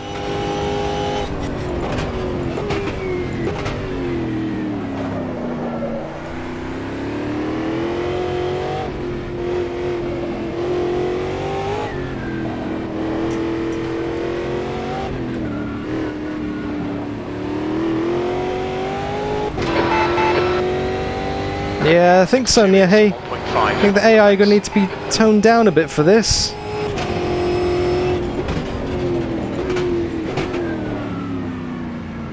I mean, I know I've still got to find the limits of the car. I'm nowhere near the limits right now. I'm still very tentative around the circuit.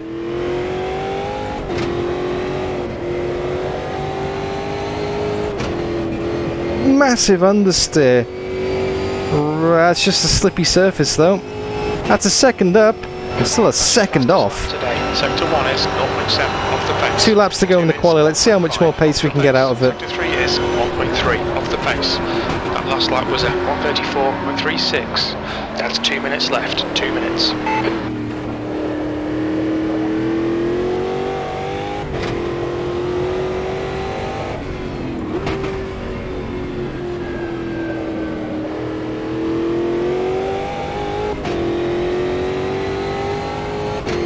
Sector 1 is 0.9 off the pace. Yeah, I definitely think the air have got too much grip here. 4 seconds off the actual like leader's pace. That's a bit.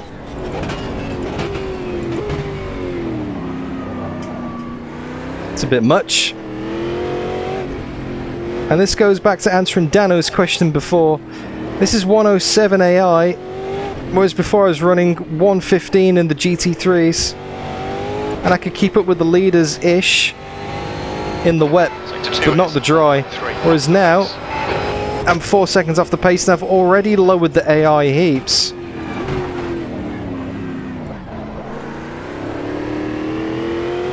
So it's just so inconsistent. It really is so inconsistent in AMS2.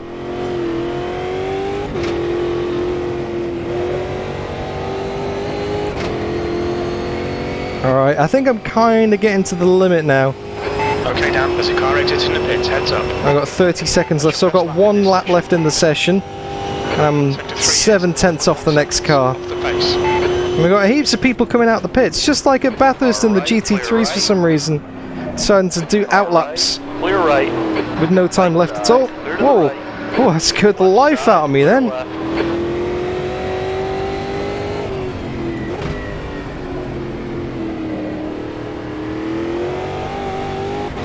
Very slidey cars. Sector 1 is 0.49 off the pace. Lap still counts. Very slidey cars, wow.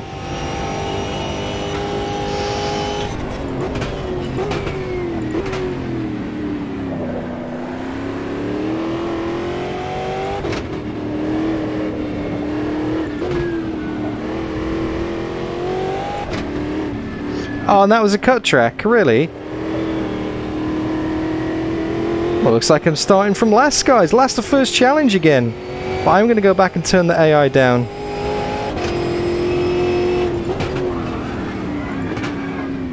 Massive lockup again. Holy smokes. That's the end of the session. Return to pit box. Oh, wow. That's a bit of an eye-opener. So, 130.8 compared to my best of a 134.1. I'm 3.3 off the pace. I know I could go a bit faster because I was about a second up.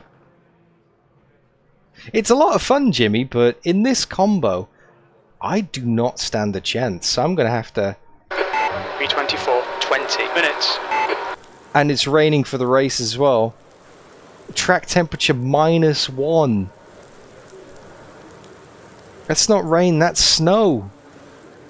That's snow. Alright, yeah, I'm definitely going to have to turn the AI down for this.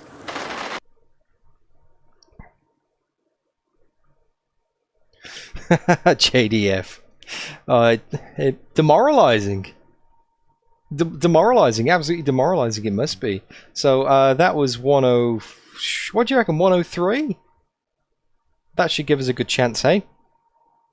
Of being kind of semi-competitive in these cars, in these conditions.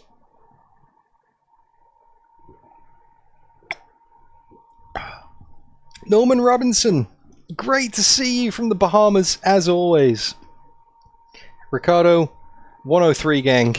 Okay, let's do it. 103 it is then. Let's join back in. And this moustache, wow, that soaked up a lot of water then.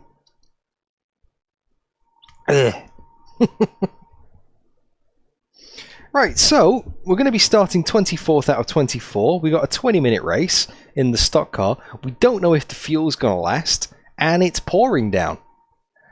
This is going to be a baptism of fire for Bulk Brogan in his third race of the stream, third race of season 2. After a win and a 10th place and a pole position in the GT3 series. Stock car 22 is... B24. Wow. 90 minutes. You'll need to get on with this. Yeah. This is going to be very, very hectic. So let me just work out some fuel numbers very quickly. We are running a 20-minute race, so that is 1,200 seconds. Lap times are going to be around about the 1 minute 45 mark. So let's say, what's that, 105. So let's say 11. Let's say 12 laps. 12 laps times 6 is 72.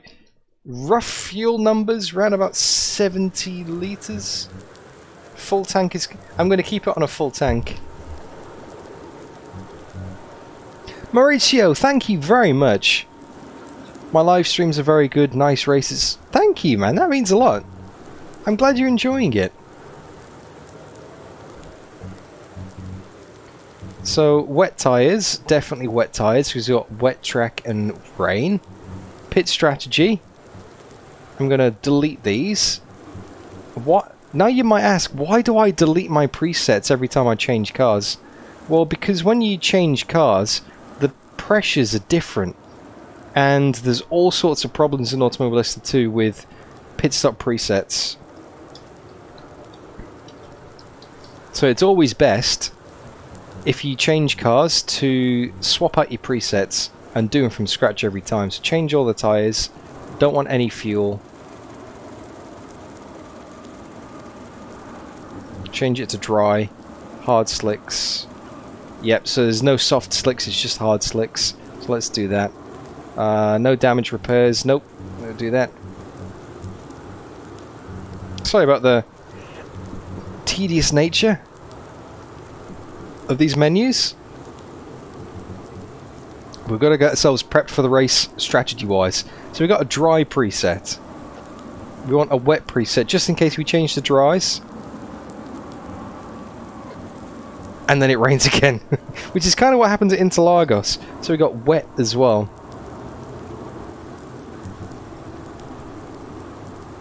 So let's take all the fuel out. Yeah, it's funny that, Mark, isn't it? I guess that's your maximum time, eh?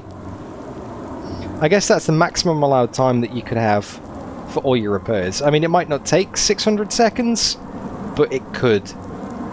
If you've got, like, if you've completely totaled the car, it's going to take like 10 minutes to fix.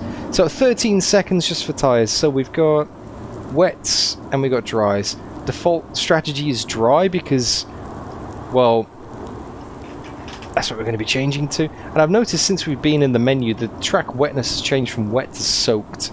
So it's only going to get wetter by the looks of this. Brake bias is... Oh, brake bias is very far forward. I'm going to pop that back to 60. And I might put a little bit of wing on for this as well, just to help with the wet conditions. You never know. And yeah, we're good. Alright then, guys. 20 minutes in the stock car. Final race of the stream. Hope you guys enjoy it. Don't forget to leave the stream a like.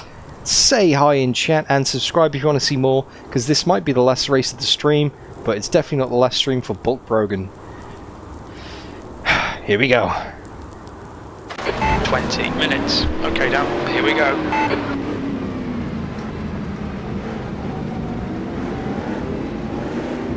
Starting in last.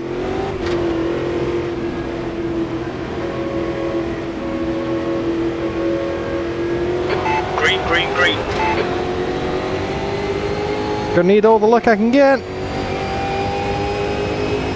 Don't overtake him before the start-finish line. Left side. And we're good. Still there. Watch for the brake lights. Hold your line. Clear left, car left. Free wide, you're on the right. He's still there. Clear to the left. Free wide. In the middle. Clear on the left. Okay, can I get a restart for that one, guys? That was ridiculous. I just didn't realize how little grip there is in these things. My goodness me. Or should I keep going? What do you reckon?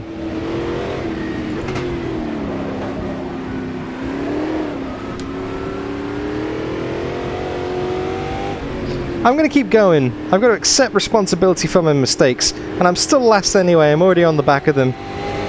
No restarts, guys. Let's just keep going.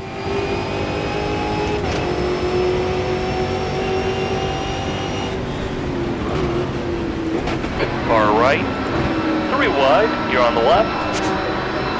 On your right, clear all around. Right side. It's so slippy. Clear. I'm hardly To the using right. any throttle. This is crazy. How sensitive this is.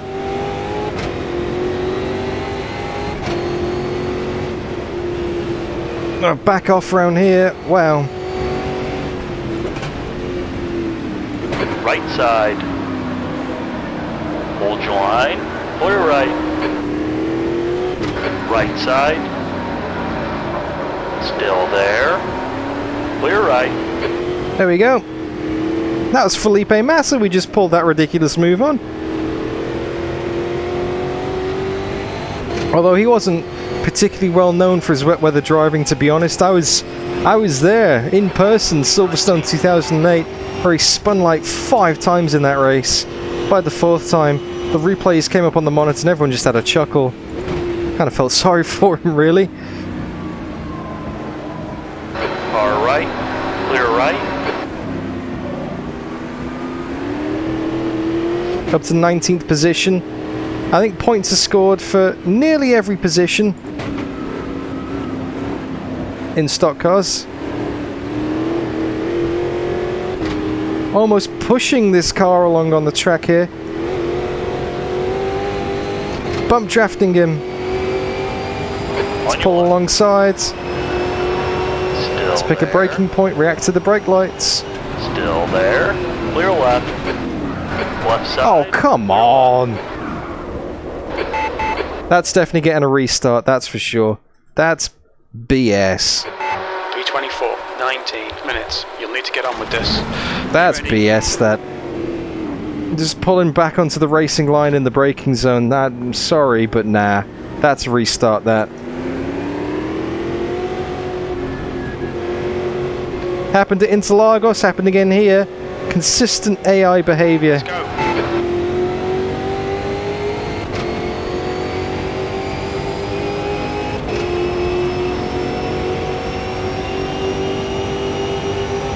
Car right. Still there. Clear to the right. Right side. In the middle. 3 wide. Clear right. Alright, don't spin it again. 3 wide. In the middle. Still there. On your left. In the middle. 3 wide. Clear right. All clear. On your left. Clear to the left.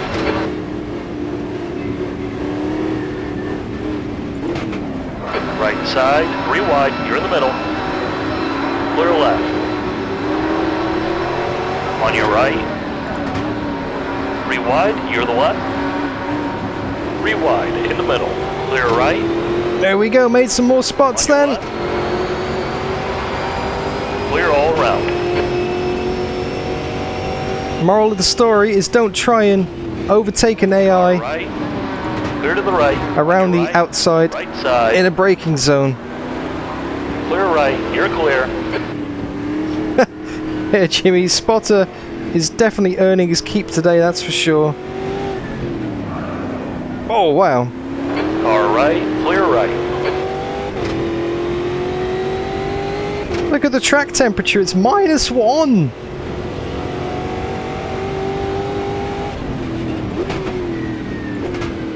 This is a very, very cold and slippy track.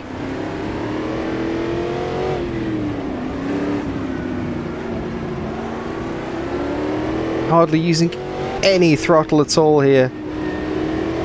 So tentative. Blending in through the corner. Only putting it down to full when I know I absolutely can. Up to 16th place. Okay. Come on, keep nailing those exits. P16. I've learnt my lesson. Don't go around the outside in the braking zone. Because they will just turn into you.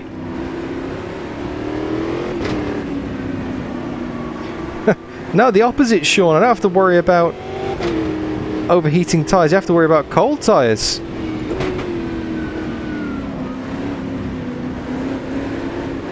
On your left. Still there.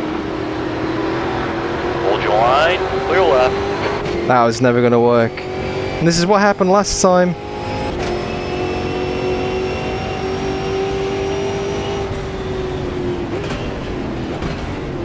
Right side. He's still there. Clear right. There we go. Good pass. Bit aggressive with the overtaking there, but I've got to do something up to 15th. Sorry about the lack of commentary. This is really taking a lot of concentration. This car is just on an absolute knife edge.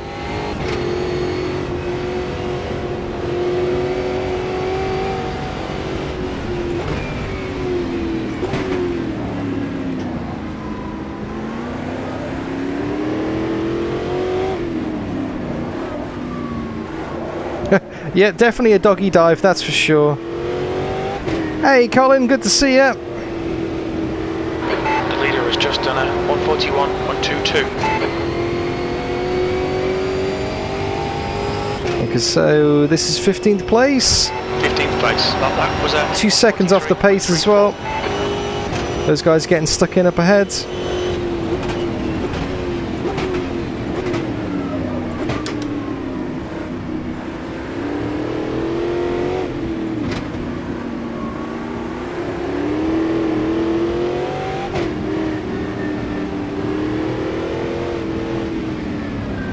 Right side. Being too calm. Oh, I'm being overly cautious. I'm trying to race these guys in one piece because these guys are driving erratically Still over the curb on the inside, but managed to get away with it. Up to 14th.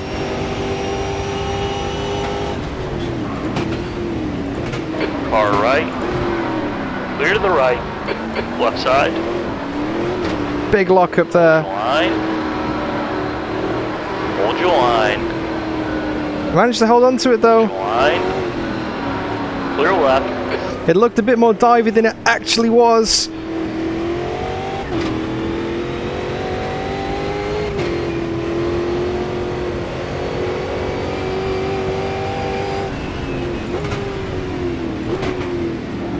okay, down 15 minutes left. That's 15 minutes.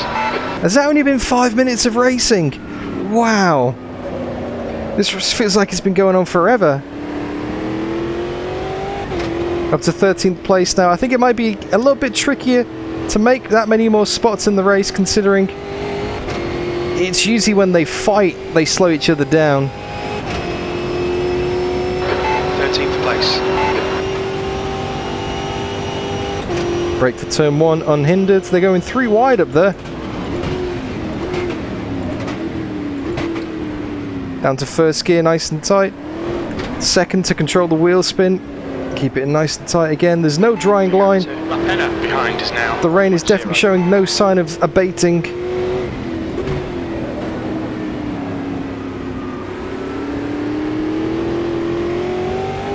Constant corrections on the steering wheel. And twitchiness in the foot as well. These conditions are incredibly challenging. Your reinforcement in the gap is 0.7.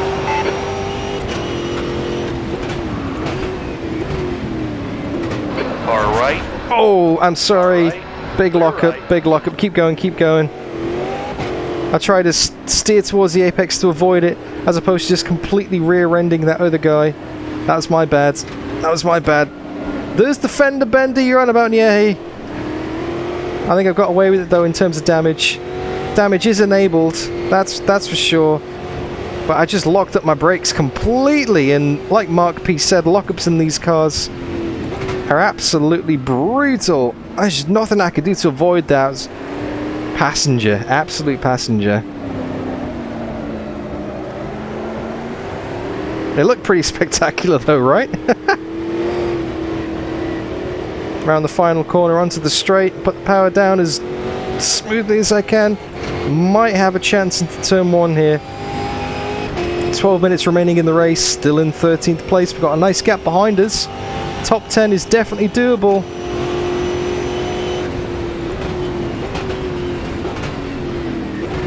I'm going to keep it in second. No point popping it down to first and losing that grip. Might as well just control the wheel spin. Completely lost sight of the apex then. Wow. That was quite scary actually. I couldn't see Right side. any of where I was going. 3 wide. You're on the left. Right side. Hold your line. Clear right. Car right.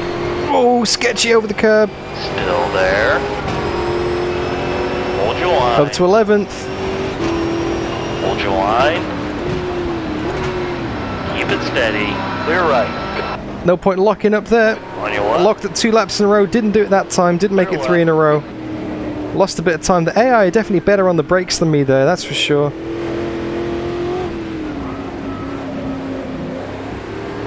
Car right. Clear right. Short shift into 3rd, opposite lock as well. Lift through this corner so it makes it on exit. That's 10th position up ahead of me. Not bad from last on the grid.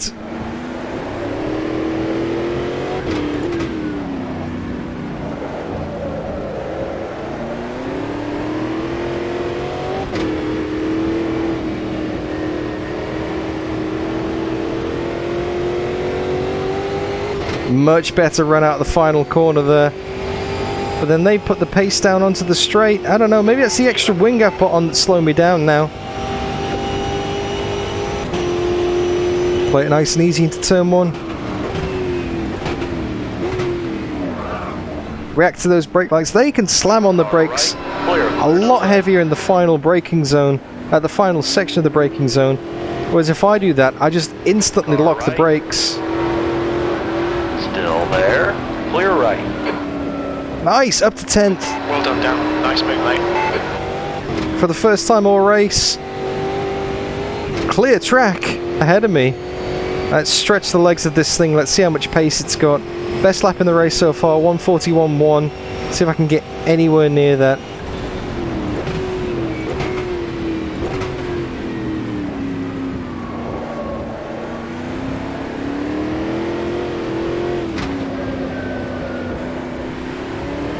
I'm going to try this in 3rd gear for extra stability. Suzuki ahead is increasing. It's now 1.9. I don't need the drive, I just need stability here. That's half distance. You're looking good for fuel. Halfway through the race, fuel should be okay. So Mark P can relax, because I know he's a little bit concerned before the start of the race whether I'd make it on a full tank or not. Missed that apex. Wow.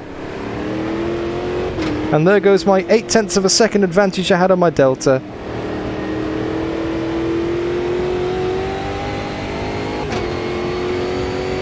Lost so much time then. Wow. 1:43.7. 1:43.77. Oh, nice, John. What did you have, mate?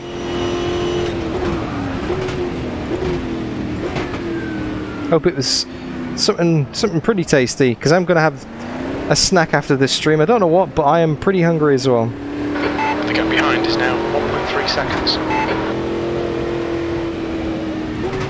I don't think I've ever seen tyre temperatures in the single digits before, Mark. That's a first.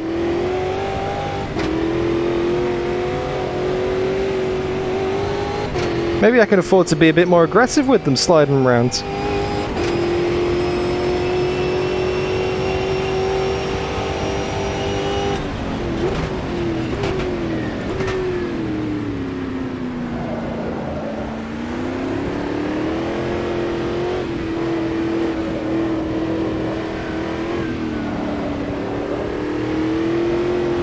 What an experience this is, though.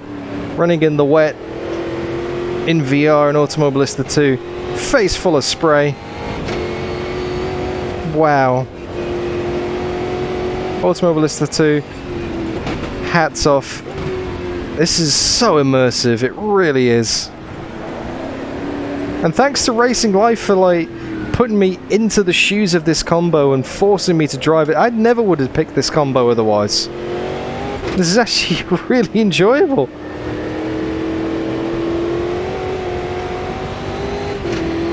Out the final corner again. Here we go. Ooh, very gourmet, John. 3.86. Sector 1 is... This is for 9th. Off the pace. Car left. Clear left. Left side. Still there. Hold your line. Very aggressive overtaking there. Clear to the left. Made it stick though, that's what counts. Can we get some more? Got 7 minutes left in the race. I can see another few cars up the road ahead of me. This might even be a top 5. Just got to keep it in one piece. Now I reckon maybe 6. 6 is the target I should be aiming for right here. 5th is a little bit too far down the road.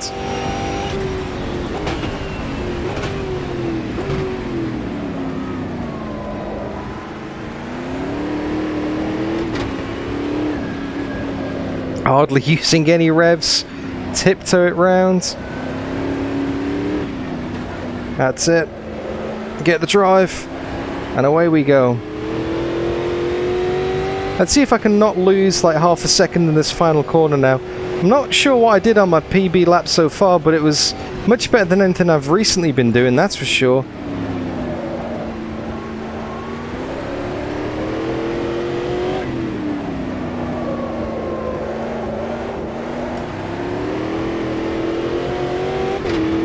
That said, I am 4 tenths up at the moment, might be on for a PB. 2 tenths, oh, I'm losing time down the straight here. The gap in front is now 1.3, P9. 1.3 seconds. 43.14, that's your quickest lap.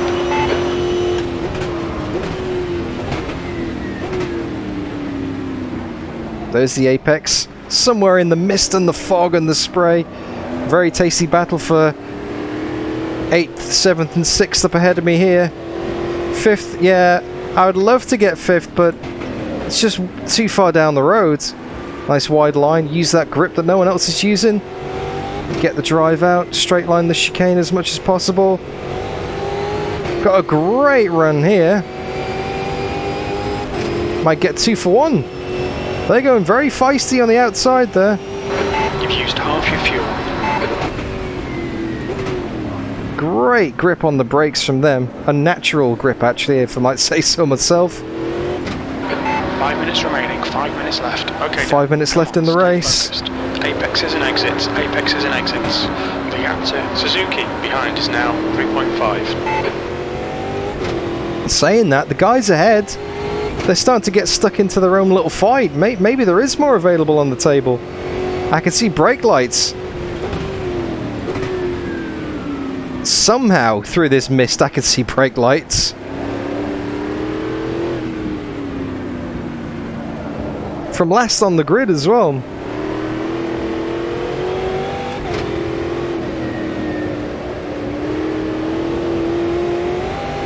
Oh, standing water. Hit a puddle there. 4 minutes to go. So maybe 3 laps.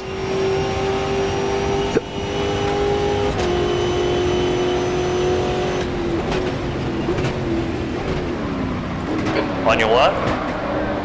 Clear left. Bit of a lock up into turn 1. Very optimistic.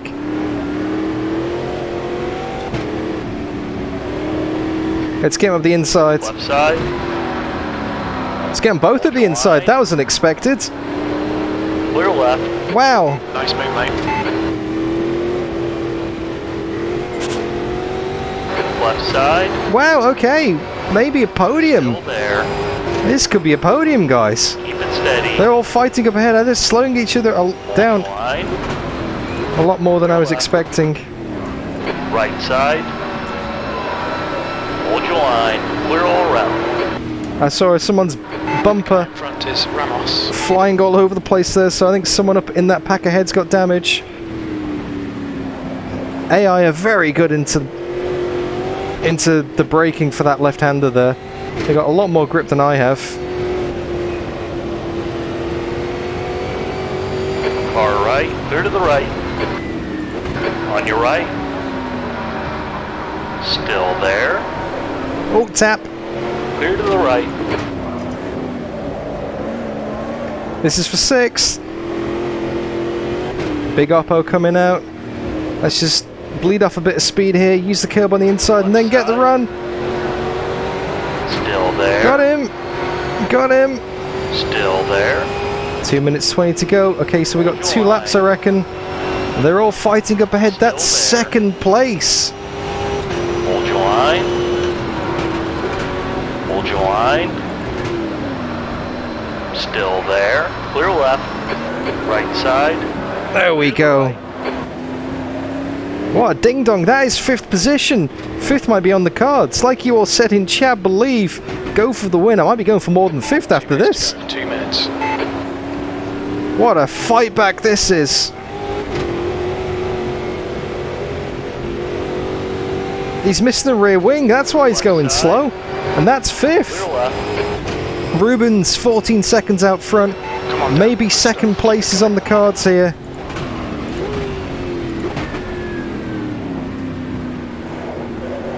Maybe 2nd place is on the cards.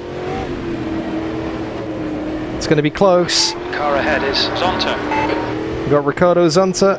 Next car up the roads.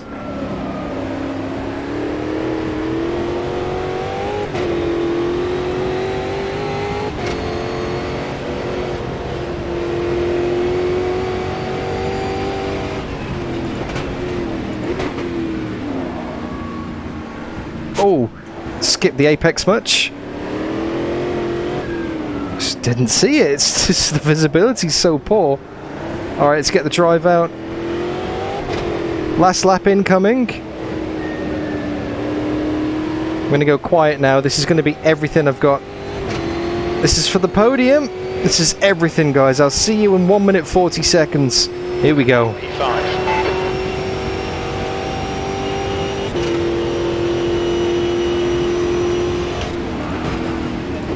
10 minutes of fuel remaining.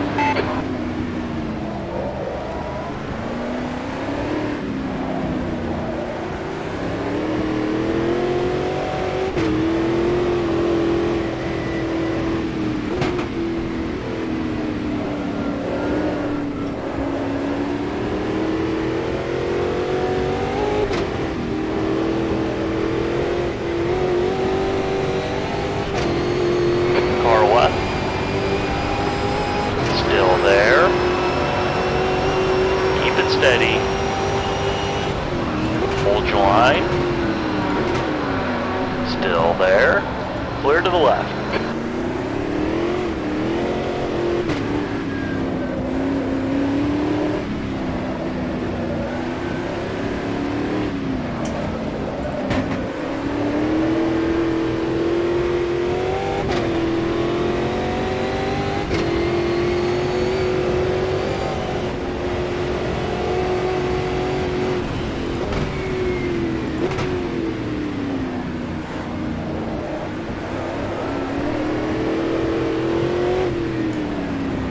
Right side.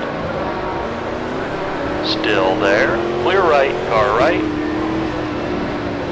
Come on! There. Still there. Yes! We got 4th on the last corner. What a race! Ah! P4, 1 more lap to go. Oh, it's 20 minutes plus 1 lap. I forgot. It's plus 1 lap. Right side. Clear right. I've got another lap. I thought that was it. Race over. We've got 1 more lap, guys. Podium's back on again. Still there. Clear right. I forgot I set that one up. 1 more lap. I psyched even myself out. It's not 20 minutes race distance. It's 20 minutes plus 1 lap.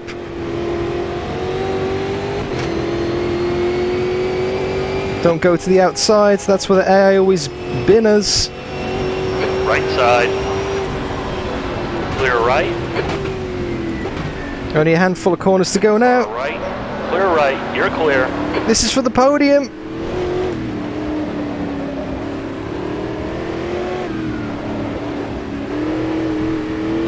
The gap in front has increased to 0.7. For the podium, Bruno Baptista.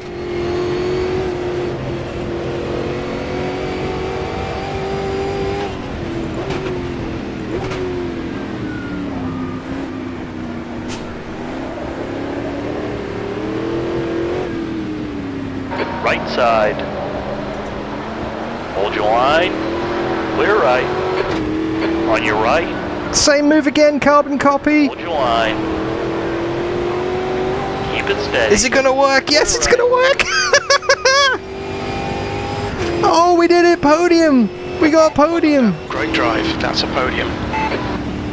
Oh, wow! Car right. Clear right. You're clear. 24th to 3rd in horrible, icy conditions. Wow! Woohoo! Oh, I honestly don't know how I kept that on track. Left side. That was so sketchy. I think I was maybe on full throttle for like 1% of that race. Sideways for at least 69% of that race. Clear on the left. 24th to 3rd. Right side. Goodness. Clear right. Bulk Brogan put that one down in the history books.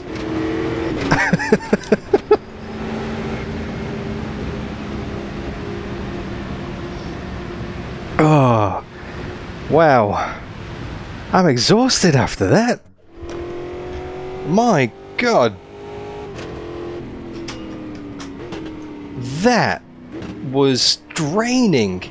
That took so much concentration, so much mental energy to try and keep that on the road. That was... wow.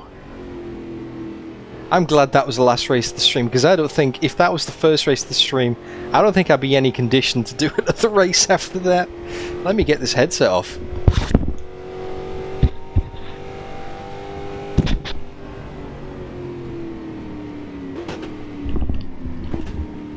Oh, that was awesome. That was a lot of fun. And I hope you guys enjoyed it as well. If you did, it's not too late to smash that like button, that's for sure. Wow. Let's continue then. Let's have a look. So, Rubens Barrichello, congratulations on your points. I managed to get 18, so that really doesn't put me too far off the lead of the championship. Well,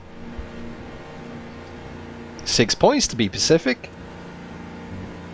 Obviously, no points for fastest lap or pole positions. Just standard point scoring as you get in the stock car series. So let's continue. Ah, wow! And let's go and put those results into Automobilista 2 Racing Life. Let's put some music on in the background while we're here, shall we? What should we have? Let's have a bit of that one. Okay. Guys. Yeah, I'm done. I'm absolutely done after that. Right. Oh, we didn't register for the series. The American, okay, register. There we go. Don't let Ricardo see that, whatever happens.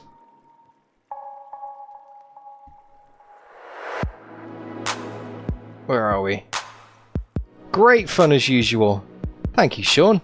Thanks, Boggy. Thanks, Pinky, John, Jimmy, Nyeh, Mark, JDF, John, everybody. Thank you. So now we've actually registered for that series, which we should have done before we raced in that series, but nobody told Ricardo. Now we can advance. So, stock car, Indianapolis, round 1. So qualification result was 24th. Race result was 3rd. Let's finish the race. That gives us 0.09 fame and $10,800 in Bulk Brogan coin. And now that is where we stand currently. So wrapping up today's proceedings, we got 36 fame, 84 experience, $310,000, $310,330. We've actually lost money today, but that's because we've kind of leased out a GT3 car and haven't really got any prize money to show for it. This is the start of many good things, guys. It's another podium, so 20 podiums in total now. And if we look at the competition page, we can see that we've got a Formula 3 championship to take part in, and also an American LMP4. So next stream, what we're going to be doing, we're going to be doing the race 2 of the stock car series at Long Beach. I'm not sure when that's going to be. Maybe next week. We'll see what happens. Pretty busy. Might be the week after. Bulk Brogan. These are longer races. There's lots going on right now. There's bin car. There's BMW Pro Car GTL series. There's Rally. There's an unboxing and a first impressions of the HF8 that I've got to do as well. So next stream, we're definitely going to be doing this stock car series, but should we do Formula 3? Or should we do LMP4 as well? Or should we do both? What do you reckon, people? This is a very Long Beach kind of outfit, isn't it, Pinky? Miami man, not California guy. What do you reckon? Should we do the American Formula 3 Championship and the American LMP4 Championship? I'm gonna leave you to stew on that for a week or so, because I'm not going to sign up for those series now. We can maybe do that at the start of next stream. Have a think about it, come back to me, do some homework, and let me know what you think. But we've got American Formula 3 and American LMP4 possibly, but definitely American Stock Car Series. And then, once we finish that, we've got half an hour at Daytona, half an hour at Suzuka in the GT3, and then we've got Daytona and Kyalami in the stock. So we've got a lot of awesome races coming up in the next few streams at least. Wow, guys, I'm loving this. Season 2 is off to an absolute cracker. Hope you enjoyed it. 12:13 AM, definitely time for bed for me, because I've got to be up in 6 hours to go to work. So thank you so much for watching. Thank you incredibly so much to everybody like Tasp who subscribed. Thank you to Sean, Stephen Coe, Ripper, A Punch of Waterfall. I mean, there's too many people. They've gone off the top of the screen, actually. It's just members. You've got your Boggies, got your John Millers, got your JDFs, got your Rip. Just so many awesome people. Just Olafs as well, just hanging out. Thank you for your support, guys. Good luck waking up tomorrow. 6 hours sleep is regular. It's the same. All right, Boggy, you look after yourself as well. Everybody, look after yourself. I'll catch you. Well, Bulk Brogan will catch you next time, whenever that might be. But DDF is going to catch you at the weekend for some bin car pre-season racing at Portimao. Alright, guys, you look after yourselves. I'm going to sign you out with a little bit of Pachensky. Bye-bye.